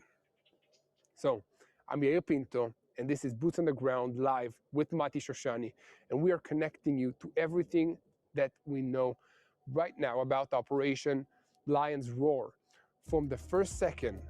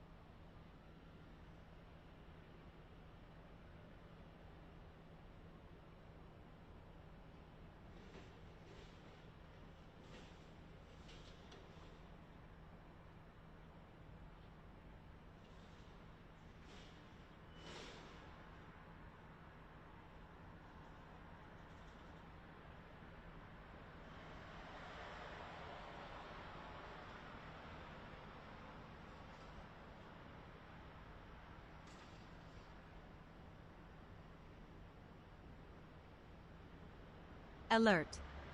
U.S.-Israel attacks Iran. America positions world's largest warship off Haifa, breaking.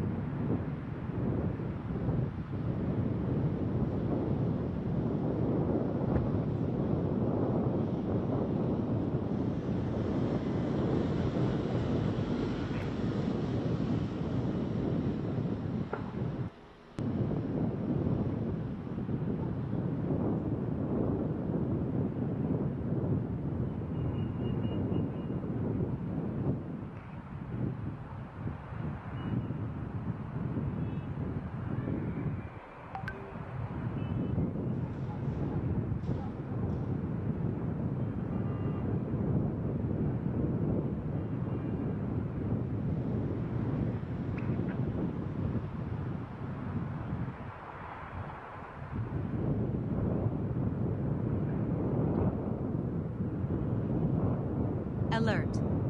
Israel attacks Iran. First satellite images of Khamenei compound after strike, Hawaiian breaking.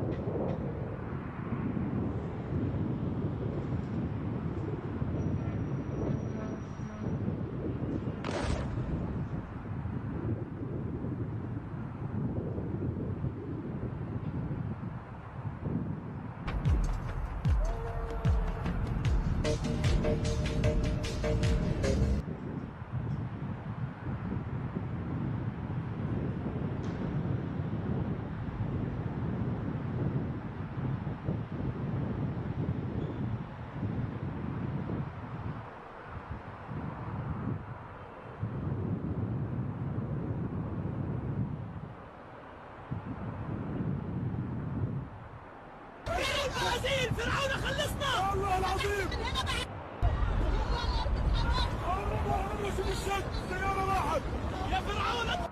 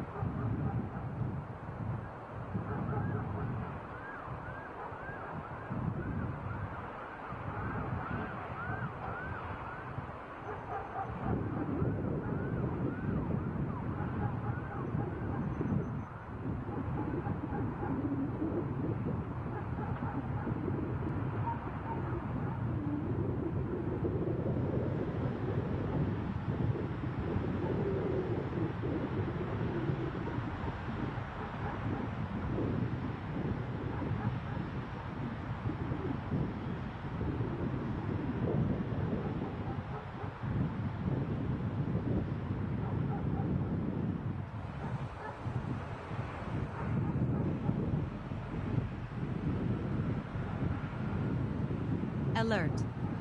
U.S. and Israel attack Iran. Iran reaches out to West Asian nations, Hawaiian breaking.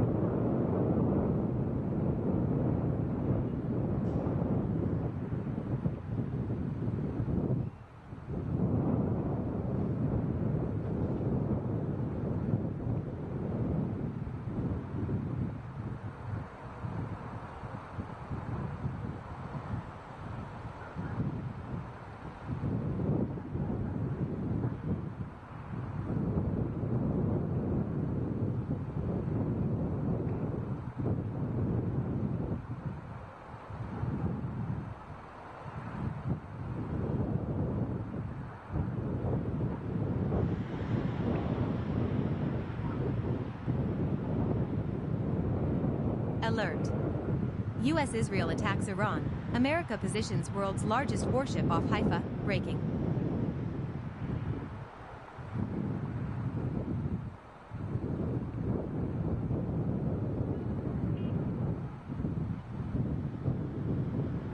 Alert. U.S. and Israel attack Iran. Iran reaches out to West Asian nations. Why breaking.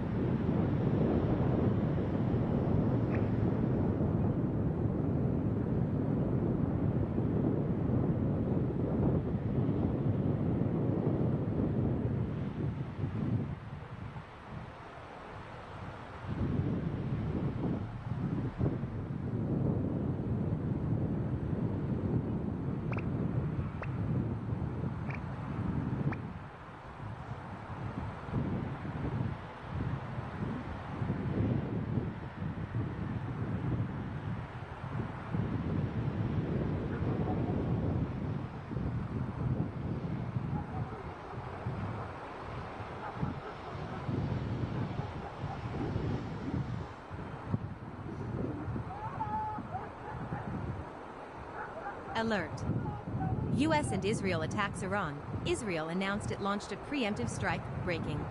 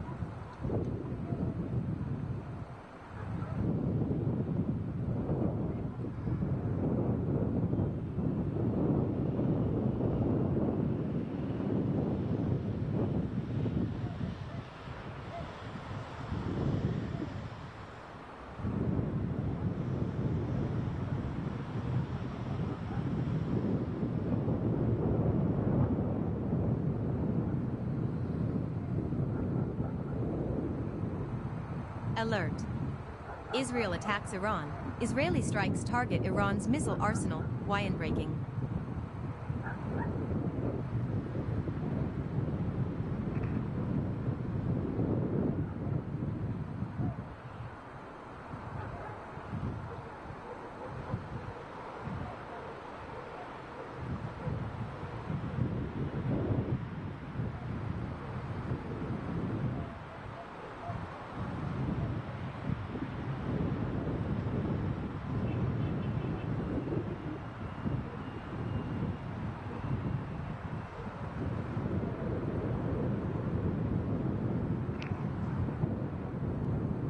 Alert.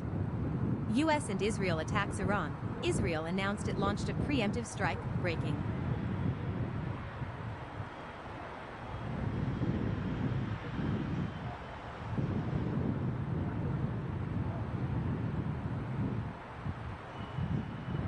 Alert. Israel attacks Iran.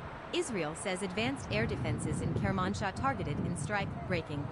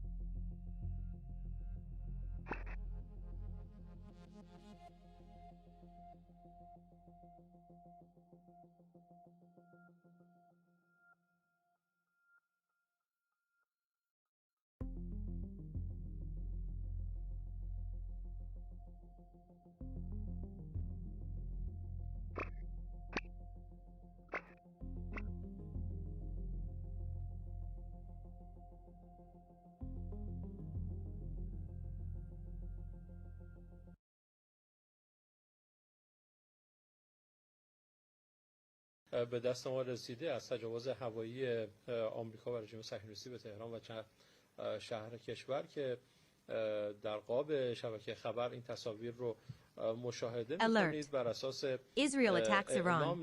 First satellite images of Khamenei compound after strike wire breaking. چند انفجار در برخی شهر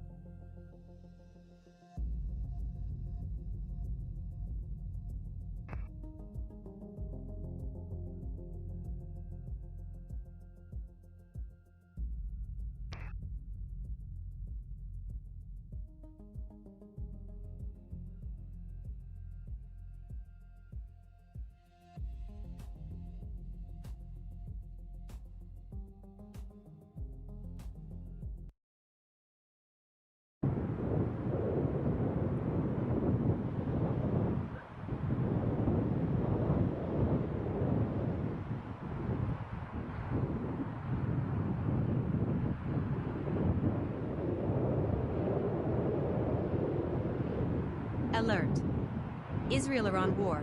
Girls' school in Iran's southern Minab town hit by airstrikes, wire breaking.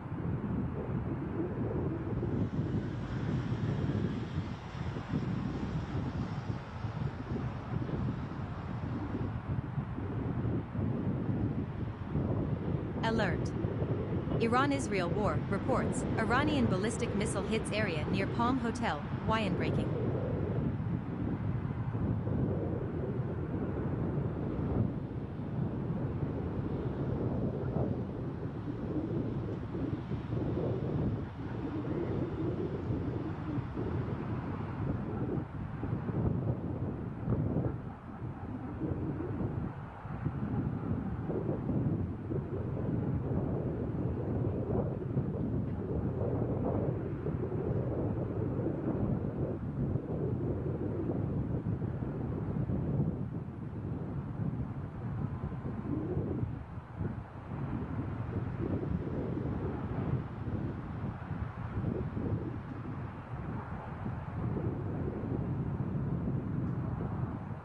Alert.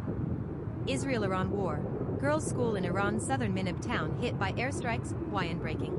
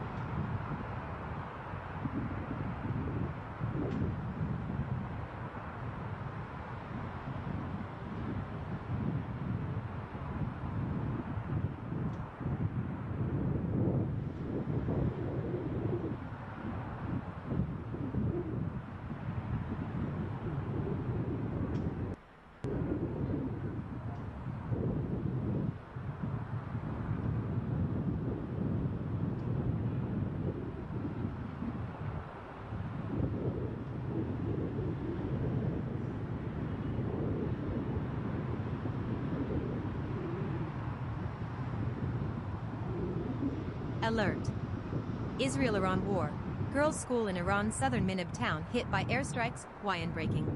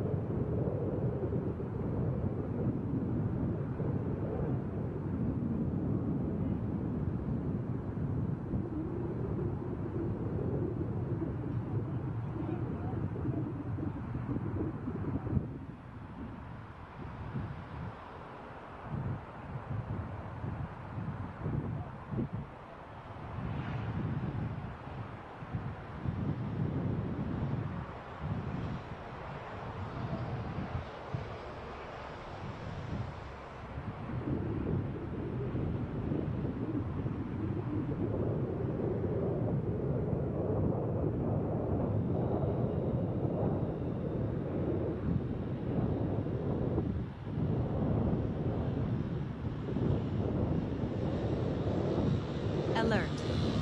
Israel-Iran war. IDF identified missiles launched from Iran toward Israel, breaking.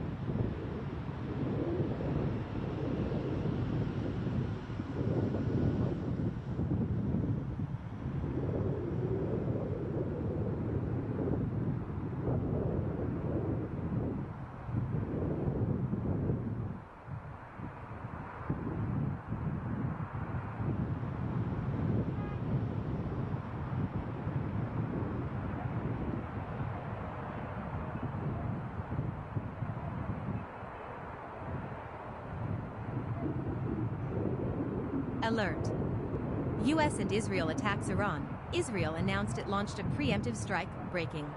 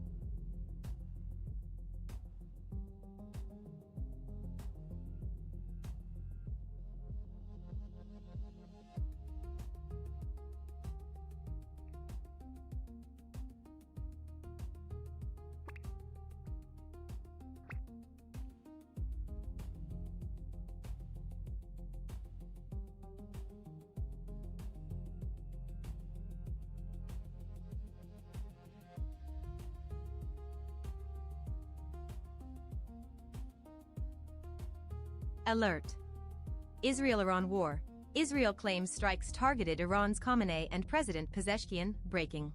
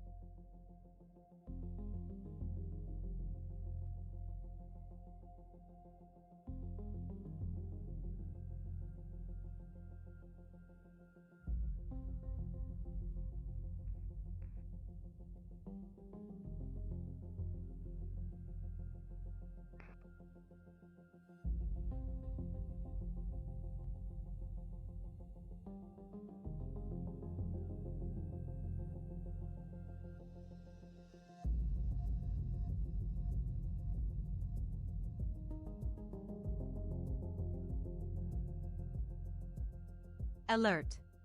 U.S. and Israel attacks Iran. Israel announced it launched a preemptive strike. Breaking.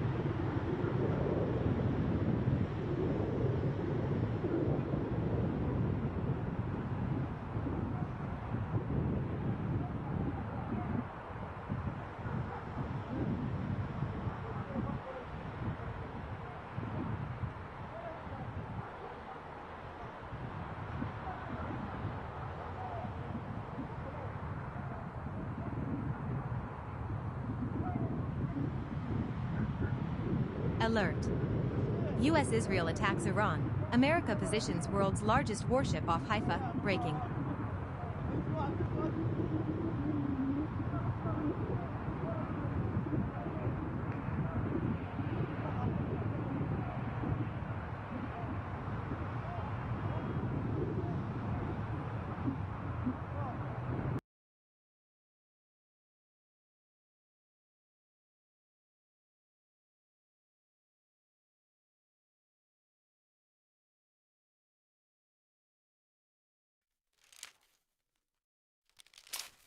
Breaking news. Incoming priority transmission. Encrypted signal transmission. Content locked. Access denied by.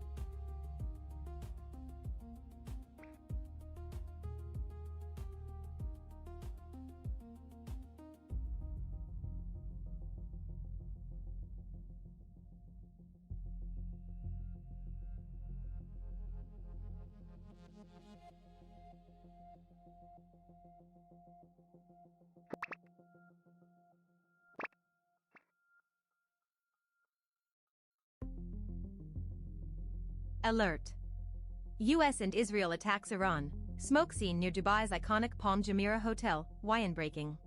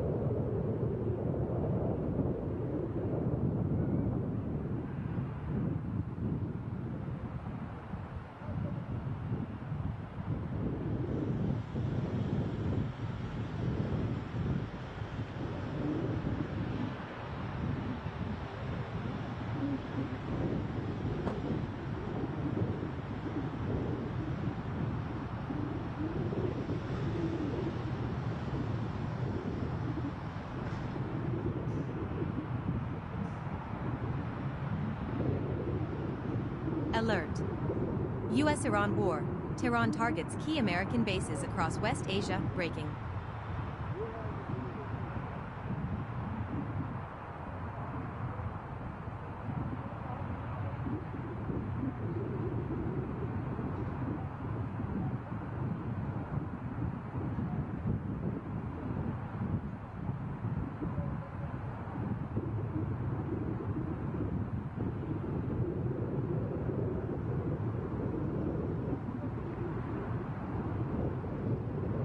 Alert. U.S.-Israel attacks Iran. Trump. U.S. carrying out major combat operations in Iran. Breaking.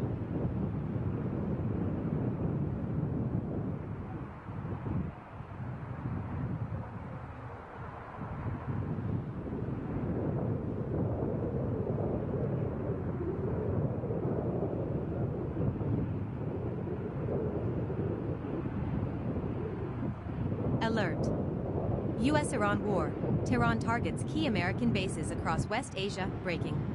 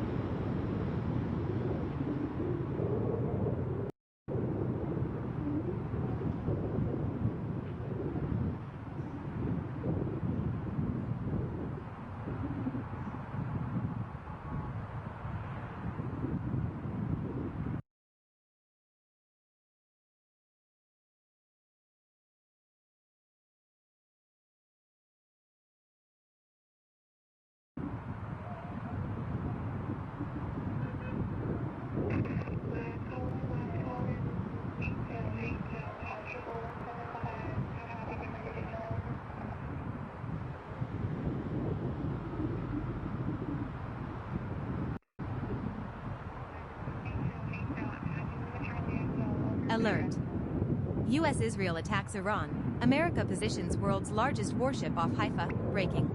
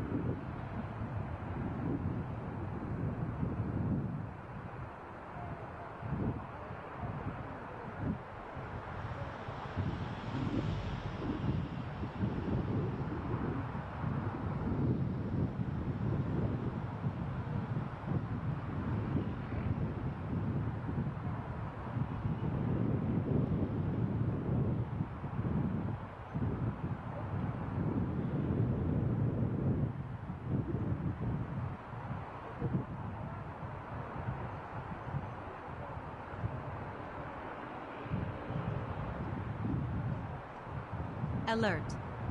Israel-Iran war. IDF identified missiles launched from Iran toward Israel. Breaking.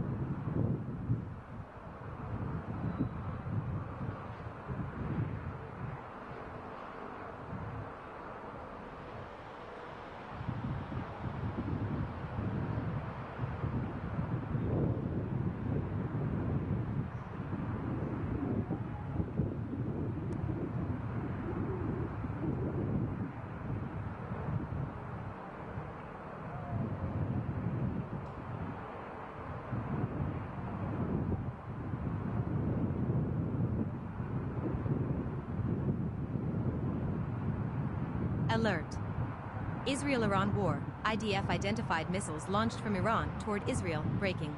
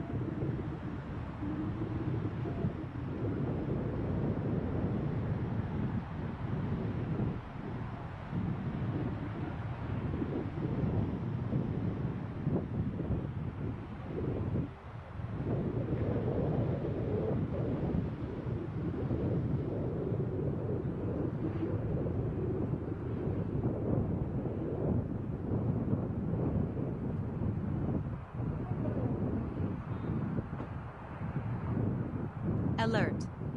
Breaking. UAE says it intercepted new wave of Iranian missiles and drones, WION.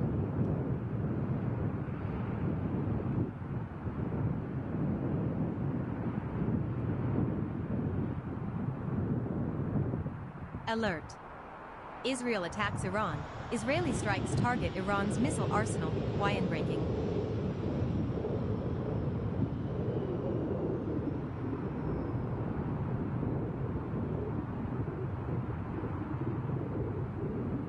Alert. Israel-Iran war. Oman-mediated talks failed to prevent war, WION breaking.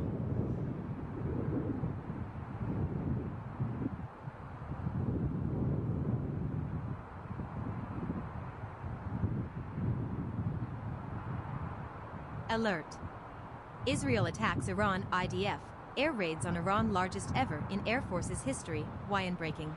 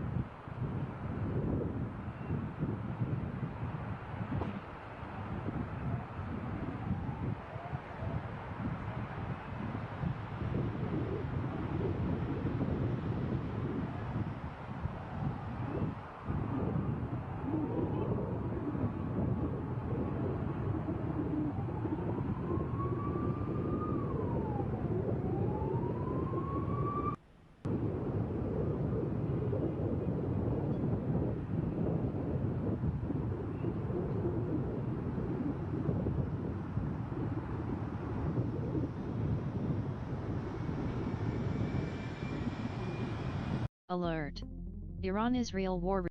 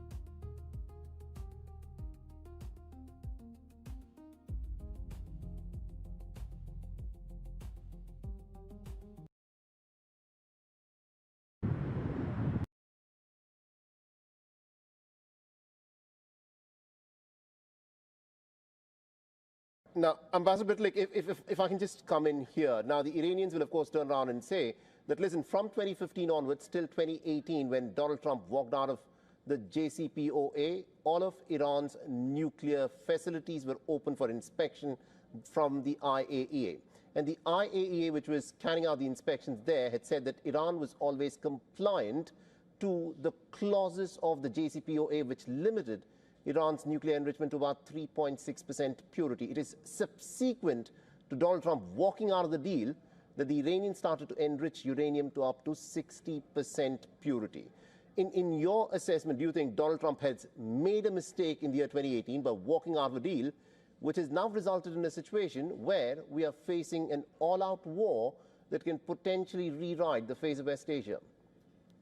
To a large extent, I understand Donald Trump, because he has understood in one moment that the Western powers were to some extent naive, the Iranians were continuing, and please go back in history for how many times the Iranians have been stopping or not allowing the Vienna authority to control their real assessments. How many times I've been reading texts from Vienna saying, well, we are not allowed to do what's necessary to control. Right.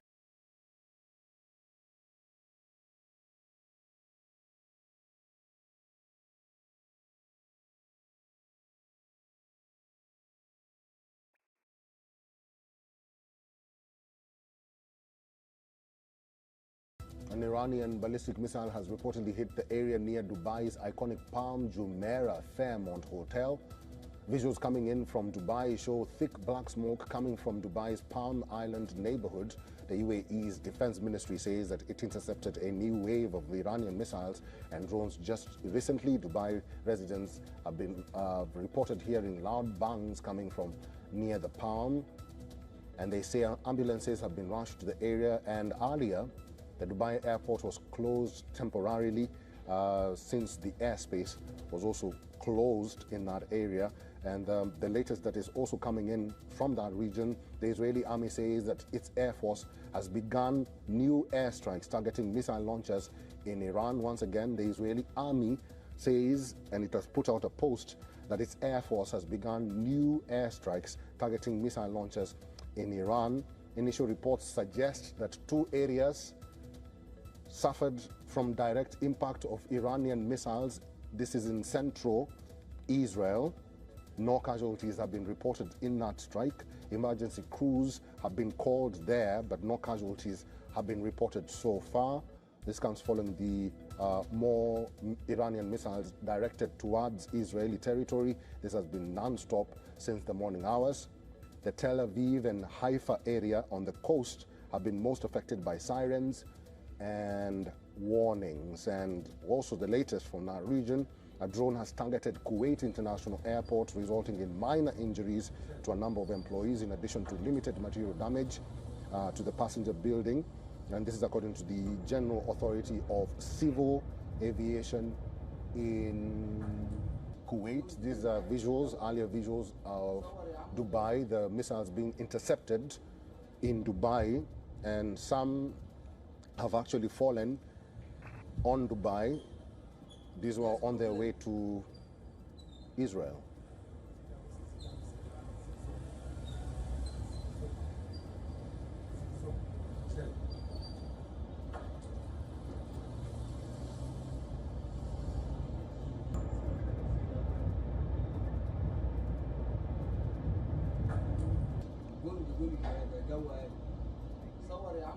All right, so that what you see on your screen right now is footage coming in from Dubai, and as you can see, the missiles are flying over the skies of Dubai.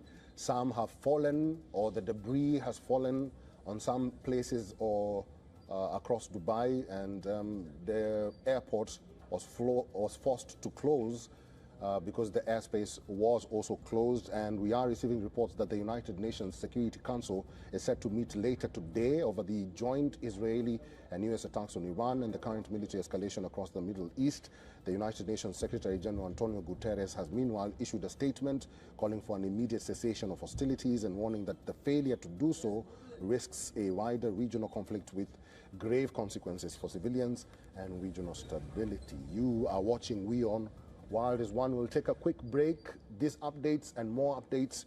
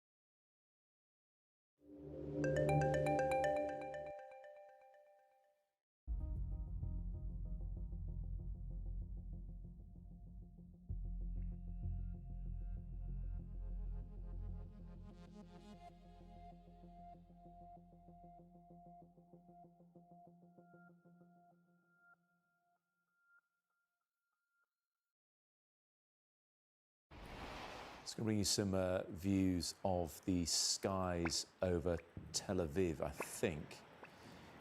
You may well see, there you go. You'd imagine that is defences reacting to missiles entering Israeli airspace.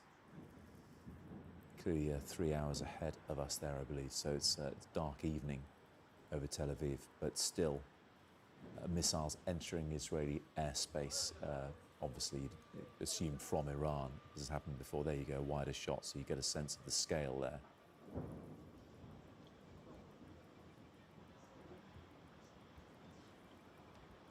Live pictures here of Tel Aviv in Israel as it just gets into evening time there. And we're seeing missiles coming in.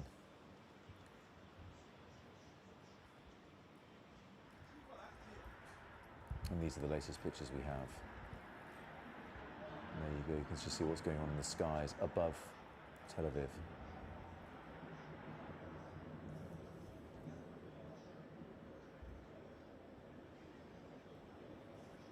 We know air raid sirens have been heard across Israel throughout the day. Our colleague Adam Parsons in Jerusalem experiencing that as he was reporting what was going on there. But as you can see in the skies above Israel, just what is going on at the moment.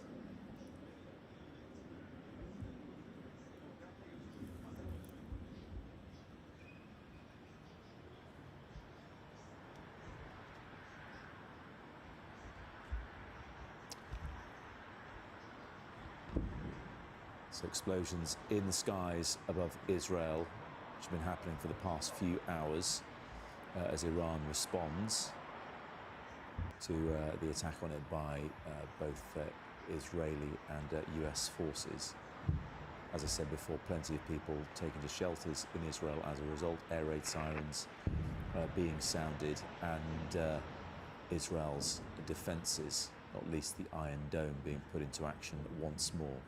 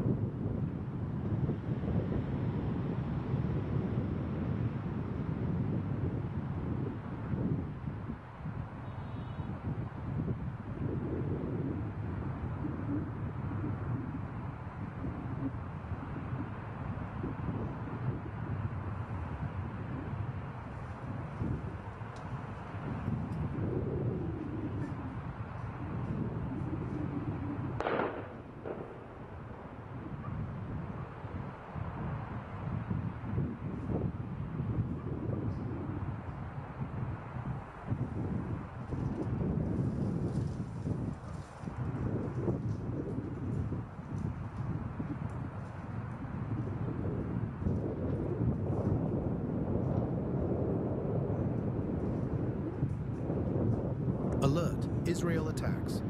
Iran, IDF, air raids on Iran. Largest ever in Air Force's history. Why on breaking?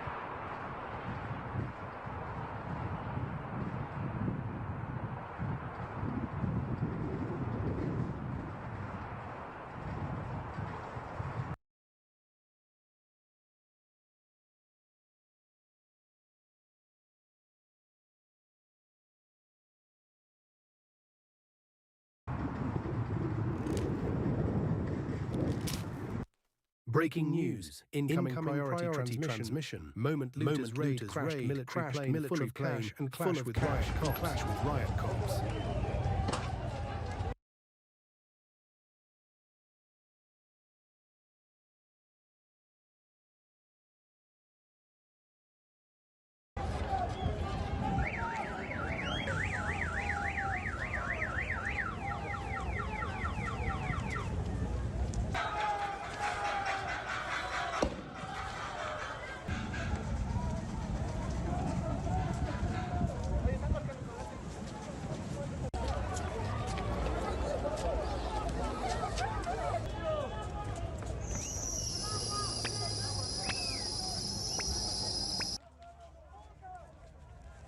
escalón hay que bajarlo.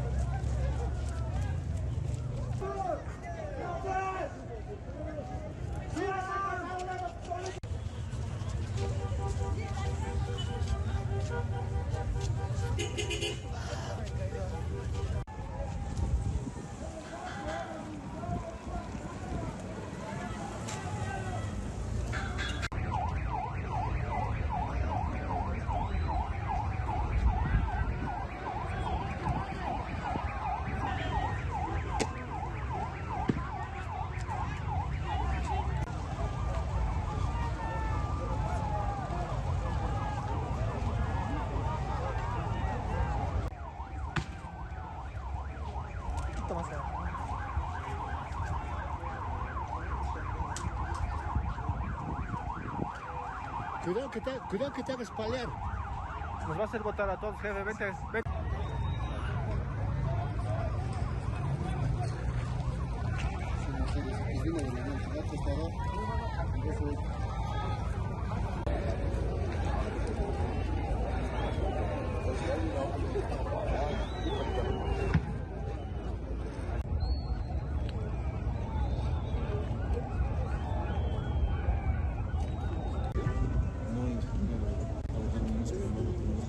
Pues, pero el orden.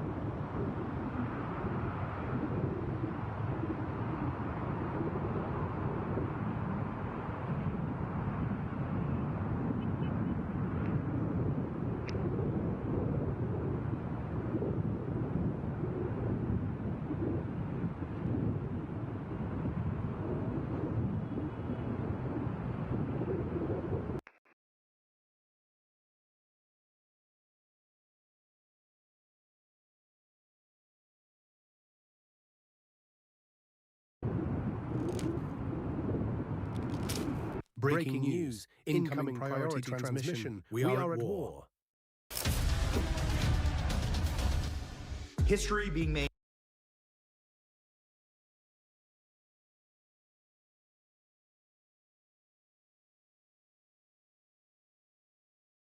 right now before your very eyes. An Iranian ballistic missile hitting an American base in Bahrain. You can see the missile strike. You can see it mid-air. It's happening. It's all popping off. We've been telling you about this all week, that America will be bombing Iran and Iran will be retaliating, and it's going to get ugly. This is footage of an Iranian missile slamming into the headquarters of the U.S. Navy's 5th Fleet in Bahrain today. It's the Naval Support Activity Center. This is all happening. We prepped you for this. Absolute and total devastation, destruction, and a message from Trump. U.S. urges embassy staff to leave and evacuate Israel. We were telling you this was going to happen in the next 24 hours. It's going to pop off.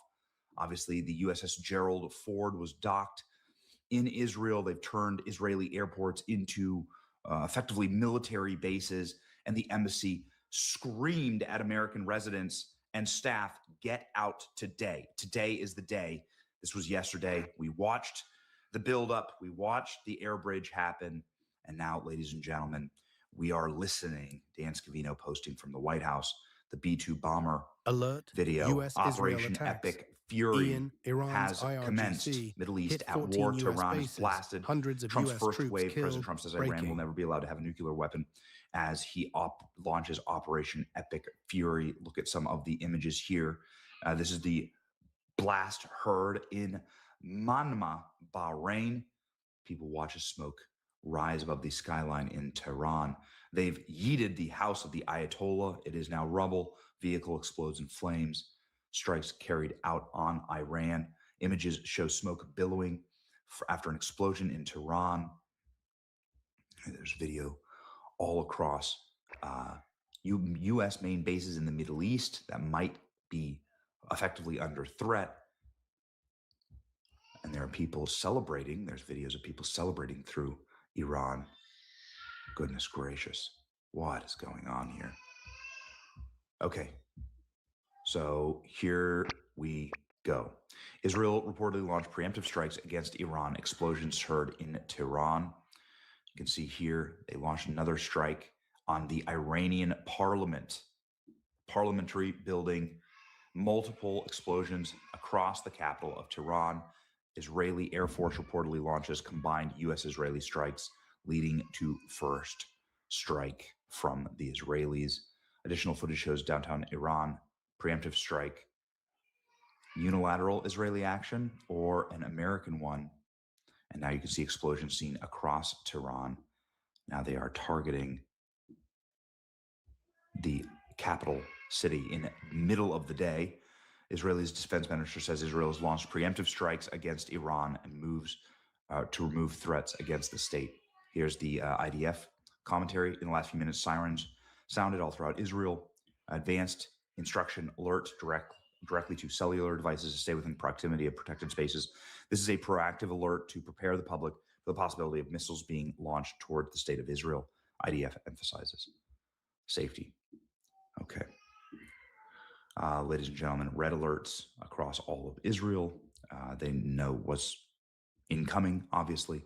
Israel launched what it says is preemptive strikes on Iran. Help has arrived.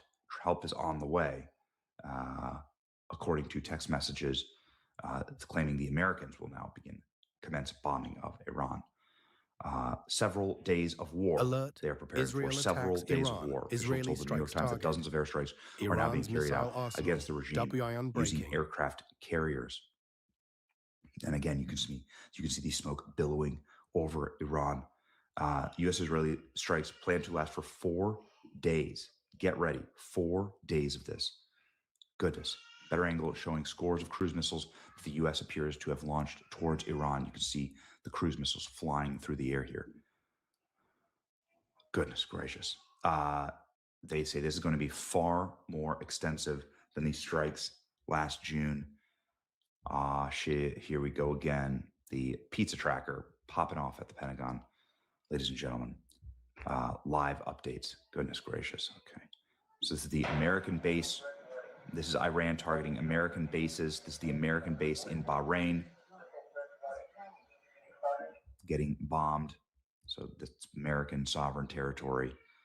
Israel has attacked Iran has attacked U.S. bases across the Middle East and Dubai, Abu Dubai, and Israel in revenge strikes. Tehran has struck the 5th Fleet Service Center. We played you that clip. You can see the bomb actually landing. Dubai, Iraq, and Jordan have all reported various missile activities. This comes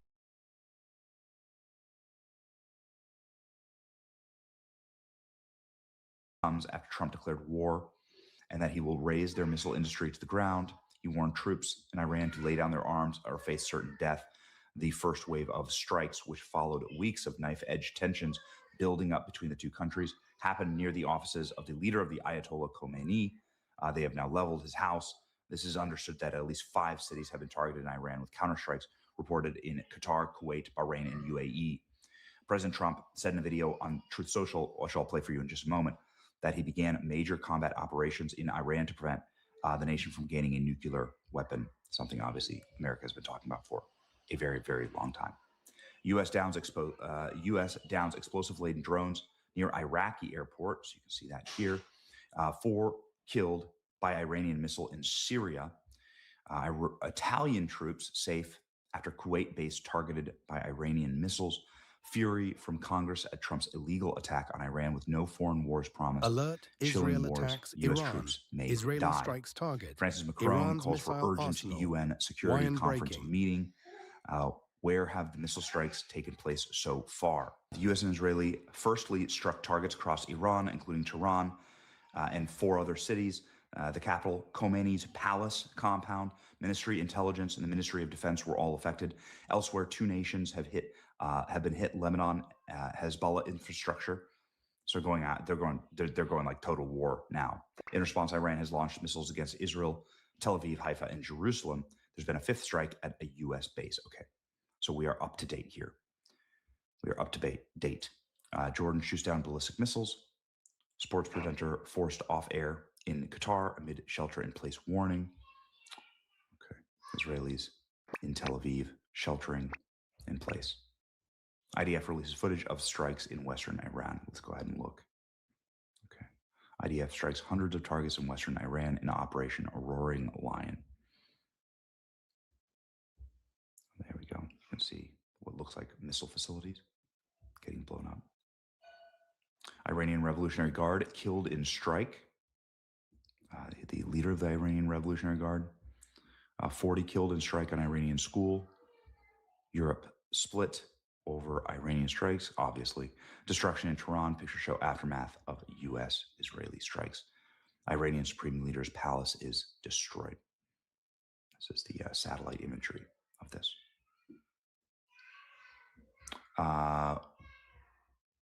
What will become of all of this? Aerial images confirm that Iran leader's Khomeini's compound has been 100% obliterated. They have a clear objective: end the Iranian regime. Senator Fetterman just gave his full support for the overwhelming strikes against Iran. Operation Epic Fury. President Trump has been willing to do what's right and necessary to produce peace in the region. God bless the United States. Qatar. Look at that. You can see. Crazy.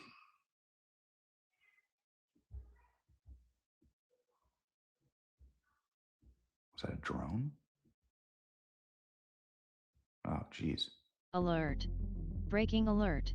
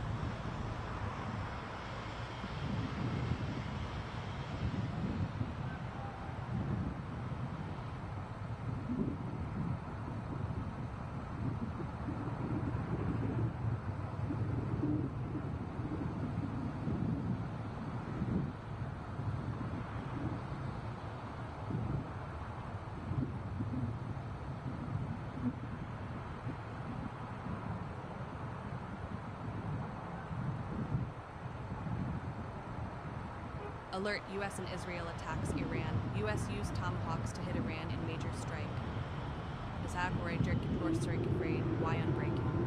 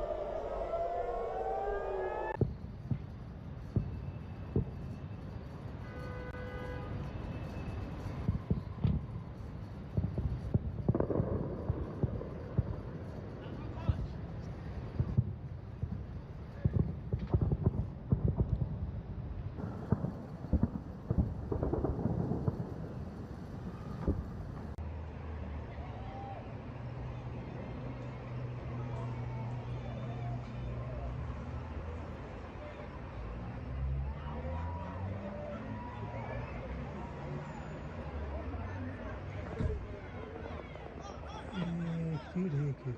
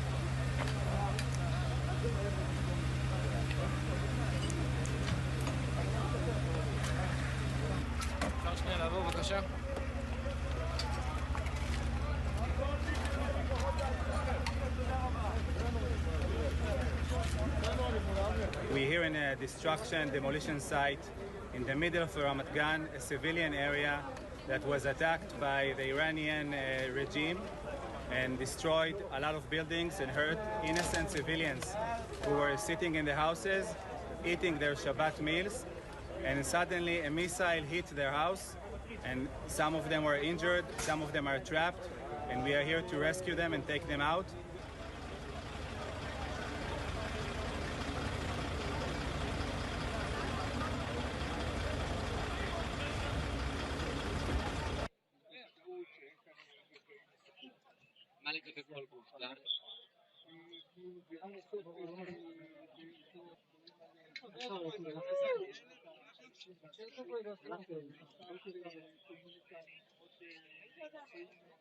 I can tell you that we do have a number of injured, but I can't go into detail of the exact number or the exact location, as I said.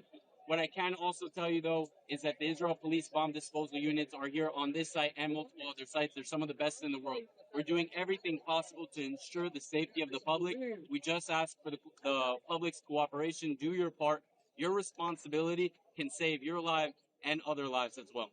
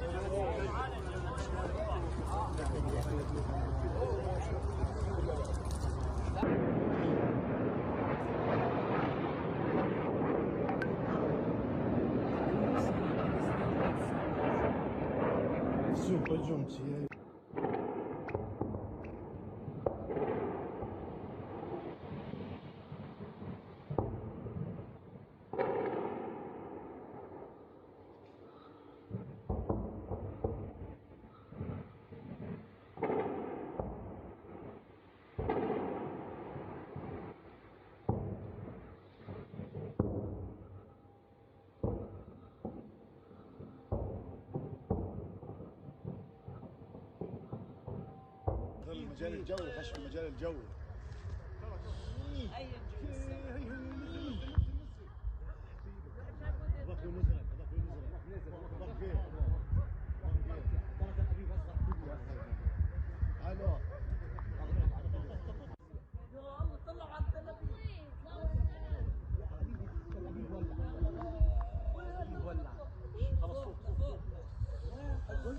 حسن طلع فوق طلع اطلع على السطوح ورا مليان يا الله اطلع على السطوح ورا مليان هلا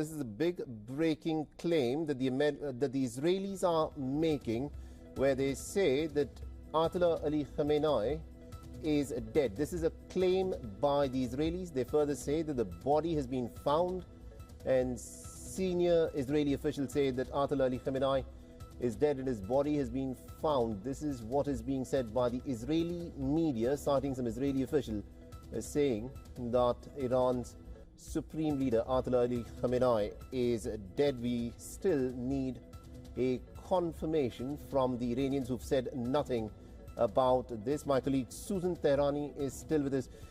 Susan, this is a big claim by the Israelis, where they say that the body of Ayatollah Ali Khamenei has been found. What more do we know about this? Breaking news, Mohammed. Israel claims Khamenei is dead and his body has been found. Senior Israeli officials have now confirmed that Khamenei is dead and his body has been found. Israeli media citing Israeli officials as saying Iran's supreme leader, Ayatollah Khamenei, is dead. All right, so this of course is a big claim by the Israelis. They also say that the body has been found. It'll be very interesting to see how what in fact emerges of this. These are reports within the Israeli media at this moment. But if it has indeed happened, then this is a major victory that the Israelis and the Americans can claim. Ayatollah Ali Khamenei, the 87-year-old supreme leader of Iran, who had said that there is going to be a clear line of succession after him, and even if the Americans take him out, that the Iranian Islamic government will continue. This is what the Iranians had, of course, said. Colonel Davis, let me bring you in on this. Ayatollah Ali Khamenei, the most important individual. All right, we seem not to have Colonel Davis with us, but this is breaking news. This, remember, is what the Israeli media channels are in fact saying.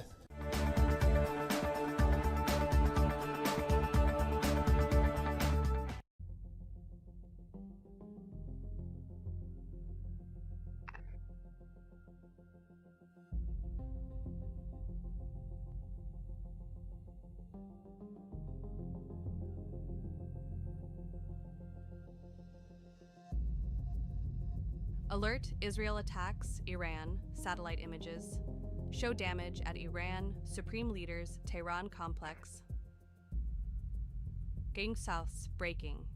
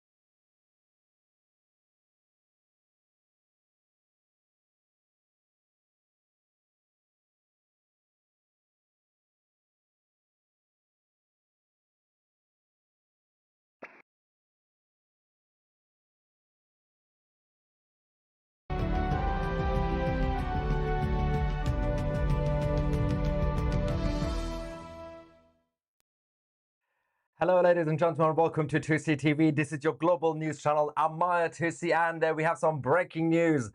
Ali Khamenei, the supreme leader of the Islamic Republic of Iran, or Ali the Mouse, Mush Ali, has been eliminated by the US and the state of Israel. There are celebrations as we speak across Iran, but also across the whole world by the Iranian diaspora, and of course, all those who are pro-life and freedom. And of course, on this channel, 2C TV, we give a special thank you to Uncle Donald.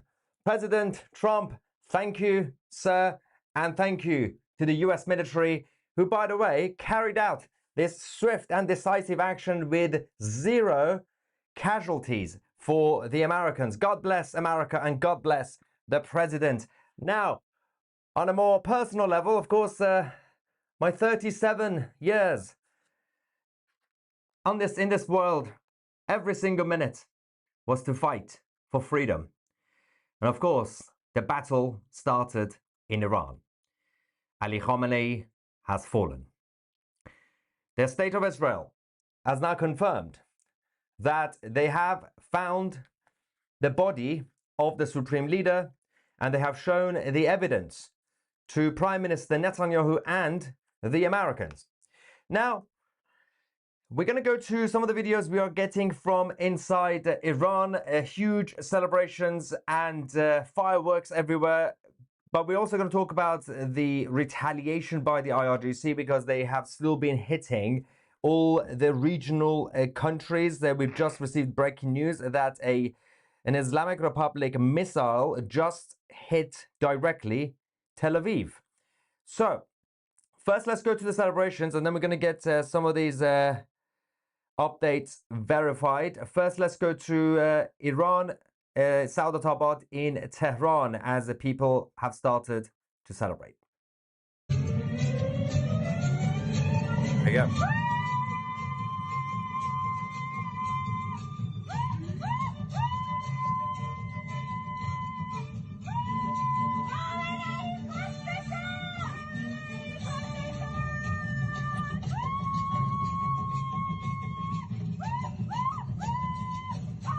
Donald is dancing. That Donald is dancing. We actually have a video of President Trump, actually, the latest video from him in Mar-a-Lago, dancing. But let's go to more videos from the celebrations as we get more updates, and we'll get your reaction in the live chat.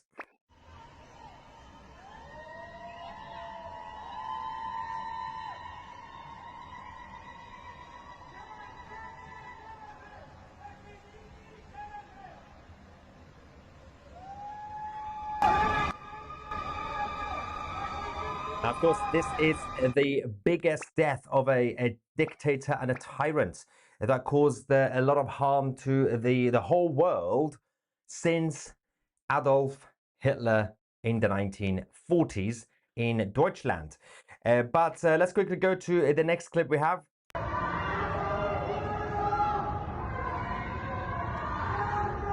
Everybody's happy. They're all obviously waiting for the return of their king, King Reza Pahlavi II. Here we go, Pahlavi will return home.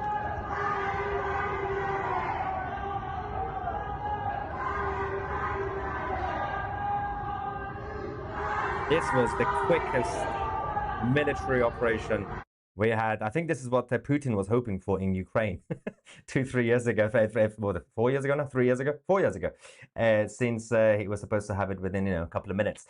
All right, we got some reaction. The toilet has got flushed. Yes.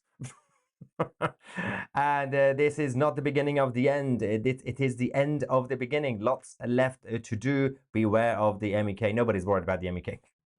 MEK. I would like 3 sort of drinks in your pub: Rising Lion, Midnight Hammer, and Lion's Road. I'm going to take notes. These are the new cocktails we're going to serve in our pub. Right, we obviously do have, I think, a confirmation that Ali Khamenei's whole family, including his son-in-law and daughter-in-law, and everybody have also been eliminated as a part of the early strikes this afternoon in Tehran and across the country. Iranians abroad are also out celebrating. This is, I believe, in London.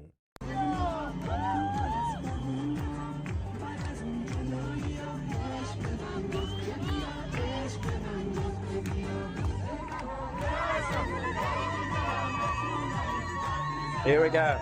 Here we go. Now.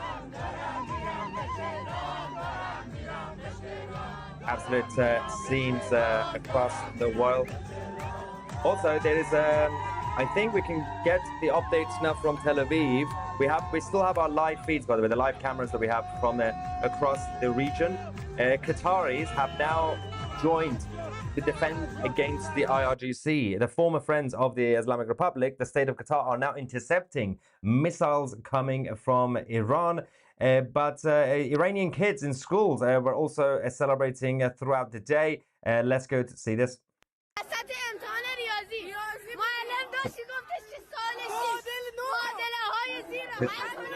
He's saying we were in the middle of the exam. They were in the middle of a test, and then they heard the missiles. They're all excited. Of course, everybody is happy right now. Iran is getting liberated. Jay says, this day has been coming for 47 years. God bless the Iranian people, Israel, and God bless President Donald Trump and our United States of America. Absolutely. We are going to go to Israel shortly. A lot is happening. I think we can quickly have a look at the situation in Tel Aviv. Massive developments happening over there. Let's just think there was just about a hit just now. The live camera is falling apart. What is going on? This is our live feed from Tel Aviv. It's not looking good. We do know that missiles have been launched now towards Israel, and a new wave of attacks are now coming. Is now coming from Israel and the United States. They're going to be hitting the rest of the IRGC infrastructure. Okay, I'm going to turn this down because this is annoying me. I'm not really sure what's going on with Tel Aviv live cam. We'll get back to that in a second. But there is a special message from a woman in Iran, in Kerman, sent a message of thank you to President Trump and Prime Minister Netanyahu. Let's go and see what that's about. Hello everyone. I'm a girl from Kerman, Iran. The US strikes have begun, and I felt like I should record a video to say that thank you, Mr. Trump. First of all, thank you, Benjamin Netanyahu, and the people of Israel who have to go to bomb shelters these days. I should mention that responsibility of this war is on the Islamic Republic and Ali Khamenei per se. And even if I die, the strikes have touched my city as well. Even if I die in this war, the only one who's to blame is Ali Khamenei, and if that leads to the destruction of this regime, this terrorist, I'm okay with it. If I die, I'm okay with it. And I hope that our king, our Shahanshah, will return and rebuild our country, and my country can see better days. Javid Shah, Payande Iran. Absolutely, Javid Shah. There is a bit of an emergency situation right now in Israel, in Tel Aviv. The whole city is has gone dark. I'm trying to see if I think our live feed from Tel Aviv is actually frozen. That's why there's no proper sound. Do we have a situation from Haifa to find out? I think there is a... What's happening in Jerusalem? Jerusalem is fine. That's Jerusalem. Alert. Israel attacks. Right. Iran, we have sound. Israel claims Khamenei. Dead after strikes on Tehran, Dursir, No. Grand Prix, Skirsir, What's the situation with Doha? Doha is actually... Okay, Doha was back. What is going on here? There we go. That's Doha. They're fine. Let's quickly go back to Tel Aviv. Hopefully we'll get the sound Yeah, it's not. I don't know what's going on. It's not Jerusalem, obviously. We'll get this sorted, but we are getting updates now from Tel Aviv, which I'll keep you guys posted. So heavy fighting has now been reported at Evin Prison. This is the infamous prison in the capital of Tehran, where the political prisoners are located. Regime security forces have surrounded the facility, and there is heavy gunfights going on outside the prison. I think this is to attempt to rescue the political prisoners. We also have an update from Bahrain. Do you remember the last live stream we showed you one of the residential buildings in Bahrain that was hit by a suicide drone by the Islamic Republic? We showed you the footage from the far. We now have a video from one of the residents of the building, was literally one floor down. The suicide drone of the IRGC literally hit the floor on top of him. He got extremely lucky. Let's go and look at that. Now that was absolutely insane. And again, this just shows the Islamic Republic continue to target civilian areas, basically across the whole region. The only country that they are not attacking, where the US bases are located, is Turkey. And I think it's time to have a conversation about Erdogan, because he's becoming a bit of a problem for the whole world. And now the Islamic forces have also launched strikes on the Kurdish capital in northern Iraq. Let's go. Then we'll go to Tel Aviv in a minute. Yeah, and there's also the the United States have now obviously released their video of themselves, the US military, doing the strikes on Islamic Republic's air defense systems, and they have now all fallen apart. That's the wrong footage. I don't know what's going on. Okay, there we go. We have the... So that is the US military. And Qatar have now said that their country have been attacked by 65 missiles and 12 drones from Iran. So Qatar are not too happy about the Islamic Republic. And now let's quickly go to more celebrations. Actually, there is the United States, President Trump has now issued a global caution worldwide. So this is a worldwide alert to all American citizens around the world, because of course they are a target for the remaining members of the IRGC, and they have to be extremely cautious. Friedrich Merz of Deutschland has now released a statement saying the Iranian people have the right to determine their own future. Germany is cooperating closely with the United States, Israel, and partners in the region.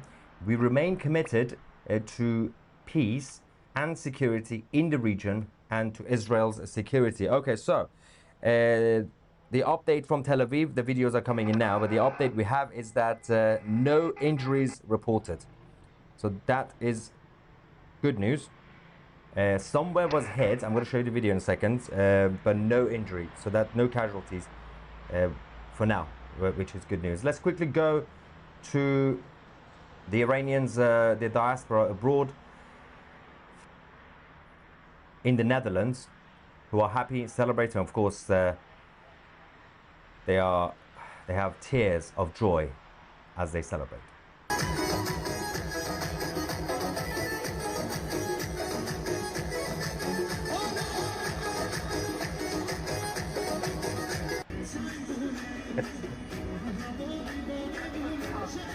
Right. Extremely emotional moments for these guys. Qatar is getting attacked again by the IRGC terrorists. But I'm going to go to Israel first. Actually, Kuwait, more direct hits. The infrastructure is being hit in Kuwait by the IRGC.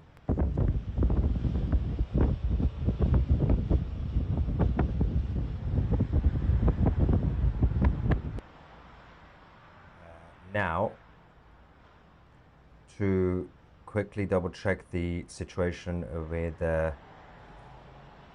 Tel Aviv, actually Doha as well.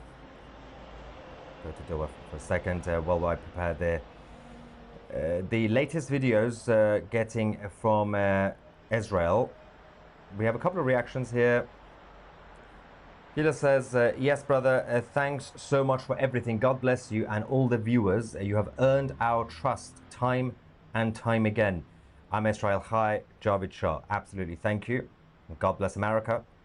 By the way, just a quick heads up. We are working, our team are working on our website. There was a bit of a situation earlier. We had high traffic and also we had some people attacking the website, trying to hack it. And so we had to increase security. So our team are kind of working on sorting that out. So if you can't access the website for now, just wait until later on and it will be okay. Libel says, whatever they do, do not let them take his body to Israel under any circumstances. You don't want him to get back up after 3 days. Oh, God. Well, to be fair, if he had been killed on Friday, maybe. What's going on? Okay. Let's... Superman says, God bless Donald Trump, Javid Shah. Absolutely. Okay, let's quickly go. I'm going to show you the situation with the missiles hitting, as we speak, Tel Aviv. Disgusting behavior by the IRGC. This is actually footage from NBC. We're going to have to see that one. Stay with us.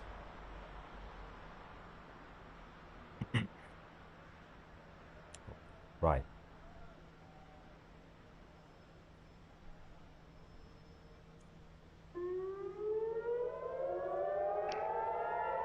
Okay.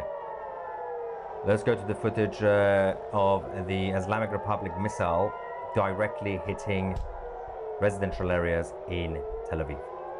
Really? I think that's what there we the go. That's now is. There we go. Regime preservation. As I said, fortunately, no casualties reported so far from that, but more missiles are on their way. We were, of course, expecting the Islamic Republic to get desperate and a little bit insane towards the end of its life. And the IRGC themselves are claiming that they are targeting Israel's military infrastructure, but obviously that is there's nothing military about what you just saw in that footage. It's not really a surprise the way these guys pretend in Iran. And yeah, let's go to the next video. Yeah. This we just received is from Qatar. Doha has been attacked, and of course both the Qataris and the Americans are working hard to intercept the missiles and the drones.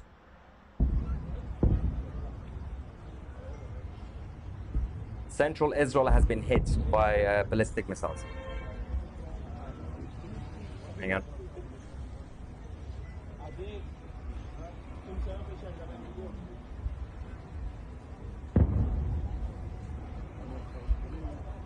There's currently fire in Tel Aviv.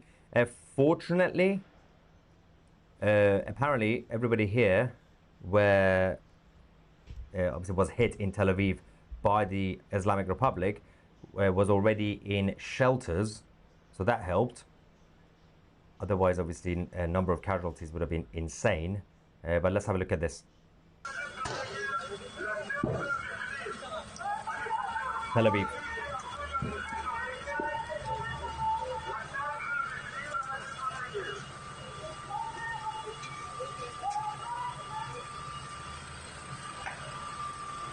Everybody's fine. These are the last desperate attempt by the IRGC to cause harm before they bow out.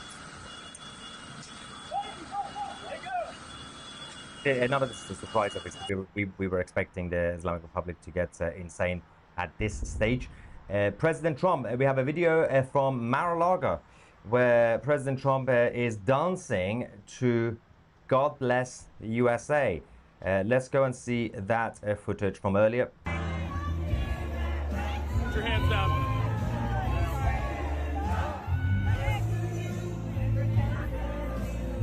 I'm gonna push you.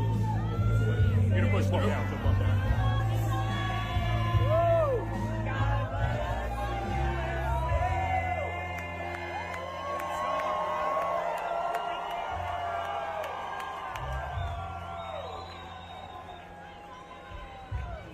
Of course, the celebrations across Iran also continue. I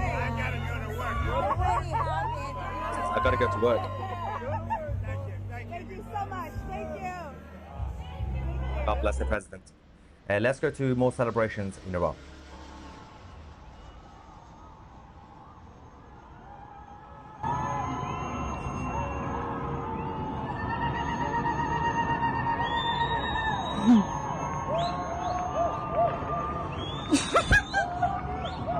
Rabbit.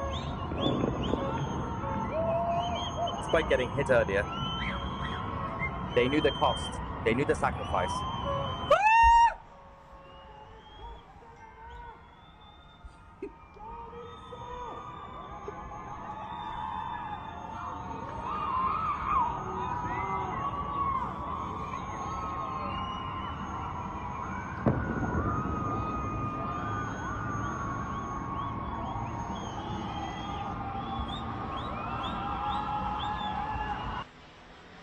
Now, there's a woman in Iran in this reaction. She says they have taken out Khamenei. Congratulations, everybody. خامنه‌ایو میگن زدن. خامنه‌ایو زدن. وای. وای. بچه‌ها مبارکه. مبارکه. More footage of celebrations.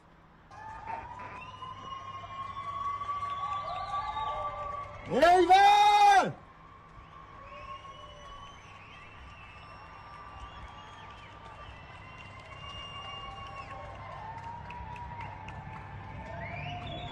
Bahrain is getting hit as well again. We're going to go to that in a second. But let's go back to Israel. Israeli students happy and celebrating near the IDF headquarters.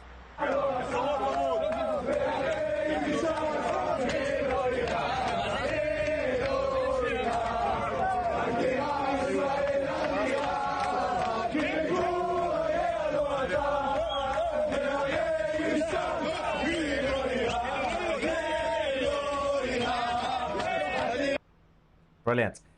Now, fireworks apparently in Iran.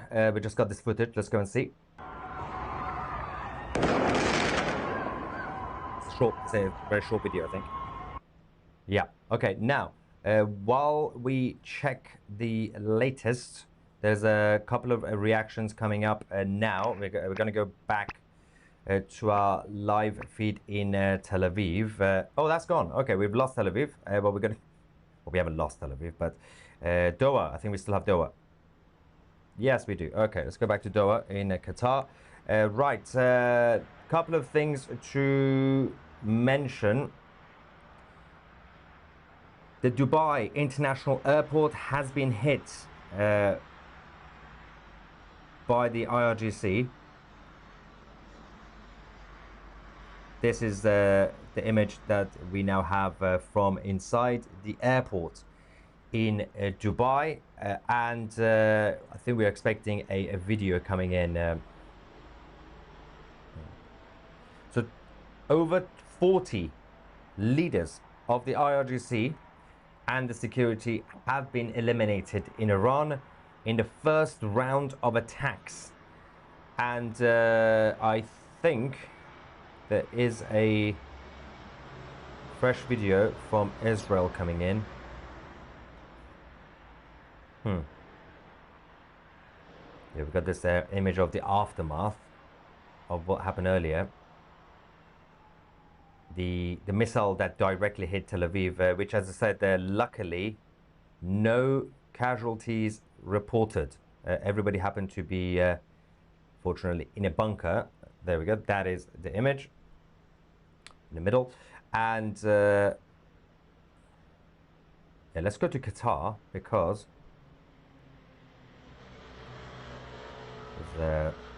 ongoing battle right now.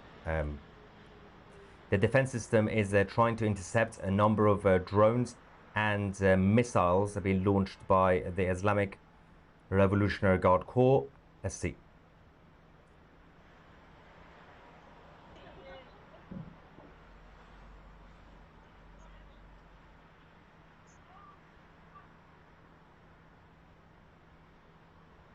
They're intercepting them. Good work by both Qataris and the Americans, by the way.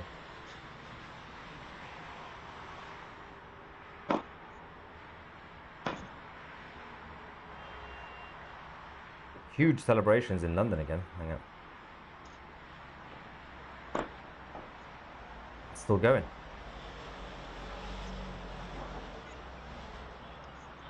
Let's go to the streets of London and see what's going on tonight.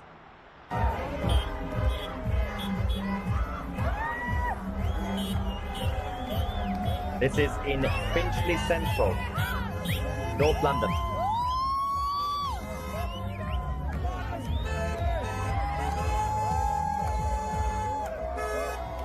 We are getting an update on the casualties in Tel Aviv as well. I think a couple of other places might have had some issues. We'll get to that shortly. Quickly going back to you guys. Wow, Regina says, today's my birthday. I'm celebrating life with family. Well, happy birthday. And also happy birthday to the Iranian nation. I've been watching your channel for at least 3 years of you opposing the IRGC. I'm so glad for you. Maybe you can start returning. Yeah, we will have a live coverage on 2CTV from Tehran soon. Do you think the reports about the missile attack on a school with numerous casualties is propaganda news? We already reported that earlier today on this channel. That was the IRGC missile hitting a school in Iran. And obviously then they played the victim card saying that, oh, the Jews and Americans are hitting our schools. Then we realized they were lying, obviously. 6 people are mildly injured in Tel Aviv. So again, that's good news. Could have been much worse. But thank God for the Israeli government obviously having multiple shelters and defense system to protect their citizens. Please make a movie. Like this message if you want a movie or a TV series. Stunning stuff. When we can go back to Iran, we're going to do a whole documentary, the return to Iran on 2CTV, which we can watch on 2CTV Plus at some point. And yes, Blackfish Blue says, today the world changes forever. Absolutely. Just like how we've had 3 events that changed the whole world. The French Revolution, technically the first one. The Russian Revolution and the 1979 Islamic takeover of Iran. This is the 4th one that will change the world forever. And someone says, I wonder if Putin is taking notes. This is how you do a special military operation, by the way, if you are watching from the Kremlin. And right. There's a lot of reactions and super chats as well. Someone says, who's actually in charge of Iran now? The president? No, I think we think the president is dead. We haven't seen or heard from him. I can't confirm that, obviously. But I believe that Ali Larijani is now in charge for now. That is Ali Khamenei's best friend. Well, one of best friends. And right-hand man politically. So these are the names that have been taken out below Khamenei. The head of the IRGC's ground forces, Mohammed Pakpour, senior security advisor to the Supreme Leader, Ali Shamkhani, who was hit a couple of times before, even during the 12-day war. He keeps surviving. This time he's dead. Mohammed Shirazi, the chief of the Supreme Leader's military office. Aziz Nasirzadeh, the defense minister. Saleh Esadi, intelligence chief at their headquarters. Reza Mozaffariniya, a former deputy defense minister and the head of the SPND. And Hussein Jabal Ameli, the current deputy defense minister.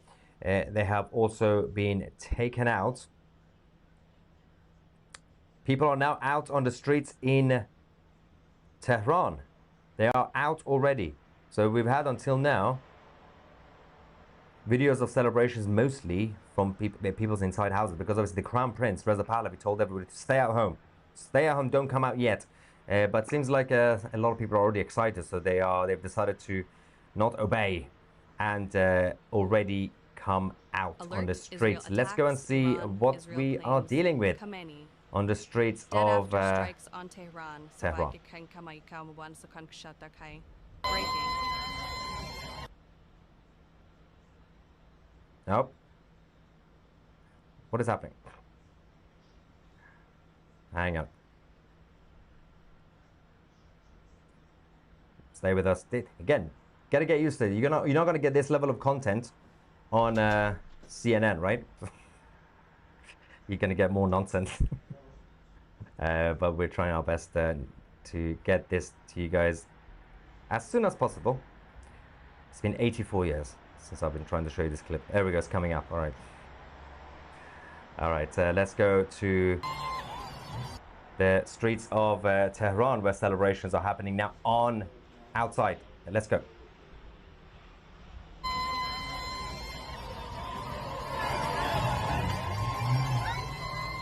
Wow.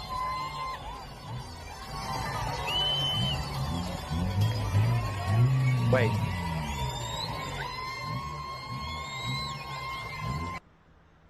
Hang on. So there is a. It's interesting because this also means, if this obviously this is the capital in Tehran, the checkpoints, the military checkpoints, are nowhere to be seen. The IRGC military are nowhere to be seen. The army nowhere to be seen. The police nowhere to be seen. What is happening? The Basij units nowhere to be seen, and people have been able to already come out. Very impressive stuff happening on the streets of the capital. All right, just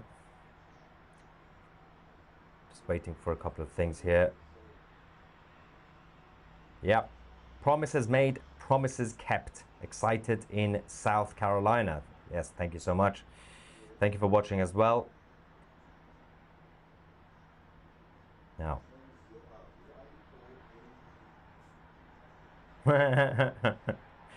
Washington Times article states MEK announces formation of transitional government in Iran. Well, with their 12 members.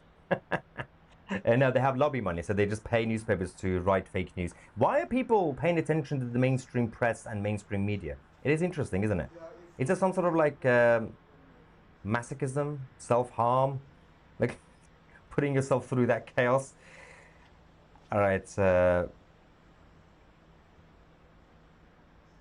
Now, well, things are relatively stable in the center of Doha, so that's good news for the Qataris, I guess.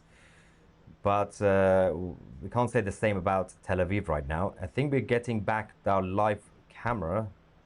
The live, it's not back yet, is it? Yeah, it's broken. The live feed in Tel Aviv is broken for some reason. Okay. But what we're going to do, we're going to go to Jerusalem. There were a couple of things that also were targeted, well, they launched towards Jerusalem, but they were intercepted near Jordan. So that was good news, I guess. Imagine hitting Jerusalem and claiming to be in favor of Jerusalem because of the Al-Aqsa Mosque. Alert. Israel attacks. Crazy terrorists. Iran, all right. Israel claims Khamenei. Dead after strikes on Tehran. More footage coming in. Nadri, I break in Groindery.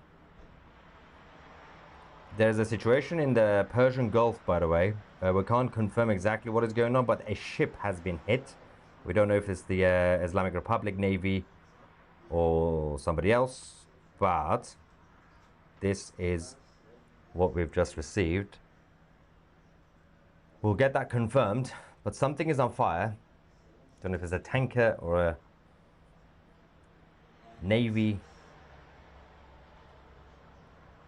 I think we have also quick footage from the Dubai International Airport.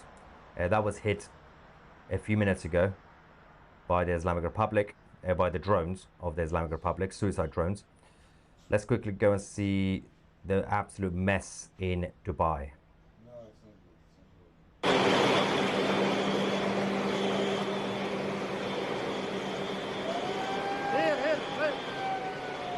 Wow. Wow. Right. I think we've lost Jerusalem as well. What is happening with the live feed? Left, right, and center. Let's go back to Doha. This is the only stable feed we have left. Okay, I'll get our 2CTV team to double check the live cameras, see what's going on with that. I think they'll come back in a second. I'm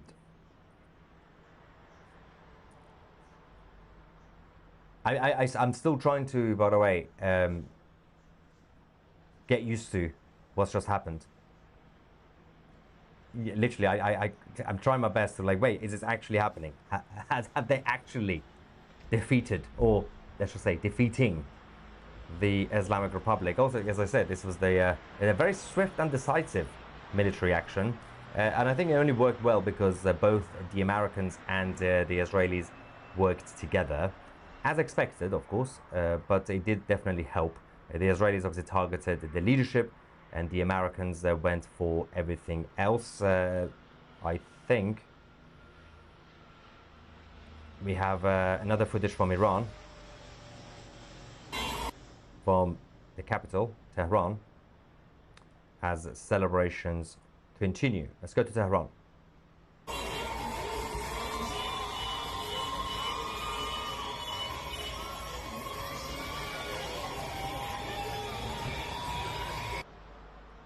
Very, very happy people right now. Okay.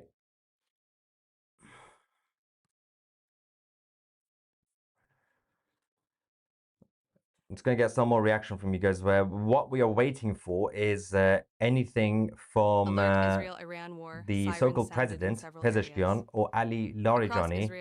There is no official statement coming from Iran anymore, and all we are seeing is basically just rogue attacks on almost every country in the region apart from Turkey.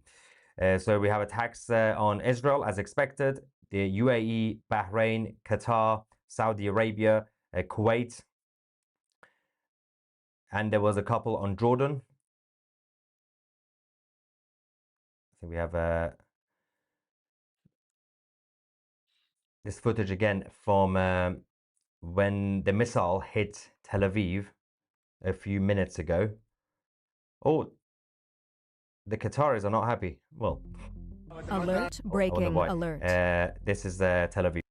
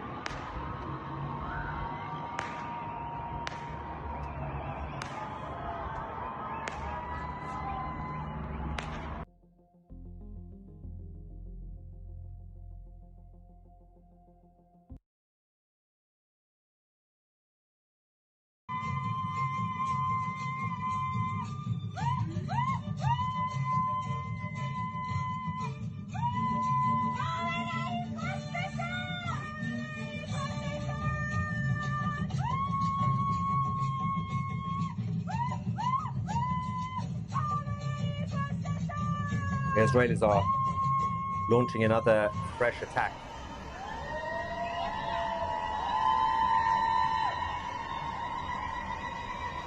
Israel is going in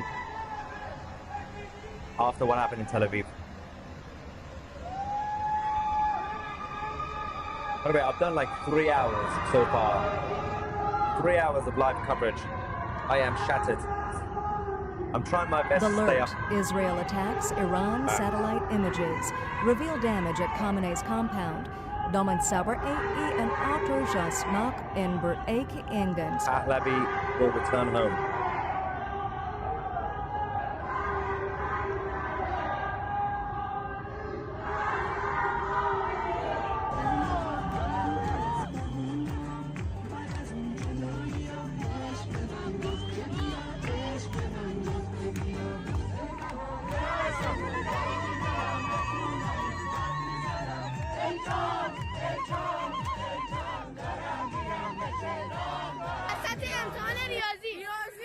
So the school kids in Iran Alert, celebrating. Israel attacks Iran. Israel army issues evacuation. Warning ahead of Then we strike. were in the middle of an exam when the Americans attacked. And we're all happy. Hello everyone. I'm a girl from Kerman, Iran. The US strikes have begun, and I felt like I should record a video to say that thank you, Mr. Trump. First of all, thank you, Benjamin Netanyahu, and the people of Israel who have to go to bomb shelters these days. I should mention that responsibility of this war is on the Islamic Republic and Ali Khamenei per se. And even if I die, the strikes have touched my city as well. Getting more videos. Even if I die in this war, the only one who's to blame is Ali Khamenei, and if that leads to the destruction of this regime, this terrorist, I'm okay with it. If I die. Okay, we are getting more imminent updates. I think there's a... Hang on. Okay, we have more celebrations. Then we're going to go to the UAE and then I think Tel Aviv. First, let's go back to Iran and see what's going on with these celebrations.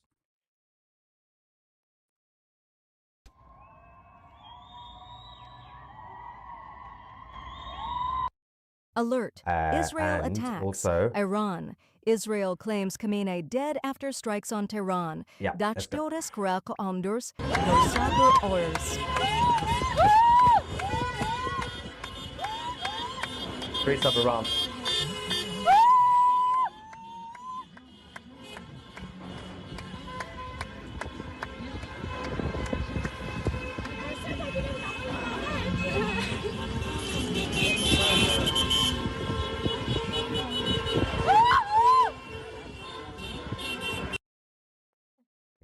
One more happening as well. Trying to verify something that's happened in Dubai. That's why I'm waiting.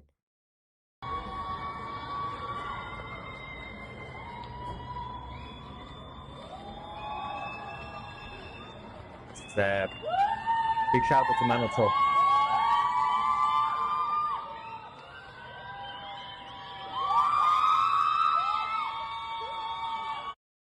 Wow.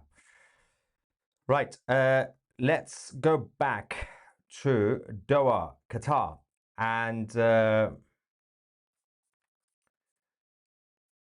it's interesting.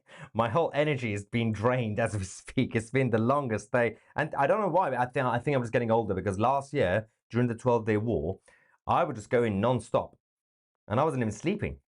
Suddenly, after I got married in September, I think I just got old. Instantly. So it's not my fault. Blame my wife. Not really. All right. I think we can go. Apparently, nobody can verify something that I've heard. So I'm not going to spread fake news. So we have to wait for something. before even mentioning it to you guys. We shall wait until we wait a bit more. Then I'm going to get your reaction. Hang on. What's going on here?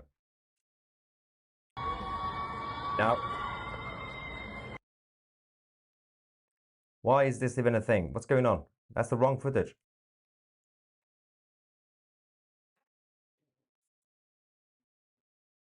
See, my brain doesn't work anymore. It's not my fault. Oh. I know what happened. Hang on. There we go. Got it. It's coming back. Wow. To all those who are new to 2CTV, I apologize. For those of you who are not new, you get used to it.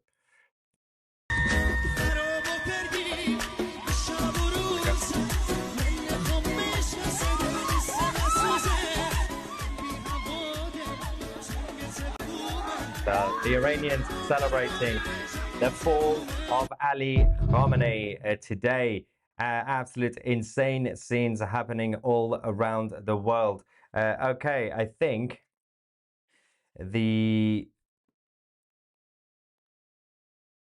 oh yeah, Jerusalem is getting hit, but well, getting targeted, but not hit, because they are getting intercepted, which is good news. But what we don't know is whether there were missiles or drones.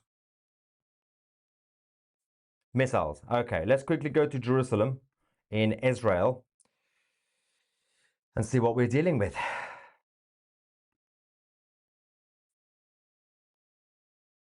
Fantastic plastic, bro!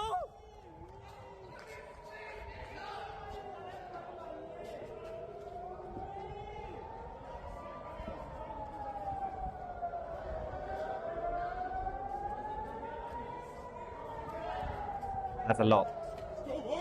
The barrage of missiles all at the same time.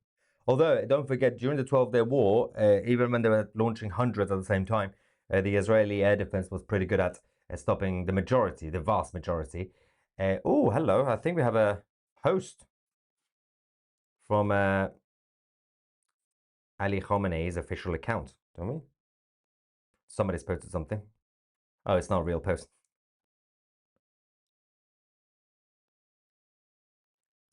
Did they just post this because he's dead? Hang on. It's not even his official account. It's his Persian account. This is what Ali Khamenei's account on X. I thought it was going to be a statement saying, surprise, I'm still alive. But no. Do you want to see what he's done? Look at this. Okay, so this literally makes it look like he's posted this from the afterlife, but he's trying to come back as a ghost with a sword. Roar, Casper the Friendly Ghost, we're coming back. What is this nonsense? Okay, he's mentioned Ali, the Shia Imam, who also got killed. Yeah, if you want to pretend to be a hero, invincible, probably best not to use heroes who got killed a little bit. It's embarrassing. Amateurs. What? Why am I missing so many super chats? This is never to be repeated, repeated moment, Maya. You've done so much to get here. Soak up every minute of it. Sleep later. I'm trying. I am trying. And we got a big super chat here from, is it Lucinda? That is. Thank you very much. Oh, it's in Persian. Oh, both. God bless you all. Tusi, Americans are on your side forever. Thank you so much. And there's also the Persian version. Persian version. Get it? Right. Margarita, dear Maya, super greetings from Malta. Just received the confirmation from Sinwar and Nasrallah of Khamenei's safe arrival to hell. He is in their company. Ah, who else misses Nasrallah? Mr. Potato Head of Lebanon. Kathy says, happy to now be a member of 2CTV Plus from Ohio. Thank you very much, Kathy. Again, as a reminder, if you missed it, apologies from earlier because a huge chunk of you decided to go on the website. It's my fault. Went on the website, high traffic. Our servers are pretty strong, by the way. And then we were also attacked at our back end. So our security had to be increased. So the website has been very, very slow. It will be okay in the next few hours by tomorrow. So if you're experiencing difficulties on the website, on our 2CTV website, be patient. I take responsibility. All right. Everybody's out in other cities. This is in Nurabad in Iran as well. Celebrations continue. I think I find the whole thing surreal. That's why, apart from the first few minutes, it's not because I'm tired. I think it's everything. Well, being tired as well doesn't help. But every few minutes, I have to tell myself it's actually happened. Okay. Alert U.S.-Israel attacks. Iran. Nurabad in Iran. Trump says he had a great conversation with Bibi. Why on breaking? Wow. But their video quality is from 1979. But all right. I think, people in Shiraz are out. And the source of this video is actually, surprisingly, 2CTV. It's actually our team on social media. I didn't even know about this one. I was just told. Alert. Israel attacks Iran. There we go. Let's go to this Israel one from 2CTV. claims Khamenei dead after strikes on Tehran. Well, that doesn't help me, does it? Ramater on Well, that is my logo. breaking. Hang on. Everything's falling apart. Hang on. Oh, it's been a long day. It's Saturday. Come on. We've been working every single day since 1979 to get to this point. And this video's size just got so big. And as you guys know, size matters. And I have to make it small. So I'm doing things to it to make it small while you guys wait. Not in that way. Stop being dirty. All right, let's go back to Shiraz.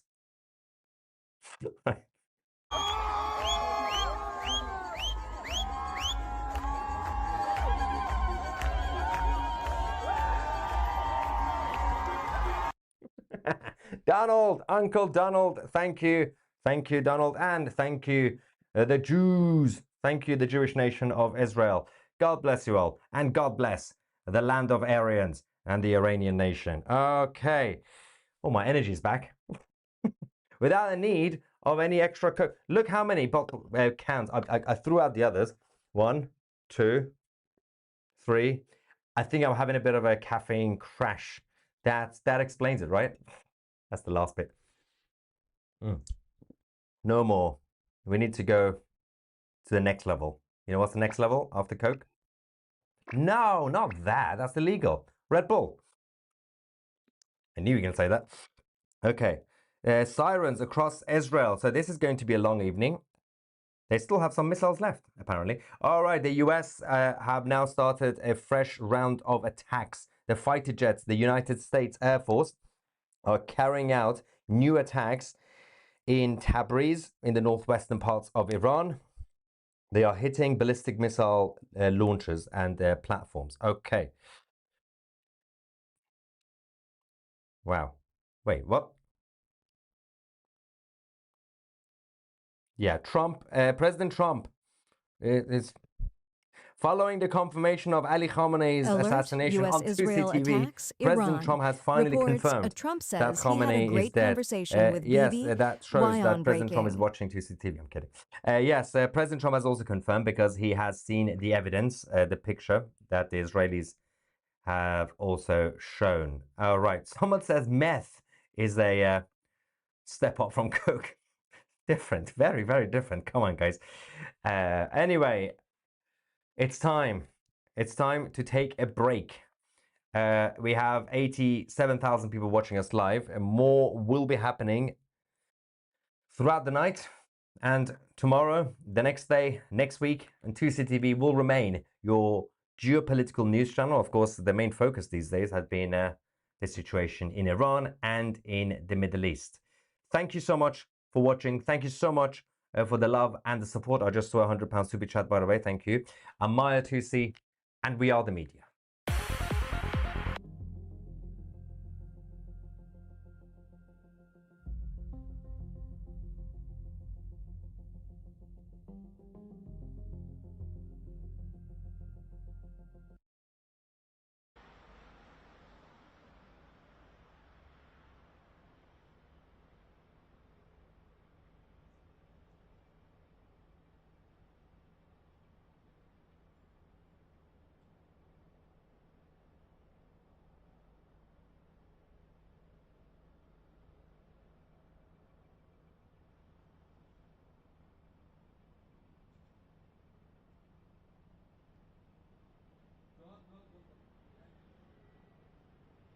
An alert U.S.-Israel attacks Iran reports Trump says he had a great conversation with Bibi. Why on breaking?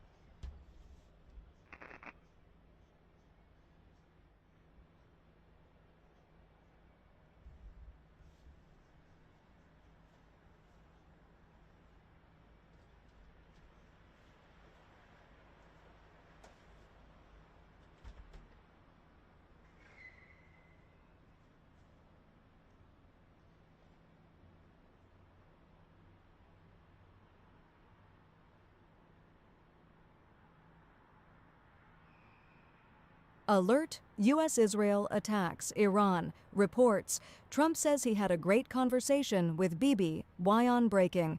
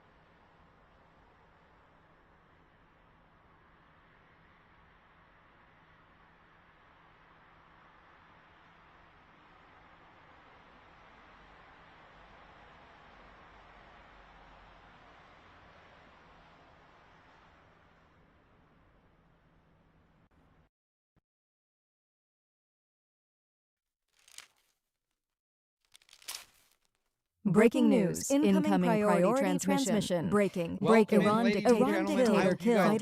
Fighter jet shot down. We're watching from today. I'm filming this on February 28th as the war against Iran rages on, and we now have confirmation that Ayatollah Ali Khamenei is dead. He died like a dog. He is dead. He is gone forever. Plus, we have fighter jets that have been shot down. We have insane combat footage that has hit the internet. So we have a bunch of things to get into. I can't wait to break it all down for you. Before we get started, as always, please make sure to like and subscribe. Totally free. Cost you guys absolutely nothing at all. Huge, huge boost to the channel. Let me know in the comments below. What do you think about the dictator being killed? What do you think about the fighter jets being shot down? What do you think about the film footage? Let me know in the comments below. Hit the notification bell. All notifications turned on. You won't miss a thing. And then Instagram, David_Hookstead, XDHookstead. That's where you can find me on social media. My DMs are wide open. Reach out with whatever you got. Now, let's get into it. So I'm going to put this on the screen for you right away. So the United States early this morning launched a massive, along with the Israelis, a massive attack on Iran, targeting its leadership. We now know that the Ayatollah Khamenei, as they always like to say, or as they pronounce it over there, was killed. As you can see on your screen right here, senior Israeli officials tell Reuters that Khamenei is dead. His body has been found. The dictator who terrorized the region is responsible for the deaths of American service members in Iraq, is responsible for exporting terror around the world, has been killed. We have finally have justice. We don't know the exact details other than he was hit in a massive, massive airstrike. This is a huge win for the good guys. This is a huge win for America. This is a huge win for all our allies in the Middle East. This guy was a scumbag. He was a terrorist, and now he is exactly where he belongs. He is not in heaven. I can promise you that. I don't know what he thought was coming, but after the bombs were dropped on him today, he is almost certainly in a very, very hot place on this planet. We further have more information, more confirmation from Barak Ravid. Israeli ambassador to Washington told U.S. officials that Iran's supreme leader, Ali Khamenei, has been killed in the Israeli strike on his compound. So multiple sources, including the Israeli government, have confirmed that the Iranian dictator has died. Now, combat continues. I'm going to put this on the screen for you. It says U.S. F-35s intercepted and shot down a group of Iranian MiG-29s that launched from the Mazari Air Base on the outsets of the strike. So the Iranians got MiG-29s in the air, and American F-35s shot them down, blew them out of the sky to make sure that the skies were controlled solely by the United States of America and solely by Israel. Is this the first? I believe this is the first time ever an F-35 has shot down a rival fighter jet. So we've got air-to-air kills now. The F-35s putting in work, shooting down a group of Iranian fighter jets that were scrambling against U.S. forces. Now, we have some absolutely insane footage. This is a U.S.-Israeli airstrike hitting an Iranian missile system in the city of Sanjan this evening. Let's watch. Massive explosions. You can see massive explosions on your screen. Unbelievable. Huge, huge explosions. Now, next up, it says insane footage showing multiple interceptors from a U.S. Army Patriot surface-to-air missile battery launching and downing Iranian ballistic missiles earlier tonight during an attack on Al Udeid Air Base in Qatar, with at least one ballistic missile seen striking the base, reportedly damaging a clinic on it. Let's watch it.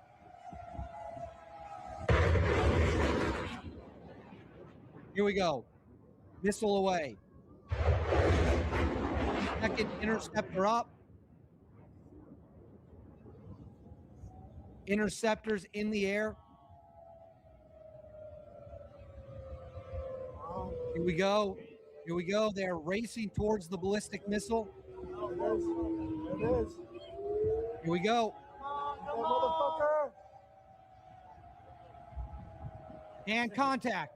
Come on. Another one. They're going for the second one. Another missile is in the air. And right there, the ballistic missile's been hit. The ballistic missile is down. Unbelievable footage. Unbelievable footage. The American Patriot battery striking the ballistic missile. Unreal. Now, U.S. Central Command has released footage. As the president stated, our objective is to defend the American people by eliminating imminent threats from the Iranian regime. The president ordered bold action. CENTCOM forces are delivering an overwhelming and unrelenting blow. Here we go. Tomahawk missiles away. Fighter jets. F-18. Here we go. Iranian strikes hit. Sights hit. Missiles away. Good hit. Good hit. Radar system down. Destroyed. Anti-aircraft fire. Missile defense. Gone. Or sorry, air defense, not missile defense. Gone. Anti-aircraft gunner. Eliminated. Unbelievable footage. Now we have more footage here showing the planes launching. Get ready. This might be a little loud.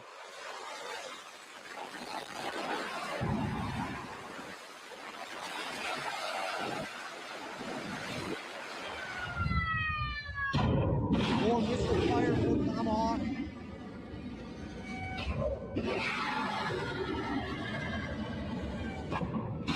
They are unleashing the Tomahawk missile. The missile fire. U.S. Navy ships unleashing their Tomahawk missiles. Now, this is from the Iranian Bashir base at the moment. This is allegedly a massive explosion. We'll go full screen here. You can see huge bombs hitting, bombs hitting. We have another bomb hitting. You can see fire on your screen as targets at the military base are being hammered. Unbelievable. Next up, U.S. cruise missiles struck and destroyed an Iranian radar installation in Bandar Abbas. Here we go. Right there, you can see it smoking, completely destroyed. Completely destroyed. U.S. cruise missiles putting in work. This says, first footage shows Air Force intercepting a drone launch from Iran. Since the launch of Operation Lion's Roar, the Air Force has taken down multiple drones.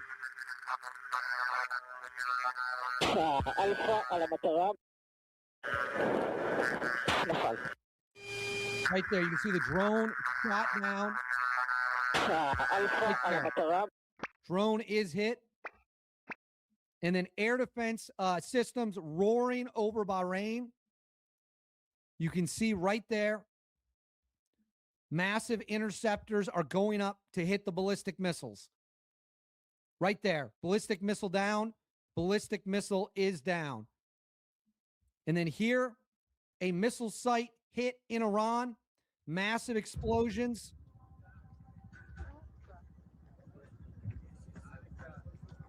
Huge explosions in the distance as the missile site gets absolutely rocked. Incredible footage. And then right here says U.S. Israeli strikes targeted the entrance to the Iranian missile tunnels to prevent launchers from exiting and firing. So right there, there was a tunnel entrance where the missiles were, and the United States bombed it to make sure no missiles could get out. And then right here, this is the Iranian Navy, a Iranian Navy destroyer blown up in port, completely destroyed. The United States bombing it to remove it from the battle space. So as of me filming this on February 28th, we now know the Iranian dictator is dead. He is dead. He is gone forever. We know that multiple Iranian fighter jets have been shot down by the United States Air Force. I don't know if they were in a dogfight or if they launched from a distance, but we know they are now gone, and we have more and more combat footage that continues to roll in. I will continue to monitor the situation and bring you guys updates as we have them. This is a crazy situation. It is fluid. It is fast developing. Let me know what you think in the comments below. Please make sure to like and subscribe. And as always,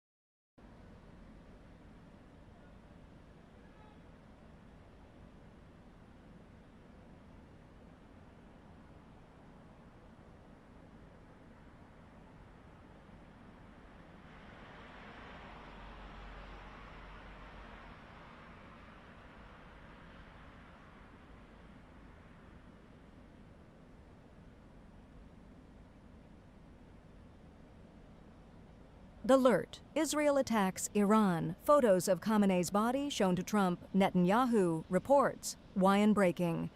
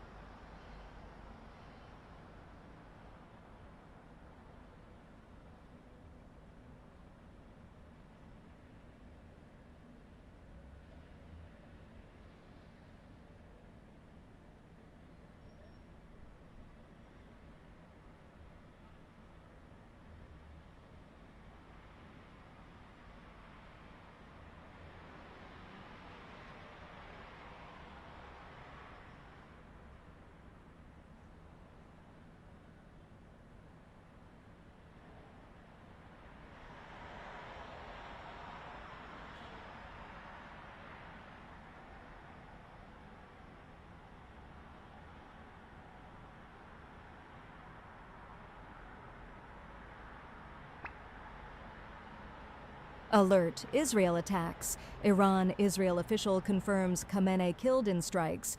Wyan breaking.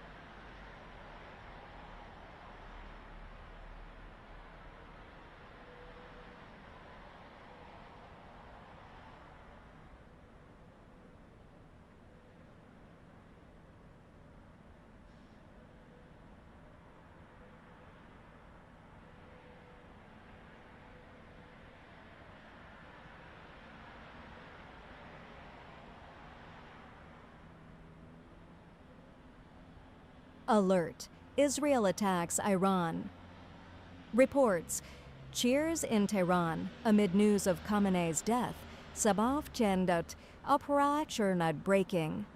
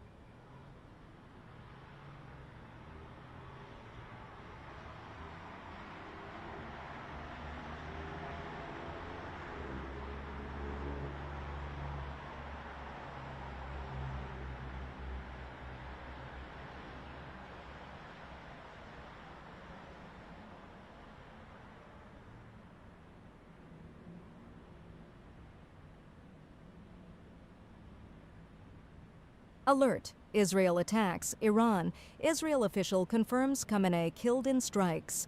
Direk Korsan. Dansan Serendar. W on Forbatern.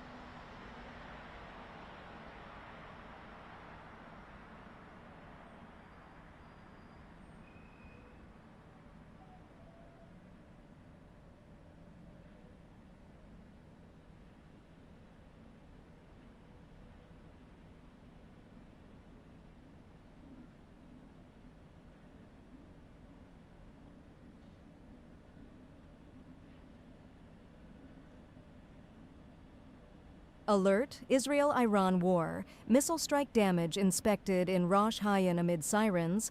Why on shorts?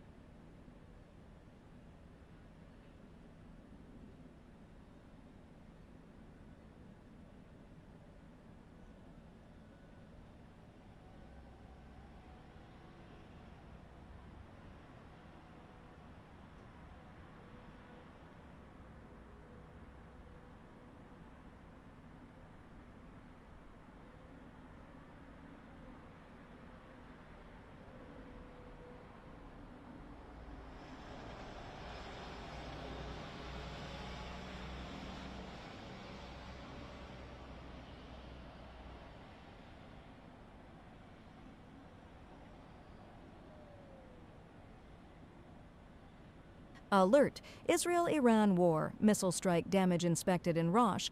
Hashanah amid sirens. Why on shorts?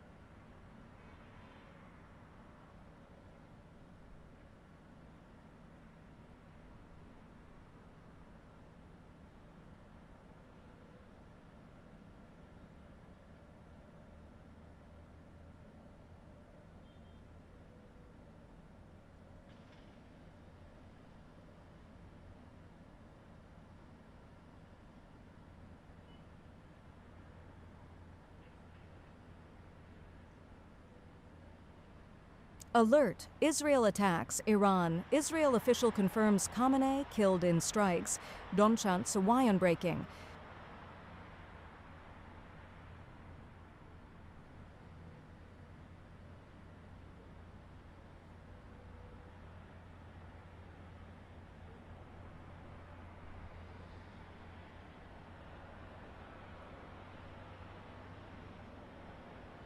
Alert! Israel attacks. Iran reports cheers in Tehran amid news of Khamenei's death. Breaking.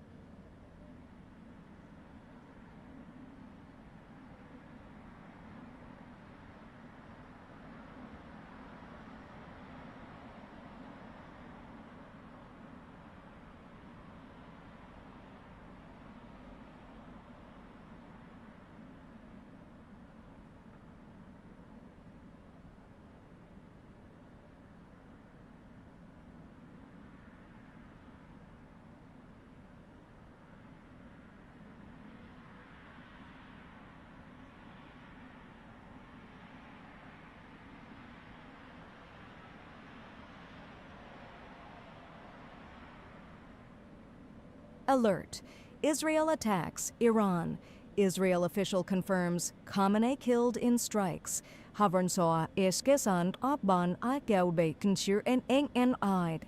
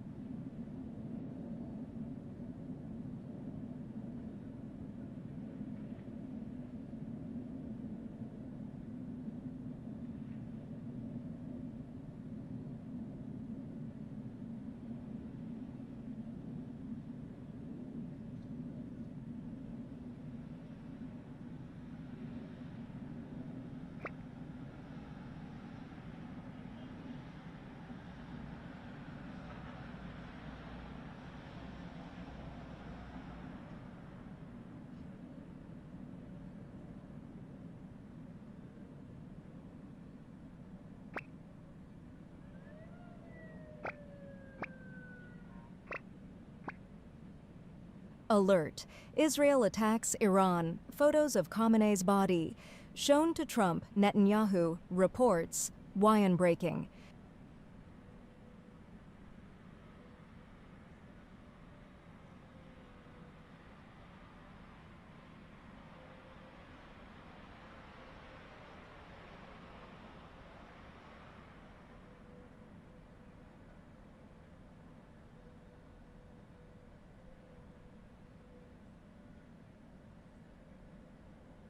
Alert! Israel attacks Iran. Israel official confirms Khamenei killed in strikes. Danato Iran's reacting. Barat Sivo.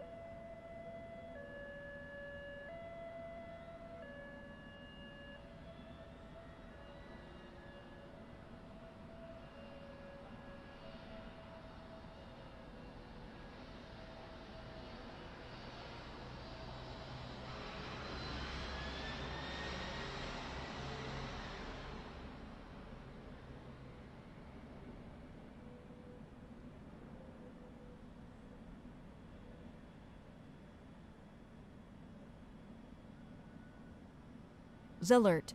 Israel attacks. Iran. Israel official confirms Khamenei killed in strikes. Zorsinden an OSINT. Danin Sirodogwan or raking.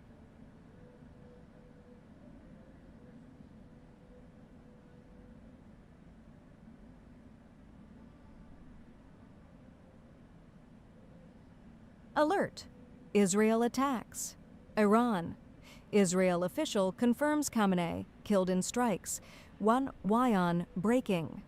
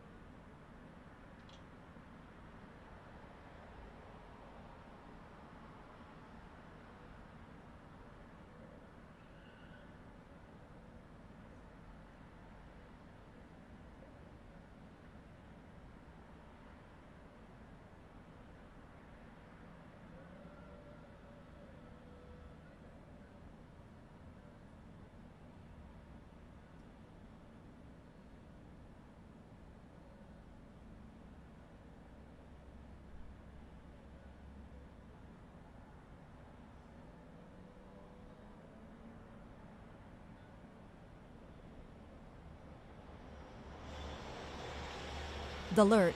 Israel attacks Iran. Israel official confirms Khamenei killed in strikes.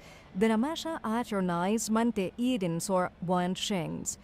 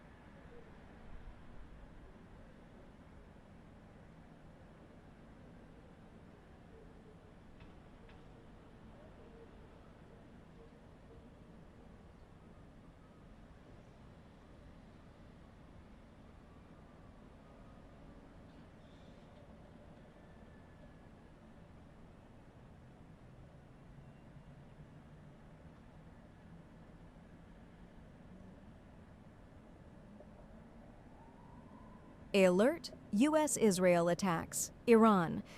Trump action will give Iranians to topple their rules. Jedwayon breaking.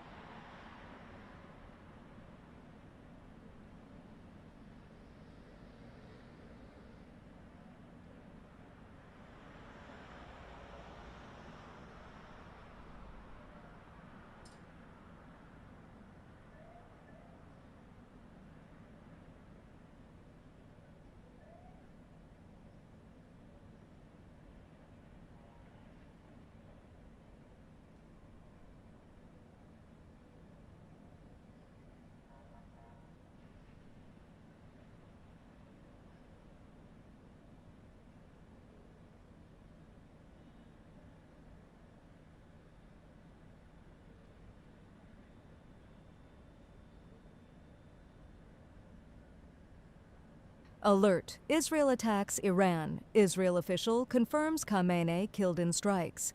Da why on breaking.